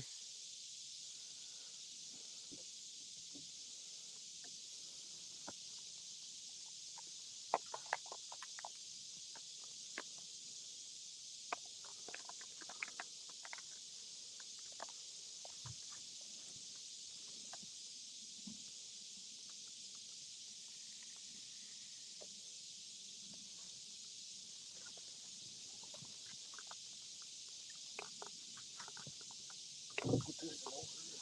I'm gonna put this float.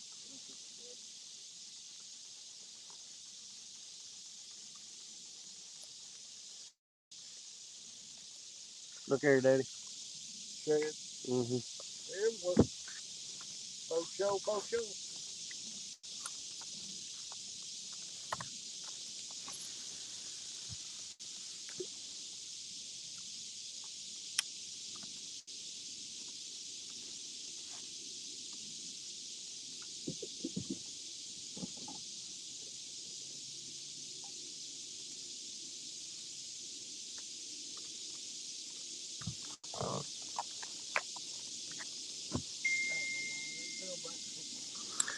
Amy says Terry is here with a deer head. Where you want him put it?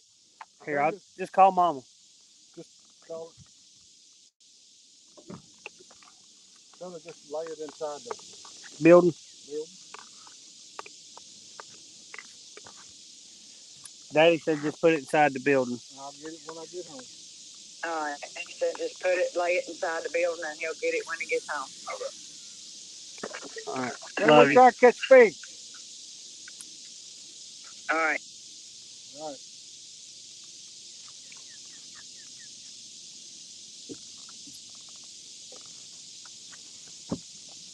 All right.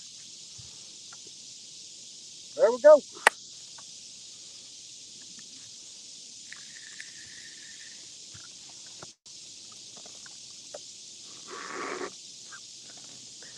George Ray said Amy on the wall. That's where you want to put it, on the wall. Yeah. That's where it's gonna go when I get done with it, George, right? You quit moving the boat so much. Nah. Golly. I figure I might as well rock the boat. We can't catch a fish. Rock the boat. All right, fishy, fishy, fishy. Let's see what y'all got. Hey, can you see them two I got behind me? Loosen the drag and turn the bait clickers on. Yeah, it takes a while to hear it just take off. I put them real loose when I put the bait clicker on.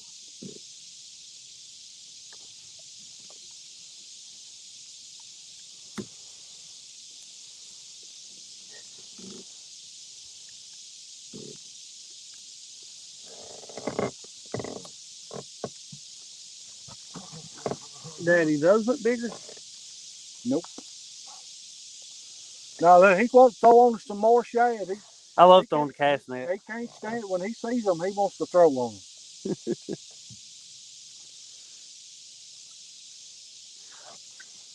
Anybody else like throwing the cast net?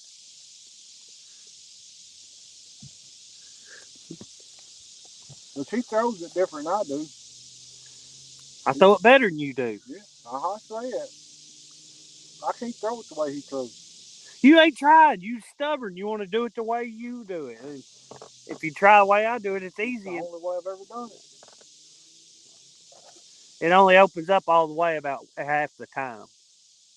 It'll be all right. I do think those are about an inch bigger. They're not big like what you want. That guard just come up and got him There's some a right couple over big there. ones in it. They about the same size. That guard's tearing them up right there.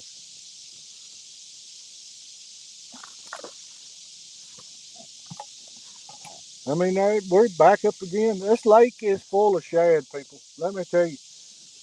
Every fish in this lake ought to be doing great. Country Boy Catfishing says, I suck at throwing a cast net, but it has to be done. The way I do it's really simple and it works well.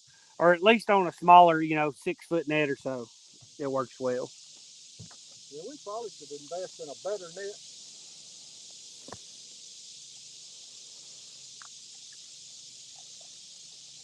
I mean, let me see here if I can show y'all. They're pestering me. I turn, see here. I don't know if y'all can see them right there. Big ball of them just not 3 yards away, 8 or 9 feet away. Just sitting there pestering me. Sitting there staring.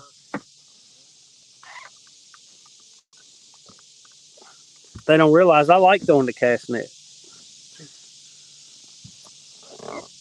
Yeah. Last time we took a bunch home, I got in trouble because I used all of my wife's vacuum seal bags. You used them all? Yeah.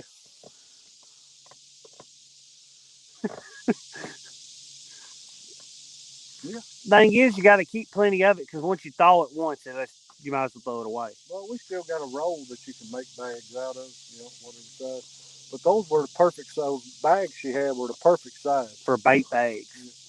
They shouldn't make them in bait bag size then. I need to buy some more, I guess. Amazon's the cheapest place to get them, I think. Which is my vacuum sealer. How the bags end up being hers, I don't know. George Ray says, Larry, do a video on deer head, how to do it. All right. Okay, I'll do that.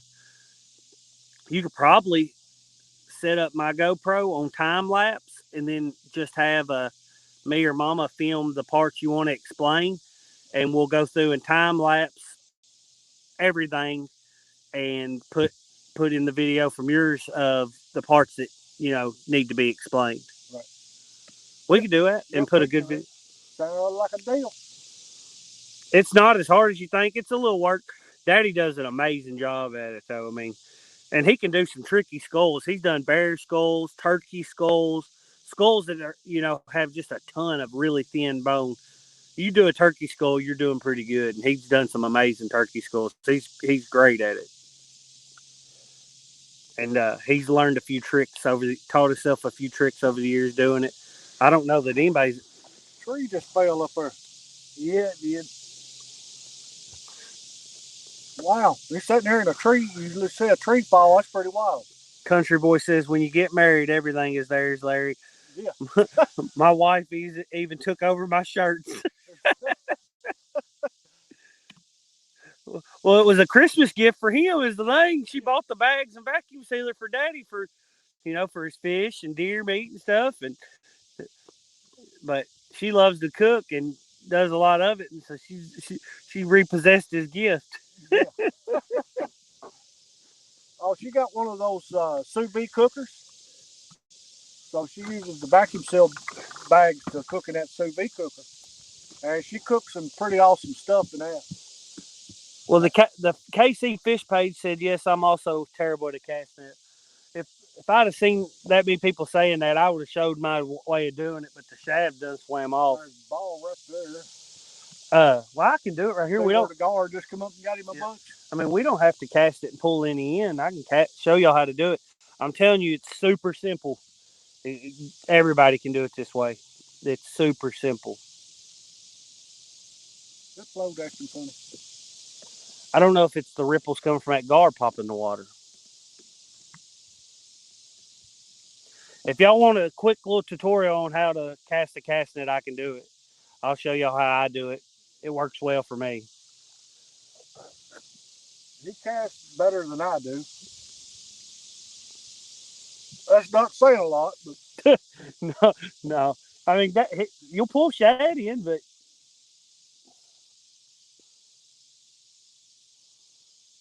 he throws it totally different than I do. KY Redneck Outdoors says, show us. Right there it is. Well, where's some I can cast on? Well, number one, you got to show them how you hold it and how you do it. Yeah, I'm going to. Well, let me up there. There's more space. All right, you take over the camera. I'm going to get where I can film him. And right there, Cody. Right there. Between these two rods. That's a little far for me to cast. I'm not a pro by any means, but the way I do it is easy enough even an idiot like me can do it. Right. I'm going to get where he can show you how he does it up and everything. And that's the part. That's the part I can't. Can you see me good, Daddy? Yeah. I don't see your head, but I can see your hands. All right, that's cool. Big old carp right there. All right, so you just got your loop. Whoop. Put it through. Loop it around your wrist, so you don't lose your net.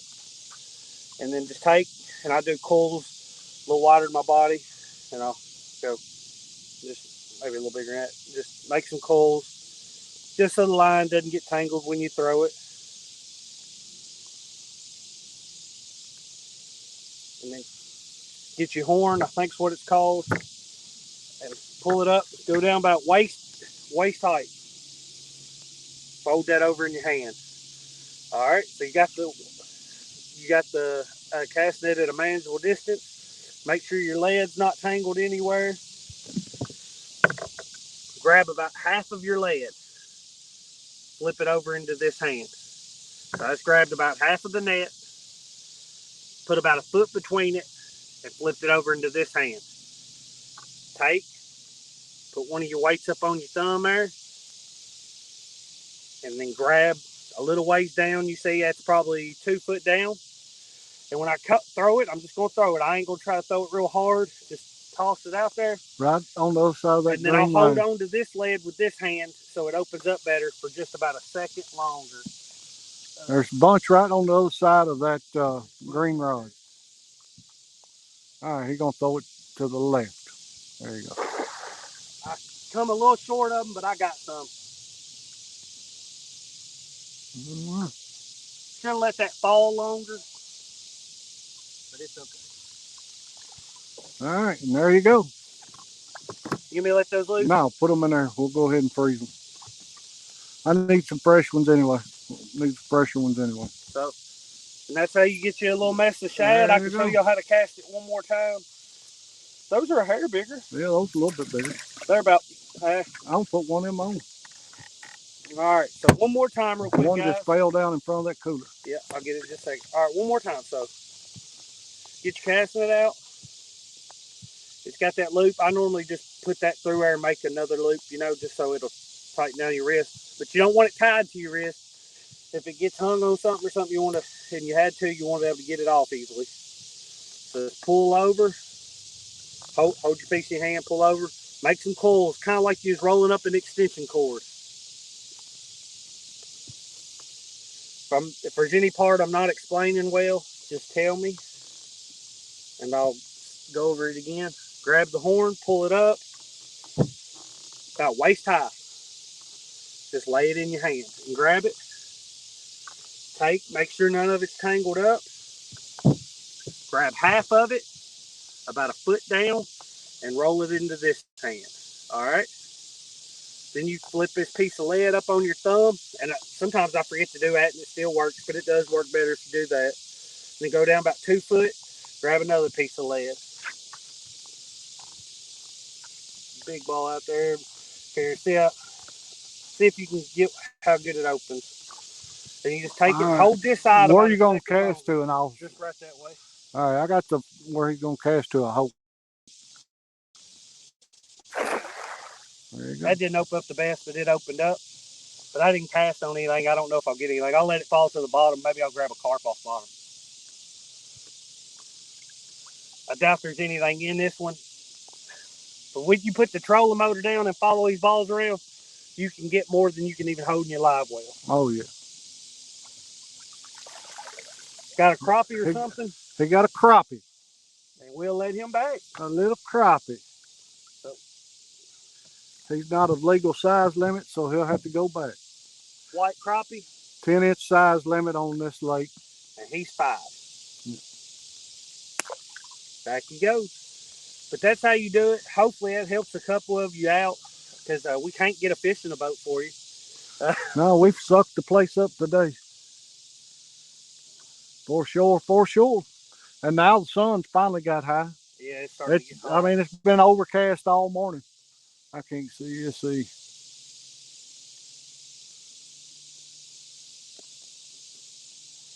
All right. Bass Country said, "What's up? I'm back." Matt Mention said, "Fishing. Fishing, fishing. That's what we're doing. We ain't doing no catching, but we're doing some fishing. The only catching we've done today's been in the cast net. We've caught some shad and one crappie in the cast net. The one crappie had to go back. And of course, they sell these cast nets where it's 10 pounds of crap sitting in a 5-gallon bucket. Yep, yep. It's hard to get that thing closed back sometimes. But there it is. All right. Hopefully that was a help. Let me get back to my perch, man.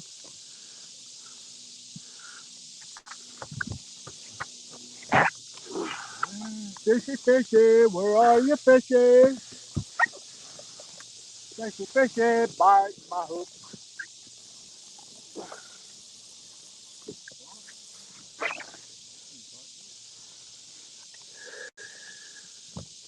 What size mesh is your cast net? 3/8, I believe.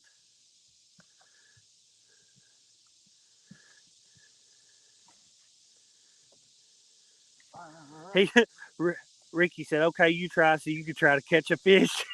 Hey, you're right.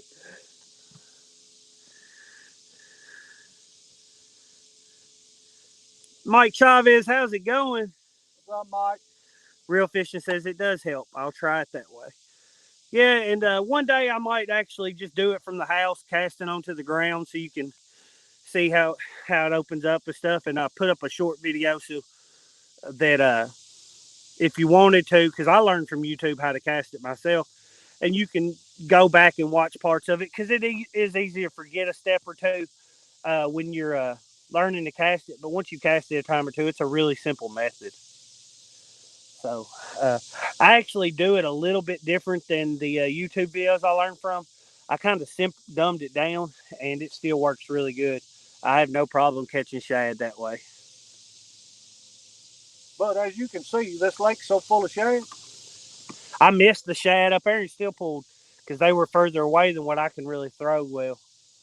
You know, I can cast on them if they're within 5 yards. That's a small net. It's not meant to be cast a mile. You know, it doesn't open up, but Yeah, it's a 5-foot net. 5 foot. I thought it was 3/8 mesh, 3/4 pound. Need one that's a little heavier. I'd like to have one of the chain ones that have the chain at the bottom versus just the lead uh, sinkers on it, with probably a with a 1/2 inch I think mesh. they say the best ones are like a pound per foot. Uh, Ounce per foot, ain't it? I don't know. Or is it pound per foot? I know it's pound. It's 3/4 pound. I think that's per foot. Yeah. Okay. Yeah. So you know, if you're trying to catch shad for catfishing, a bigger mesh doesn't matter because you don't want the little tiny. But this one here, Fish when it in. got bought, it was because we were at Fort Morgan, Alabama, doing some surf fishing, and we bought the net just to stop the pier, try to catch us some bait, so we didn't have to buy bait. But one that falls faster is always going to be better. Uh, you know, and a bigger mesh and heavier weight is going to make it fall faster. Yeah, we probably we had at least about a Tuck that in on sides. So I got some hanging out. I don't want that to hang and rip. We use that thing. about an 8-foot net was pound per foot. I think I could cast 8-foot net pretty good. I don't know that I could cast anything bigger than 8 foot. I've seen people cast those 12-foot nets online. I mean, you've got to heave those things.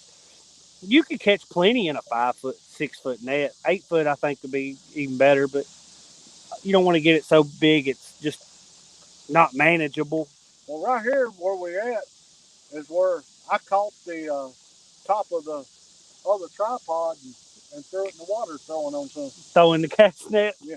Yeah, it shows how he does the cast net. He casts in the tripod. I caught the top of the tripod and threw it. Randall Jeffrey said caught some hogs on Barron last night. Well, we ain't doing no good today, Randall. Maybe we should have fished at night. They haven't done anything today. We've been all the way up Peters Creek. If you know Barron, you know where we're at. We've been all the way up Peters Creek, fished all the way out Peters, and Fished back out from it. And now we're up in Hurricane Creek, and fished right off the main channel. We ain't next had to the a beach. good bite. We've had a couple dink bites, but we ain't even had a good bite today. And we've got good fresh bait, so.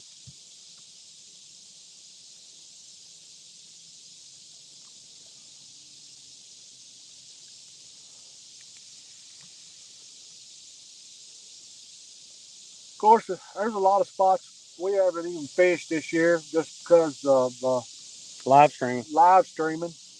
And there's some spots that we generally fish that we can't live stream from. That's the thing about Barron River Lake as far as live streaming. It's limited where we can live stream from, where we can get enough service to live. Randall said on bluegill. We've had bluegill out, shad out, and We tried some eel out today, and the eel has not worked. Nothing's worked. Well, nothing's worked. Yep. Had one bite on eel, one bite on shad. And they were dink bites. They just hit it and that was it. May have been a gar as far as really the way they bit.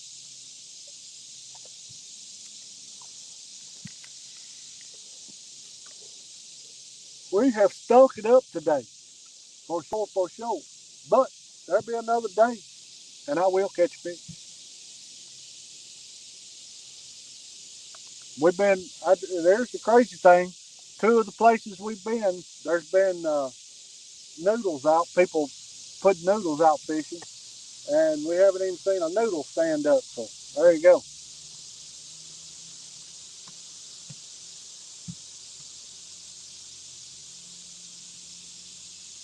I know last night, I don't know if you guys checked out the one tonners. They were Soggy Bottom boys last night. They were out with catfish regulators and LG bass, and they caught some great fish last night. I think LG bass caught one weighed 54. I think Uncle Josh caught one in the 30s. I think Art caught one in the teens. I think they caught 8 fish, and they had some real good fish.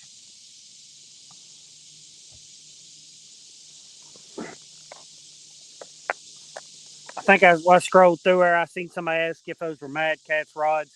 Yeah, we've got 5 Mad Cat's rods in the boat, 1 Muddy River Flathead rod, 1 B&M Silver Cat Elite, and 1 Ugly Stick. That's what we got. A Boo Garcia reel, Lou's Laser XL60 reel. This is a 5500 a Boo. That is a 6000 a Boo, a 7000 Cast King Rover, Cat Max reel, Pissy Fun Chaos 50, and the 2 behind Daddy are Lou's XL 60 Laser 60s. Mama said Bex caught her PB last night. Awesome. How big was it? Yeah, she hadn't caught one out of the teens, so maybe she got up in the 20s at least. Well, I need to break the 50s. Well, here's my thing. Late 90s, early 2000s, since I caught my PB. So I would love to get another good fish like him. It's been a long time since I caught a real big fish. I've caught some 30s.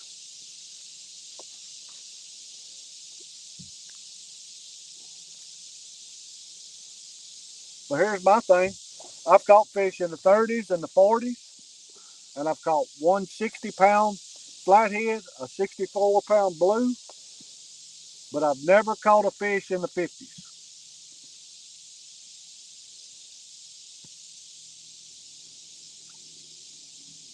Daddy, how long you giving it? Hey, I'm good with whatever, to be honest. It just ain't been our day. We'll give it a little longer. We've had bait and great locations. Randall Jeffrey said he caught a 65 and a 57 last night in a couple teams. That's awesome. That's awesome.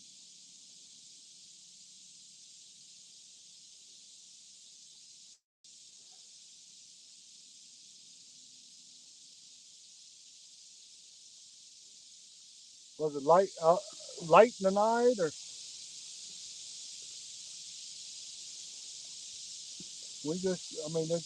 the bite may be better at night right now. But I'll be honest with you, we've never been big nighttime fishermen. Mike Williams, how's it going? Brooks Pierce, how's it going? We always fish at daylight bite. That's been our favorite time always. I'm not big at being up all night and dealing with the bugs and stuff. 65 is a heck of a fish. And a 57, I think he said. Another great fish. That's about top of the line here at Barron, 65.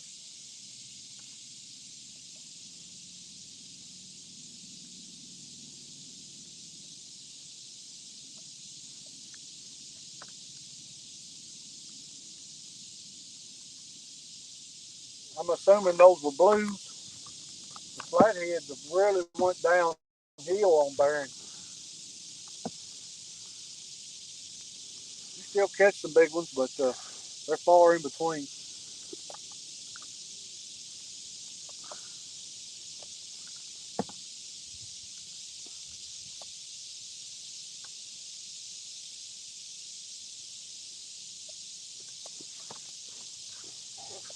This one here, I don't know. It just keeps coming in somehow. I don't know. I don't know why I'm only catching.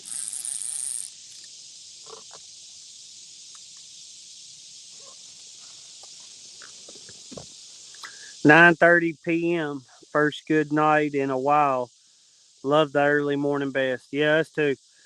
Yeah, we like the morning bite. Usually when we catch them. It's great to hear somebody has some luck out here. That one just got a hit. I was called the other corner of my eye.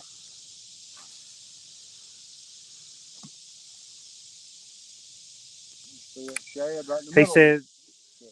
last flatty he caught was April, 30 pounds.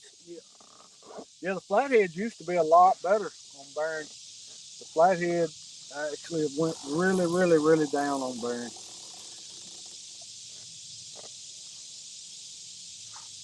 That one there has hit. I don't know why they didn't know it's going to hit. I don't know why I didn't take it.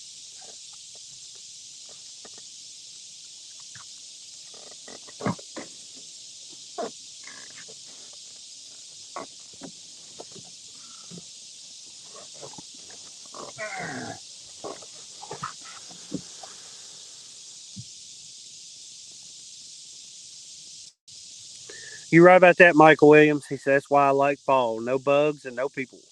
Yep. Fall and winter is my favorite time to catfish. The bite's not bad either. Oh, I love wintertime catfishing. We catch bigger fish in the winter than we do any other time. They're building a house there. They got it Tyveked, but they ain't got the windows in yet.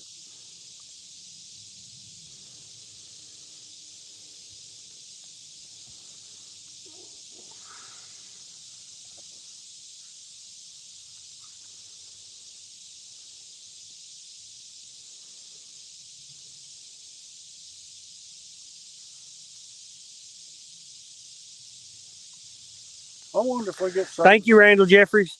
He said he's got to go tend the garden for a minute, but he loves the videos. Keep them coming. All right. Thank you, sir. Yep, we appreciate the feedback. Yes, we appreciate the support. Oh, I wonder if we get service over at Port Oliver. I don't know. We got to find a place to. If you wanted to fish airings or catfish regulators, if he ain't full.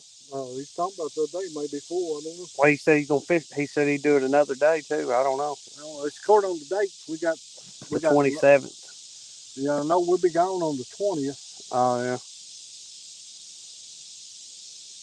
We're gonna have to probably go. We're probably gonna have to take some of these weekends to go to Tennessee River and do some fishing. Figure out exactly where we're gonna fish it for Halloween. But it don't bother me. I hope I can go. I don't know. It depends on when we take the boys. When the boys go trick or treating.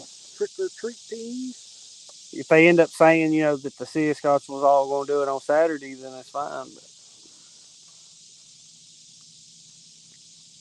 I got Mike Chavez says that's when the big ones come out for him. That's his time to fish. Yep, that is. I love that time of year, Mike. And here on Barron, it's a reservoir. The colder the better, he said.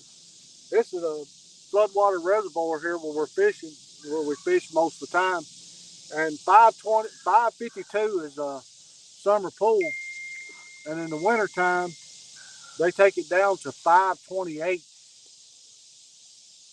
So like where we're sitting right now, there won't even be any water in the wintertime. And some of the deeper holes out in the main part of the lake is the spots we fish in the wintertime.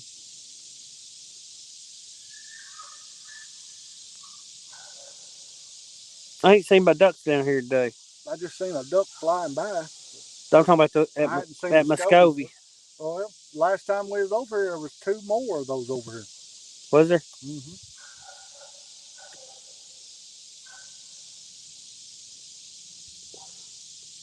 we actually put in the other day when we were shooting our little video for the imposter tonight. Uh, anyway, there was a bunch of wild ducks had little ones, and the little ducks come right up to the boat. Yeah, they did.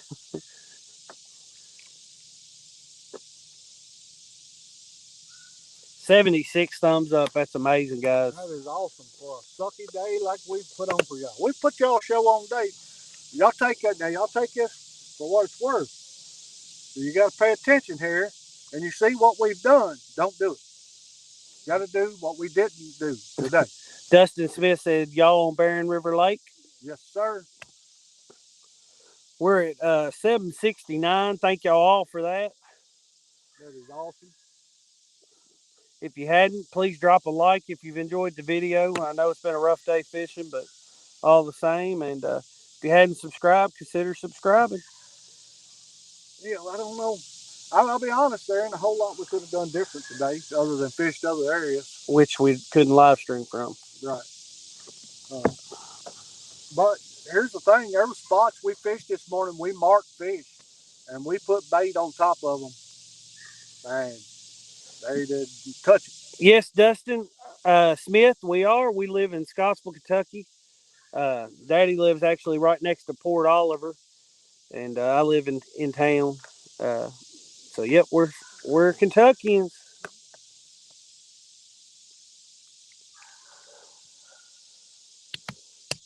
You from Scottsville as well, Dustin? Dustin, we fish Barren River most of the time. We do a little traveling fishing when we can. A couple weeks ago, we got to go down to Tennessee River and fish. It was a great experience. Here over the next few weeks, we'll be back on Tennessee River, maybe some different spots, figuring out exactly where we're going to fish the, what's it called? The monster hunt. Iron Cat monster hunt. In October, or actually on Halloween. And we'll be down there one time next month, and then 2 weeks from now, 2 weeks from now, on Friday, we'll be on Santee Cooper in South Carolina fishing. Yep. On Friday and Saturday, we'll be fishing on Santee Cooper. He said, I'm from Berea. Y'all fish Taylorsville much? We have talked about making a trip to Taylorsville. It's about a 2.5 hour drive for us. We got to make it happen. We got to just go. We've we've actually drove a lot here lately to fish, and then had fishing. We put on a kids fishing tournament, and then we fished in a one of Paul Meadows' Iron Cats.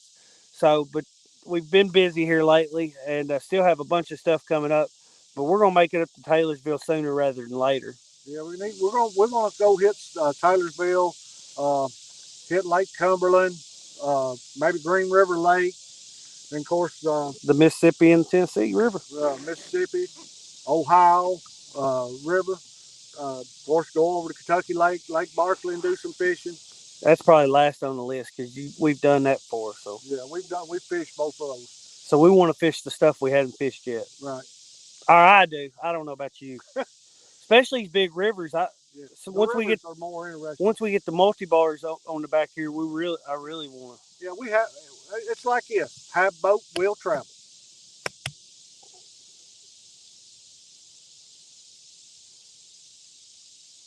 We don't want to get in too swift of water, too much current.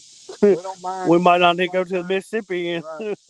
In our boat right now, we got a Tracker Pro 170, but I'm hoping to upgrade that over the next year or so. Maybe get a Targa or something like that. Or a Pro Guide, because the Pro Guide's cheaper and it's the similar hull.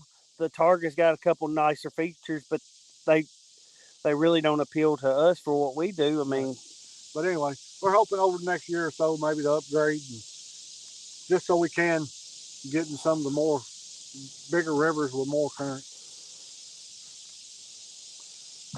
And it ain't that we can't get out there and what we got, it just feels safer.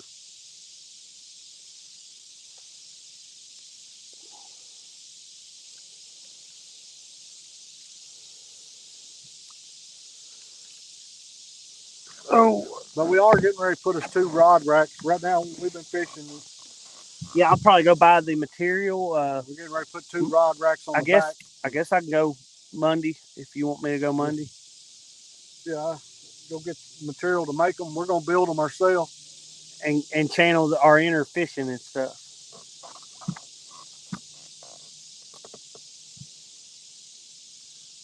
But the ones we're wanting are like $500, and we can build them for about $110, No, $120. about 150 or 60. About 150, whatever. Still a lot cheaper. And they be almost identical.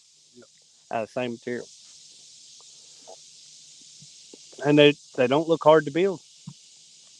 Anybody can look up the multi-bars on Fishing and Stuff channel. That's what we're going to do. The aluminum multi-bars. Kind of a knockoff of a Smackdown.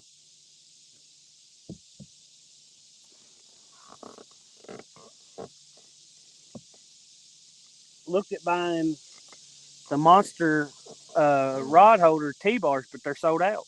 We may get some Monster rod holders to go in it. If we do, I'm going to order the silver and blue ones to match the boat.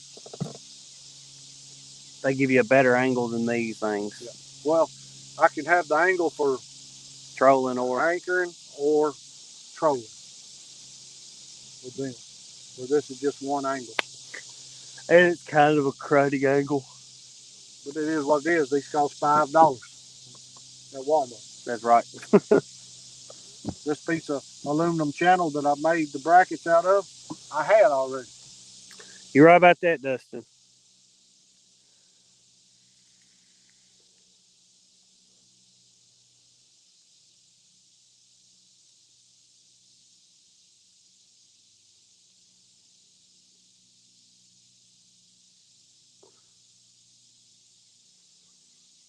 Fins and Fine says those look great. Would have loved to have on my Pro Cat when I had it instead of the factory rod racks, which always get in the way. How did you like your Pro Cat? Uncle Lou says the Targa is the way to go. He likes it better than the. See what Fins and Fine says. Well, Bob, what do you have now? Philip Williams, good morning. And it's back overcast. There's no reason I catch fish right here where we're at. None whatsoever. Just covered up in shad. You can hit that switch if you want to try to keep them live. I'll keep them a little bit, but I ain't really worried about it. Get ready to take them home freezing.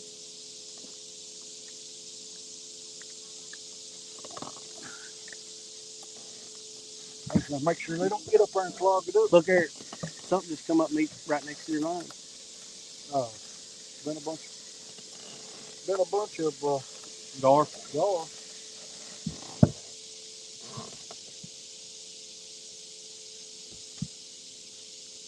All right, fish. Let's say a takedown. Takedown.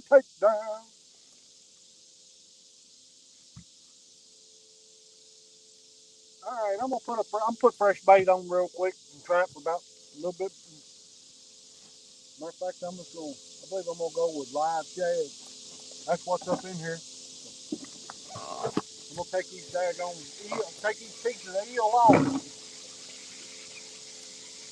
The eel may be the Potomac River, but we ain't caught nothing on the eel, but we ain't caught nothing on shad or bluegill either.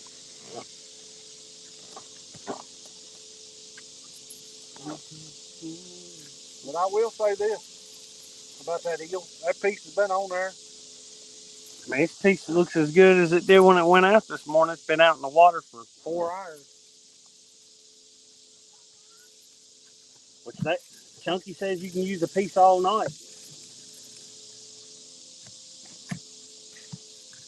Yeah, he'll catch multiple fish on.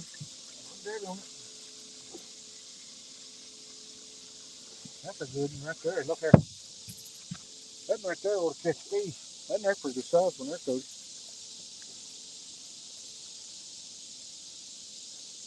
You see that one? And say it might make some commotion. Yep. It takes to get this thing off the hook.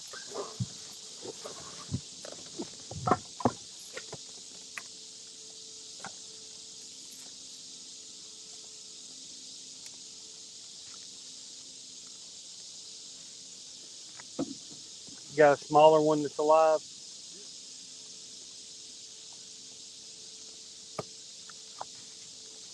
You want a live one? Yeah, I'm put live ones on all mine. You gotta change something. Yeah.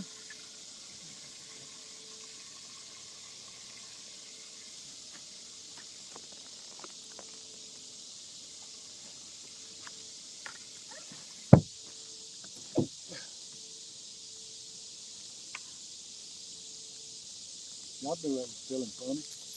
Hung up.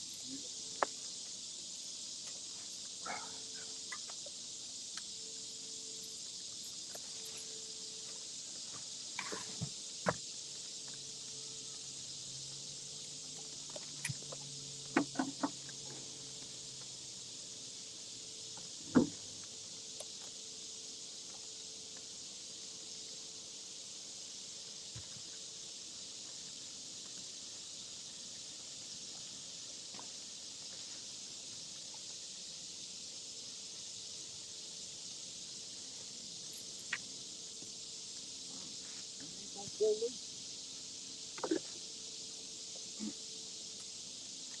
go.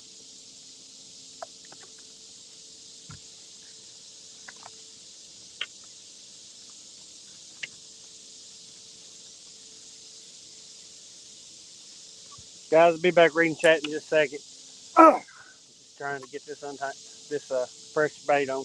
He's trying to get that undone.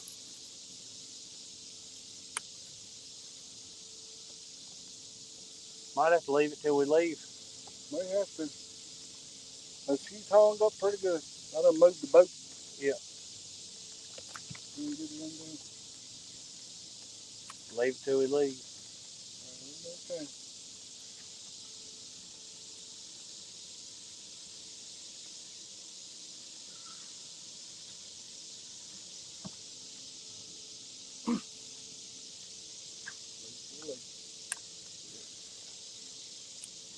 You have to leave it.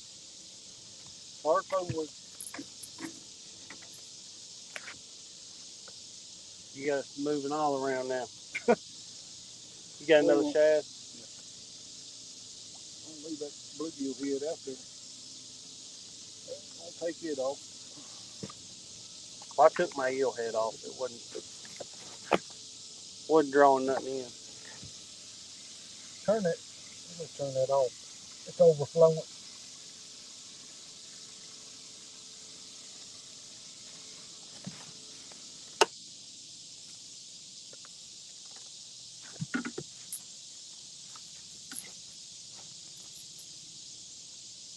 Oh, I never did pick that one up that fell behind that cooler. Nope, he didn't. There he is.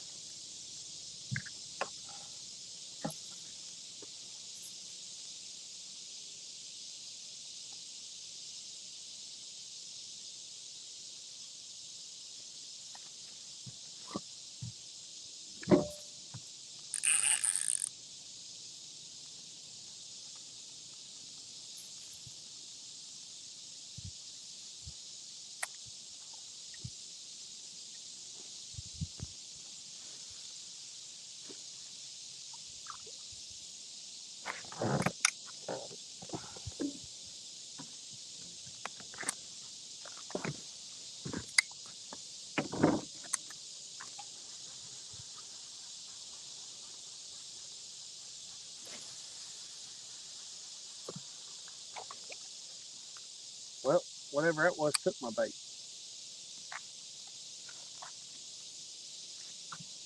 That one had nothing on it.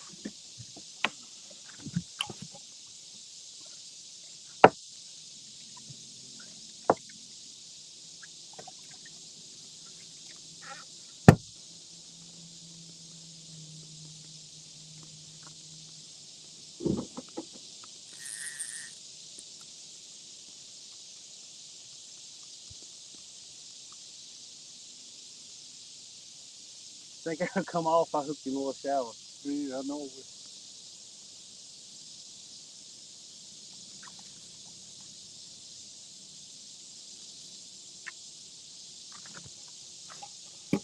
All right, guys. See if he can pull something out of there.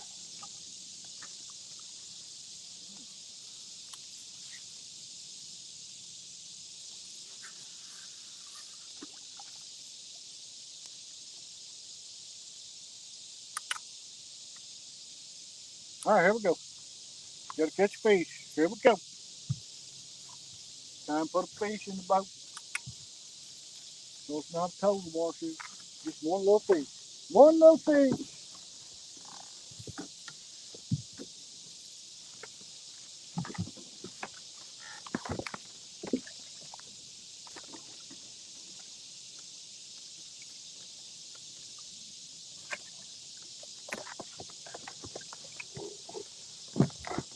All right. That got me a lively one.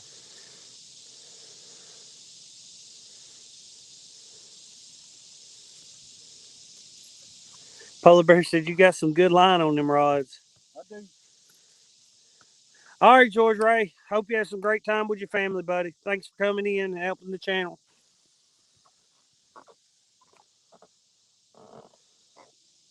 That's what 30-pound Andy will do. 30-pound Andy premium is what it is.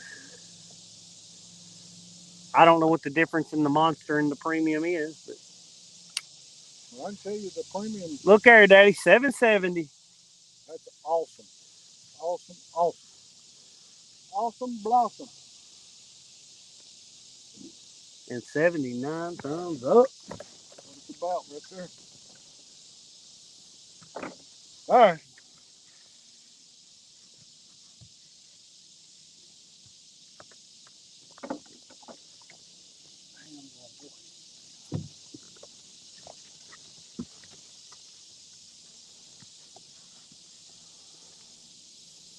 Dang you. Just won't get it loose. They moving the boat everywhere. It'll be all right.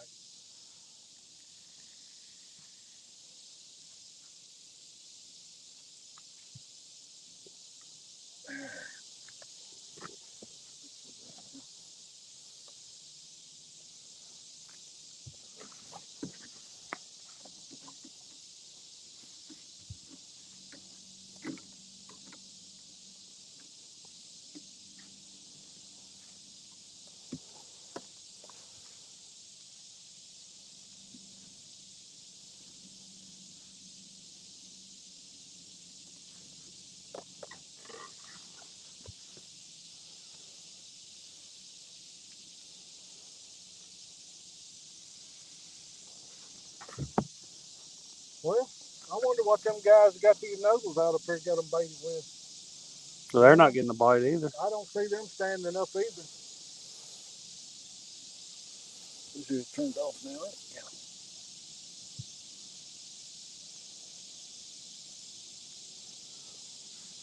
Be honest with you guys, the one I'd really like to see get took down right this minute is any of them, but that daggone silver cat elite there would get took down. It's got a bluegill head on there off a big bluegill, Really big bluegill. really big bluegill.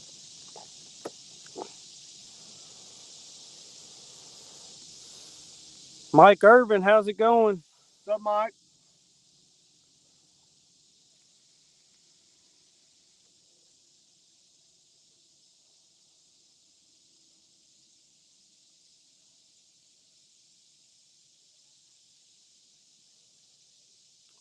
You know, honestly, guys, if today hadn't stunk so bad, we probably have been done fishing.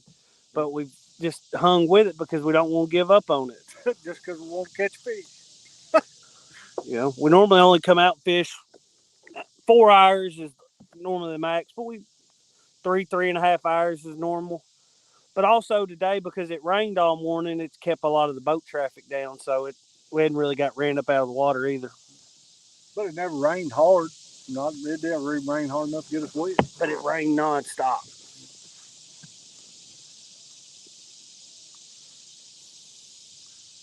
It rained enough. If you'd went outside and seen it rain like that, you wouldn't have took the boat out. It don't bother me. The only part bothers me is the electronics doing what we're doing. Plus, I just at our local Gander Outdoors, they just had a bunch of stuff on sale.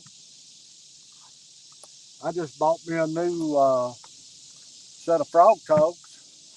They were regular $39, and I got them for $13. And we already had 2 brand new sets in the boat. Yeah, but they wasn't as good as wasn't as thick as those. They're waterproof all the same. Oh yeah. Well, we got one set. Remember the one day that Kent from work went fishing with me? He put that one set on and ripped them out. Ripped them out. Ripped the pan set. Oh, those are yours. Well, I bought me another set, so that's fine. Dang. How'd he rip them? I have no idea, but it did. Oh, well. They gone. That's all I can tell you. Jacob Hagan, how's it going? What's up? What's up?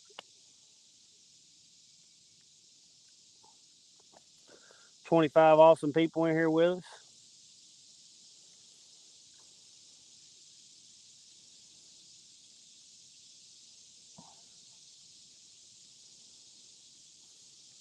I think next time I come fishing, whether it's in the evening or the morning, I'm going to pick a spot and I'm going to sit on that spot for at least an hour and a half before I move. Just to see what turns up. I mean, we've probably been sitting here for... We've been here a while. I was hoping old Flathead that lives in that tree right over there gave us a really getting on up in the day when we come over here anyway. Away from Flathead time, biting time. But I just thought maybe put it over in his house. He might grab Steve it. Austin said, here, kitty, kitty. Here, kitty, kitty, kitty, kitty. Call him in for us, Steve.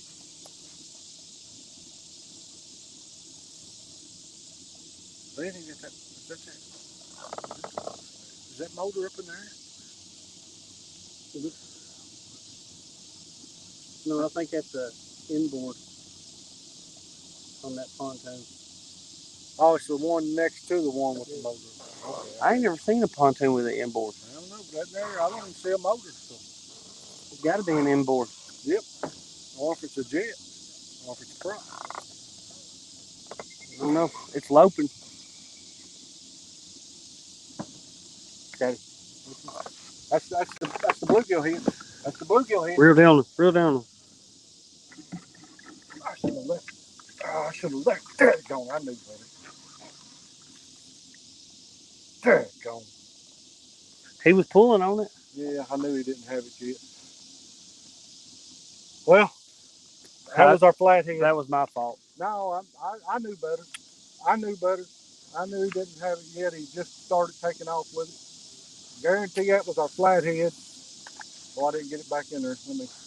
I'll get this. Maybe we'll get it back in there. Maybe I'll take it. Ah, why did I do that? I knew better. I knew better than to reel down yet. Now that's what happens when you get anxious to catch a fish. You know it's a flathead, and you know that he just bit, and you know you need to wait, and you reel down anyway.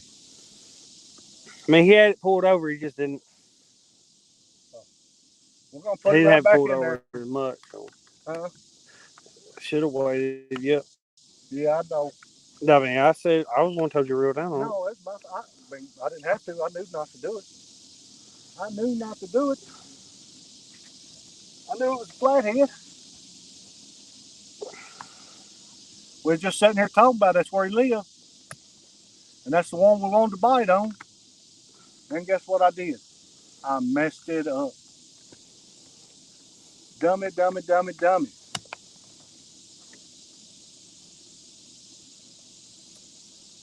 Ah, sorry about that, guys. That's what fishing all morning not getting a bite does for you. Gets you too anxious.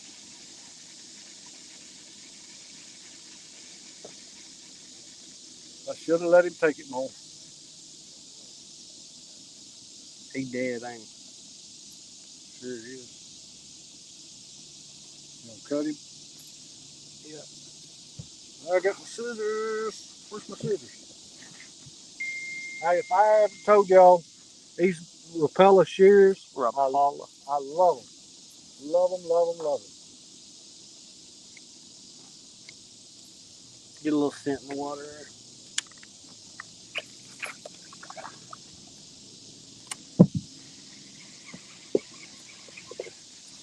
And this is my bait knife. It's the one we hand forged while we were in when we went to Catapalooza and we were at Pigeon Forge. You need to season it. I think if you bake some oil on it. Yeah, I need to oil it up, but it stays there in the boat. My bait knife now.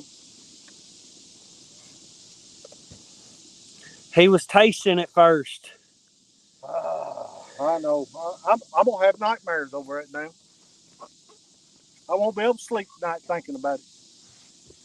Like missing a big buck. Oh my goodness. He might not even been big, just but eat as a fish. Well, I know our opportunity for a flathead right there. How many times have we done the same thing?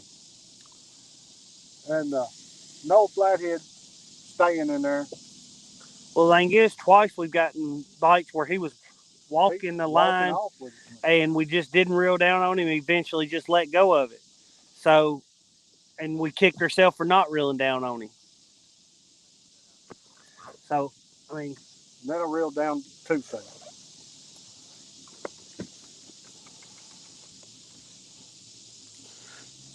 Jacob, Go. did it have it bent? Yeah. Missed him too.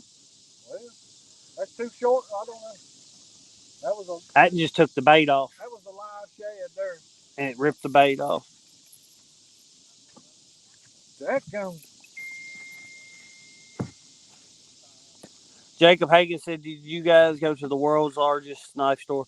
No, it was over next to, I forget what it was called. We have a video on our YouTube channel about it. You can look it up, Ford Knife Forging, and it shows where we were and stuff. Oh, man. Well, maybe we're getting a little promise here in the middle of the day. Best two bites we've had all day. We can catch either one of them.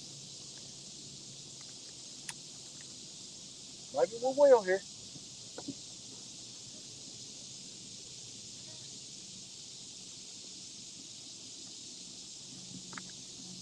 You gotta sit still first.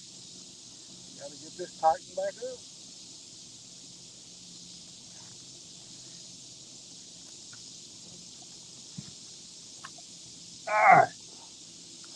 Steve Austin said bite is picking up, which is good. It's Yeah. bad that 2 short strikes is the bite picking up. That's how pitiful Yeah. our day's been. That was the most promising two bites we've had all day, though. But you're right, Steve. You are right. Makes me want that float out there at my snow.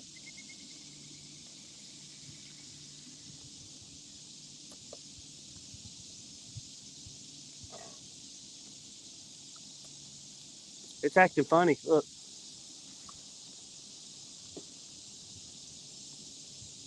Oh, we're just drifting back.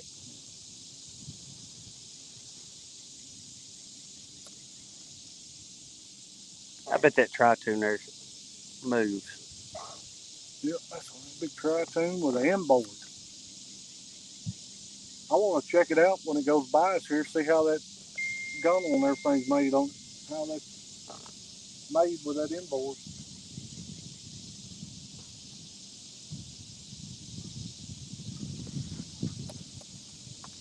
There's a float one under. We floated back that far. There he is. There he is again. I ain't worried about it. I know. I'm just telling you. Let him take it. Look. Oh, is that us moving or? I don't know. I'm gonna let him take it for a while, even if it is him. It might be it. The wind getting us.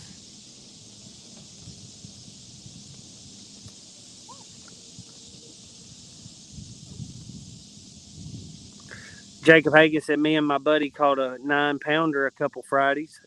That's awesome, man. Anybody that ever wants to post their catch can post them on 3+1 Outdoors Facebook page.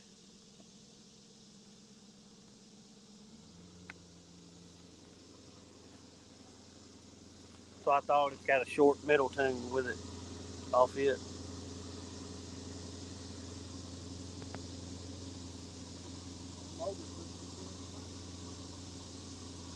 I don't recall. I may have seen one before, but I don't recall ever seeing a pontoon with an inboard in it. I know I hadn't. I don't think I have.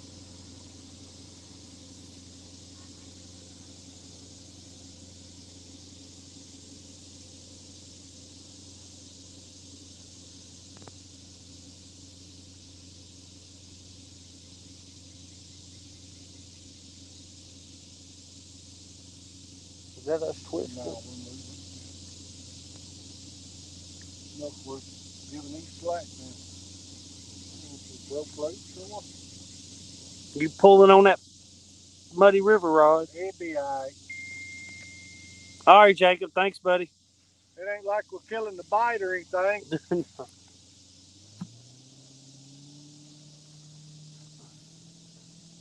You know what sounds good to me? I don't know about you people, but you know what sounds good to me? Big old pork chop. I want a pork chop. I made some General Tso's pork chops the other night. Smoked them with a General Tso's glaze. They were good.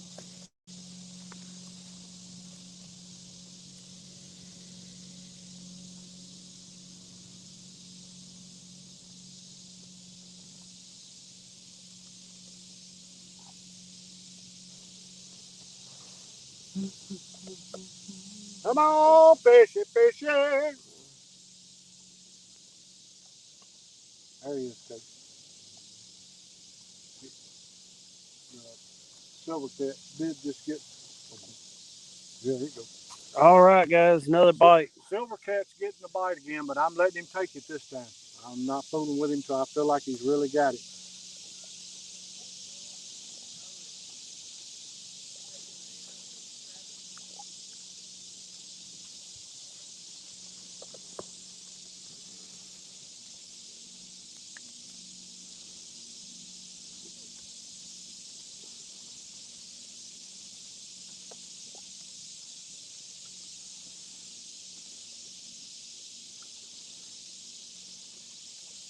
Maybe we don't. Yep, there you go. He just run with a little bit in and then let off of it.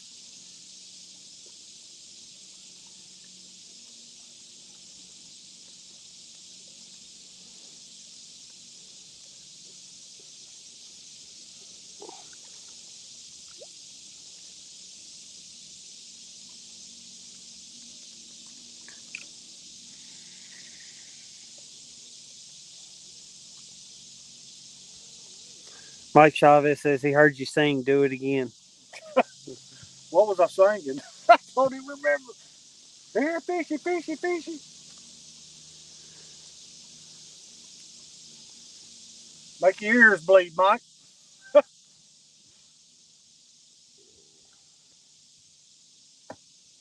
Come on, fishy, fishy. What's has a song? Fishing, fishing. All summer long, yeah. All summer long, fishing, fishing.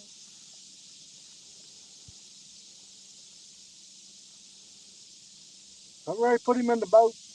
Then let It's him go. supposed to thunderstorm at 1 o'clock. Really? Yep. Well, let's catch this big fish here. Harry he just tapped it again. Yeah, it's a flathead. I'm telling you, I know it is. And what go, if I'd left him alone, I believe he would have finally got it where he got it in his mouth. Something's got them popping the water. Yep.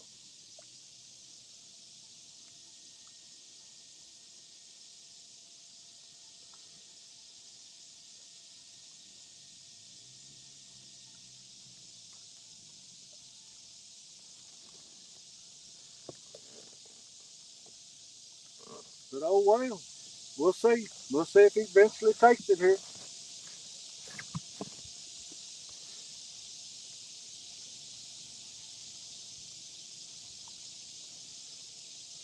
Them guys that had those noodles out Have picked them up. went right up there and got their boat on a lift.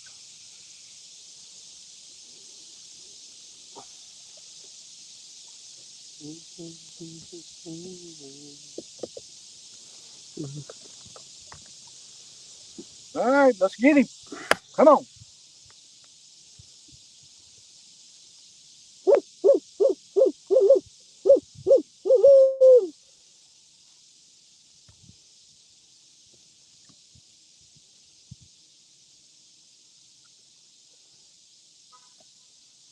Come on, Ryan.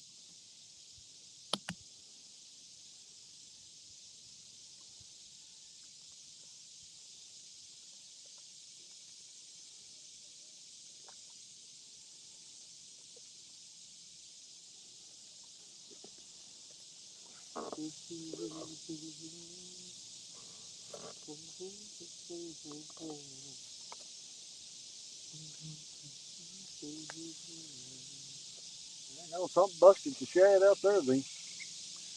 Yep. All right, what y'all think? Is this flatty gonna take it or not? Is the flatty gonna take it or not? I don't know. He stopped picking it. Well, it's got slack in it now. And I don't know whether to tighten it back up or just let it sit there with the slack in it. I don't want to mess him up again. I want him to take it. I want him to get it in his mouth good and go.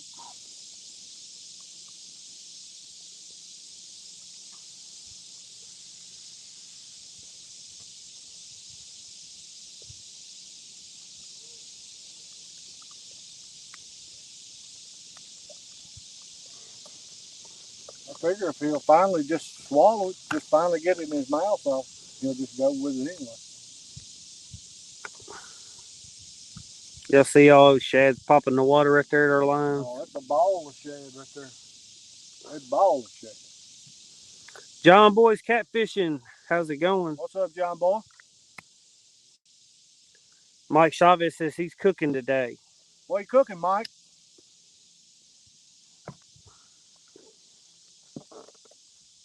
I'm sure it's something good no matter what it is.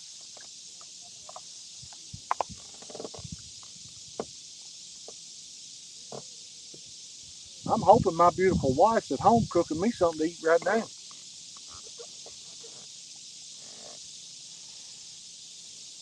I don't know if she's still in the chats or not, but if she is, maybe she heard that.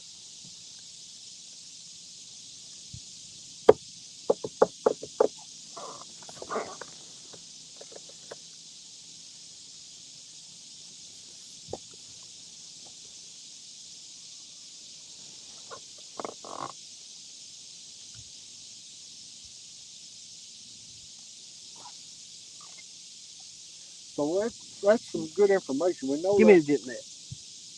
you're going to try to get them with that. Yeah, I'll dump back out. I just want to see if I can do it. Dip net only reach up there. Well, they don't went away now.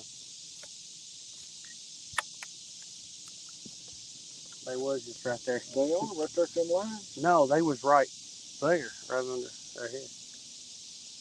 We seen some guys the other day. They must not have a cast net.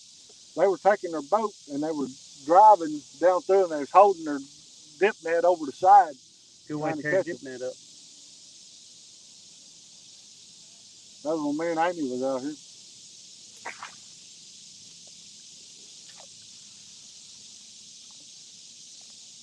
That's all I was waiting on you to get that dip net wet so I could catch his fish and then dip it.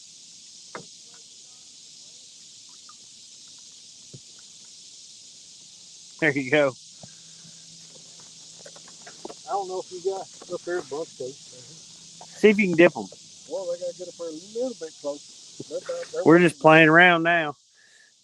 Mama said she just finished making Candy's apples, getting ready to package them out up for deliver them to BG. Hey, make something good to eat. I don't eat candied apples.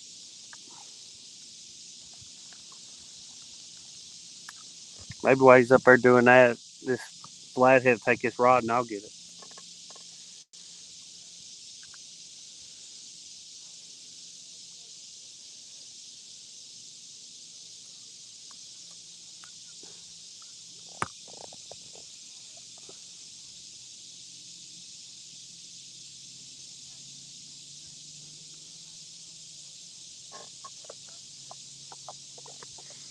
not gonna get close enough to the boat. It went the other way. Hooks and hammocks, how's it going? What's up, Chris and Telly? You guys cooking anything good today? Mike Chavez is cooking something good. How about you guys? Y'all cooking something good? I done got hungry out here not catching no fish. Mike Chavez says he's getting ready to put some chicken on the pit. Chicken on the pit. Sounds pretty good. Getting the chicken ready. It's been a while since I made a drunken chicken. I need to make one of them. Of course, I don't drink. And I hate to go buy a beer just to put it in. It don't add any flavor. It's just about moisture. You can set a can of water in it. Does the exact same thing. If it imparted flavor, I'd say use chicken broth and just try to intensify the chicken flavor. But I don't think it adds any flavor. It doesn't. When you're smoking one, it doesn't get hot enough to ever really make it. Well, when I done drunken chicken, I done it on the grill, not smoking. But even the temp, you got to grill one to get it cooked all the way through. It's not super hot. 31 people in here with us. Thank you, thank you. Maybe, hey, William Warner. You're gonna get this flathead to go on down with it. Did he just hit it again? You just hit it again. I got a bluegill head on there on a monster bluegill. He's moving it around now. And he hit it good one time earlier, and I got too anxious and tried to set the hook on him. And fish hunt, trap, repeat. 3 + 1. What's up? Put it right good back out vibes. There, hoping that he'd come back for it, and he's hit it a few times. I'm hoping it's him again. You know, Mike Chavez, I cook a lot, and I've never spatchcocked a chicken, but I need to do that. They say I've always heard it's the best way to cook one and get a good even cook without drying out your thinner sections of meat. That's where you cut the backbone out and flatten it. Flatten it out. That's what spatchcocking is.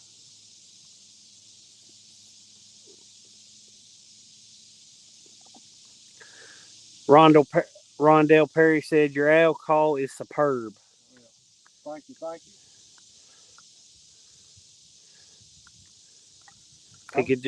I wish my catfish call worked a little better. Cody. Oh, you moved it. There you go. He get me excited. I just looked up, seen the rod, baby. He's over there with his foot. That sinker was dragging ball. I took my foot and made it bend over real quick. He thought that ain't even right. He said he usually cuts it halves and hangs it in the barrel. Sounds good. It does. He said it'd be his first time spatchcocking one. Well, there's a guy I work with. He does a lot of smoking, and he don't do a whole lot of smoking anymore. He bought him one of the what do you call them? Something Joe, like the Komodo Joe. Yeah, Komodo Joe. It's kind of like the big green egg. Like it's a ceramic. Yeah. That's why he cooks on all the time anymore. But he's always talking about spatchcocking chickens and cooking them on there.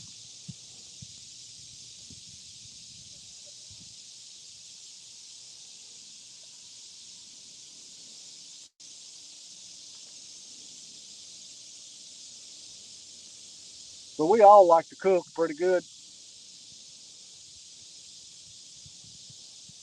I've got a pretty big smoker. I've got a smoker big enough I could put a. You got what, a 200-gallon offset? I could put a. No, it's probably 150-gallon offset. Yeah. I could put probably 150-pound hog on it. And I do it the lazy way. I got a pellet smoker. Sharon Chavez is in here. She said, now I'm here, Cody and Larry. Come on, fishies. There you go. All right, come on. Let's get it now.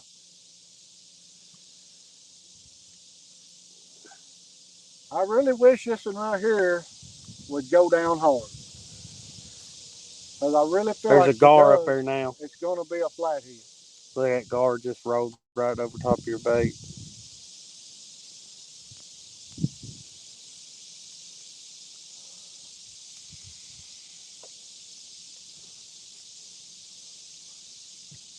that tree actually comes out, and it comes on out here a ways. And well, this black rod right here, one with the float on it, is hung up in it right now, and you see where it's at. I guess I don't know if you guys can see that or not, but so the tree comes out quite a ways. Mike Chavez, I'm gonna have to watch more of your videos. I know I watched a few with the gravity, but have you got any videos out with like a review and breakdown of the gravity ones? I looked at one at Bass Pro the other day, and I really like the design of it, but I just wasn't sure how well they cooked and stuff. I know I've seen some of your videos where you were cooking on it, but have you got a breakdown on one? A breakdown video on it? My wife's wanting me to buy a griddle right now, a Blackstone or Sam's Club carries their make members mark brand of one, and they work just as good. Daddy has one of those. Yeah, $200. And my wife's wanting me to buy one. So. Well, right now at Walmart, our local Walmart up here in Glasgow, next county over, they've got a smoker over there at $700 some dollars. I know. Mama sent it to me. I told you to buy it. They got it on clearance for like less than $300. Yeah, it was a. I think it was. I'll tell you what brand it was. Just a second.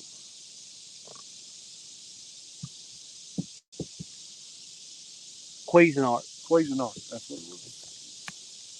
But it's got the full glass front, LED light, Bluetooth. Water's gonna run back. But right now, I'm gonna tell you, I'd rather spend my money traveling fishing somewhere. I got plenty of stuff to cook on.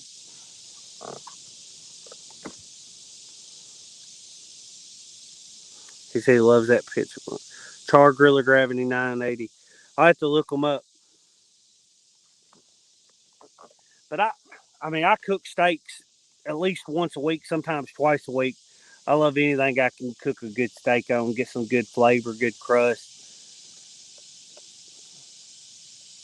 My wife cooks our steaks anymore in the sous vide cooker, and then we just take them out of the sous vide and torch them. Yep. Well, that's I do the reverse sear on the pellet smoker. It's the redneck sous vide. Brings them up to temp low and slow all the same. And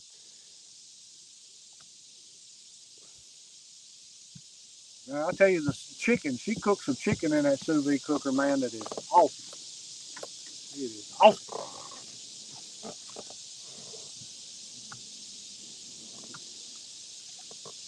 Sous vide cooker is awesome.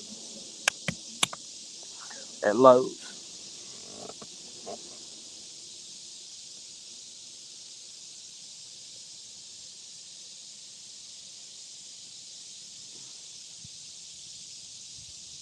Hey, fishy, fishy.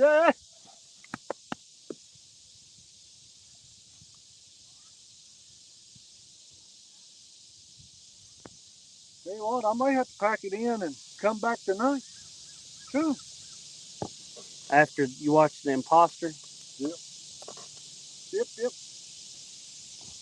I'm going to watch that at 7 o'clock, see how all that goes. Catfish Headhunters 3+1. What's happening, buddy? Ah, shoot. We out here drowning. We're just drowning. Drowning, not getting a bite. Sun's starting to get hot. About that to call it. We've had about 4 bites all day long. And they hadn't been good. And none of them been good. The only one right here that I think would have been a good fish was this one right here. And I got anxious and reeled down on him too quick. I think it was a flathead up in that treetop. And I got anxious and reeled down on him too quick.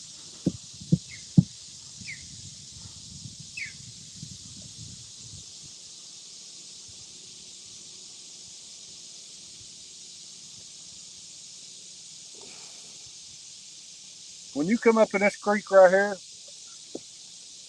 and you don't catch a fish, it's rough, because you could usually catch fish up in this creek. Richard Jarvis, how's it going?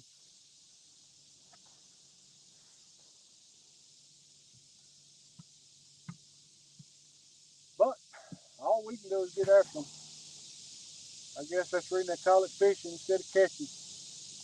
Maybe we should have got up this morning and went catching. instead of fishing. All right, Mark Chavez.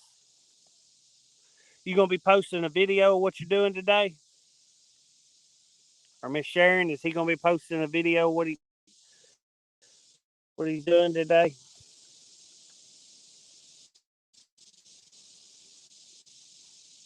One of these days, I'll go down there where Mike Chavez lives and get on that James Road.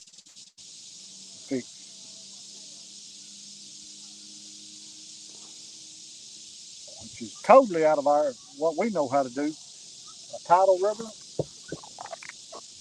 Yeah. Only tidal waters I ever fished was the Gulf. And that was saltwater fish. Yep.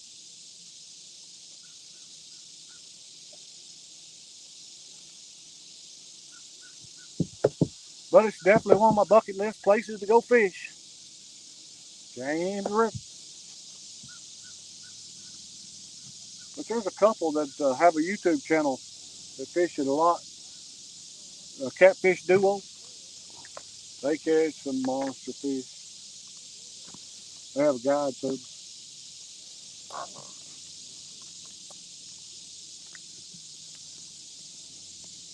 Today's video will be out next week. Well, I'll be sure to stay tuned in for it. After I watch it, I may try to replicate it. Well, I had never done one either. You know. He'll cook it. I'll eat it, Mike. Anytime I watch a video, I pretty much just try to learn my relatively close to time and temps. Because seasonings, I always just tweak to the way I personally like them. Everybody's got different preferences. And even on time and temps, I might go a little slower for a little longer, or might go a little cooler temp and for a little longer. Might be a little cooler temp and do shorter. Just depends. My pit may cook a lot different than yours, so try to keep just eye on internal temps and go by that, of course. But it's always good to see somebody else do it. Maybe it help you learn something small as how to get your meat good and even and stuff, and that makes a huge difference when cooking, getting everything to cook even. So my wife had a birthday cake she delivered yesterday morning.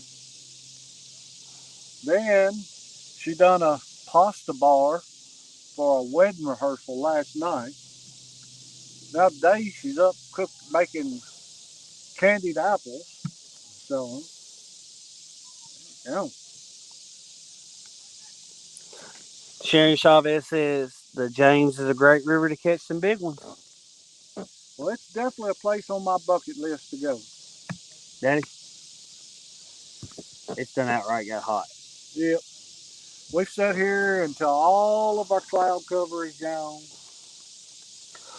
Won't be outdoors. I believe we're about to wrap it up, man. It's Been a rough day. it's been a bad day fishing, but it is what it is. We stuck with it longer than we actually planned on fishing, just trying to hold out, and it's not worked And I'm out. still hoping that when I reel down on this one right here that he's on it. It's just not worked out for us today.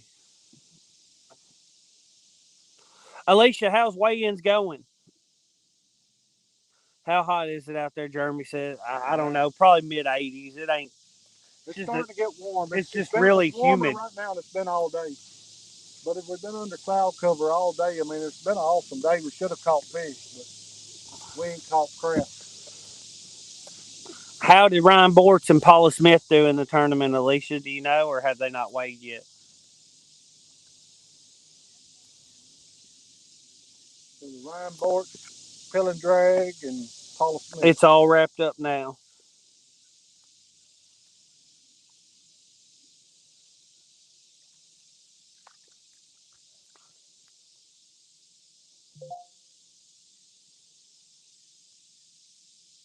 They weighed at 9, Matt said. Well, I was just curious where any of the YouTubers that I knew that fished in it might have placed.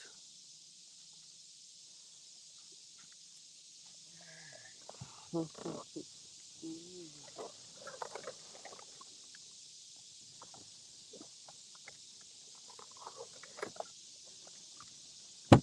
where our place is at? Last. All right, I'm gonna reel these back here in, and then of course I don't know. I'll check that one. Matter of fact, I'm gonna reel it in next, and then we'll pray us out. All right. All right. Bait going on this one. Something took my bait. See the rig we're running? Yep. Let them have that shed, bud. There. There's that. Well, don't nothing want it or they done eat it. Move your bluegill rod. I could have called it the bluegill over there, bro.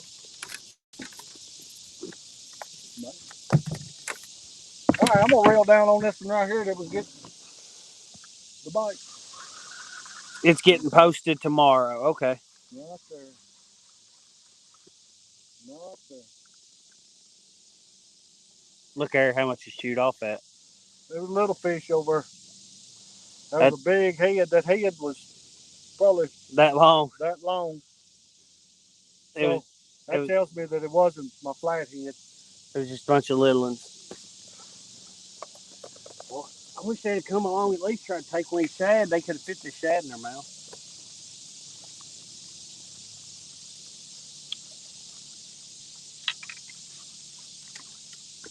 But anyway, I'm gonna pray us out, and we're gonna get out of here. Thank you, Heavenly Father, for this day, Lord. Thank you for everyone who come in and joined us, Lord. Just thank you for blessing us with our health and safety today, Lord. Lord, we just ask you to, as always, to be the guiding light beneath our feet, Lord. And just thank you for our Son, our Lord and Savior. In Jesus' name we pray. Amen. Hey, as we always say, God, family, and the great outdoors. Thanks for joining us. Yep. Maybe next time we'll catch some fish. See y'all guys. Thanks for everybody coming in. Yep. Thank you, guys.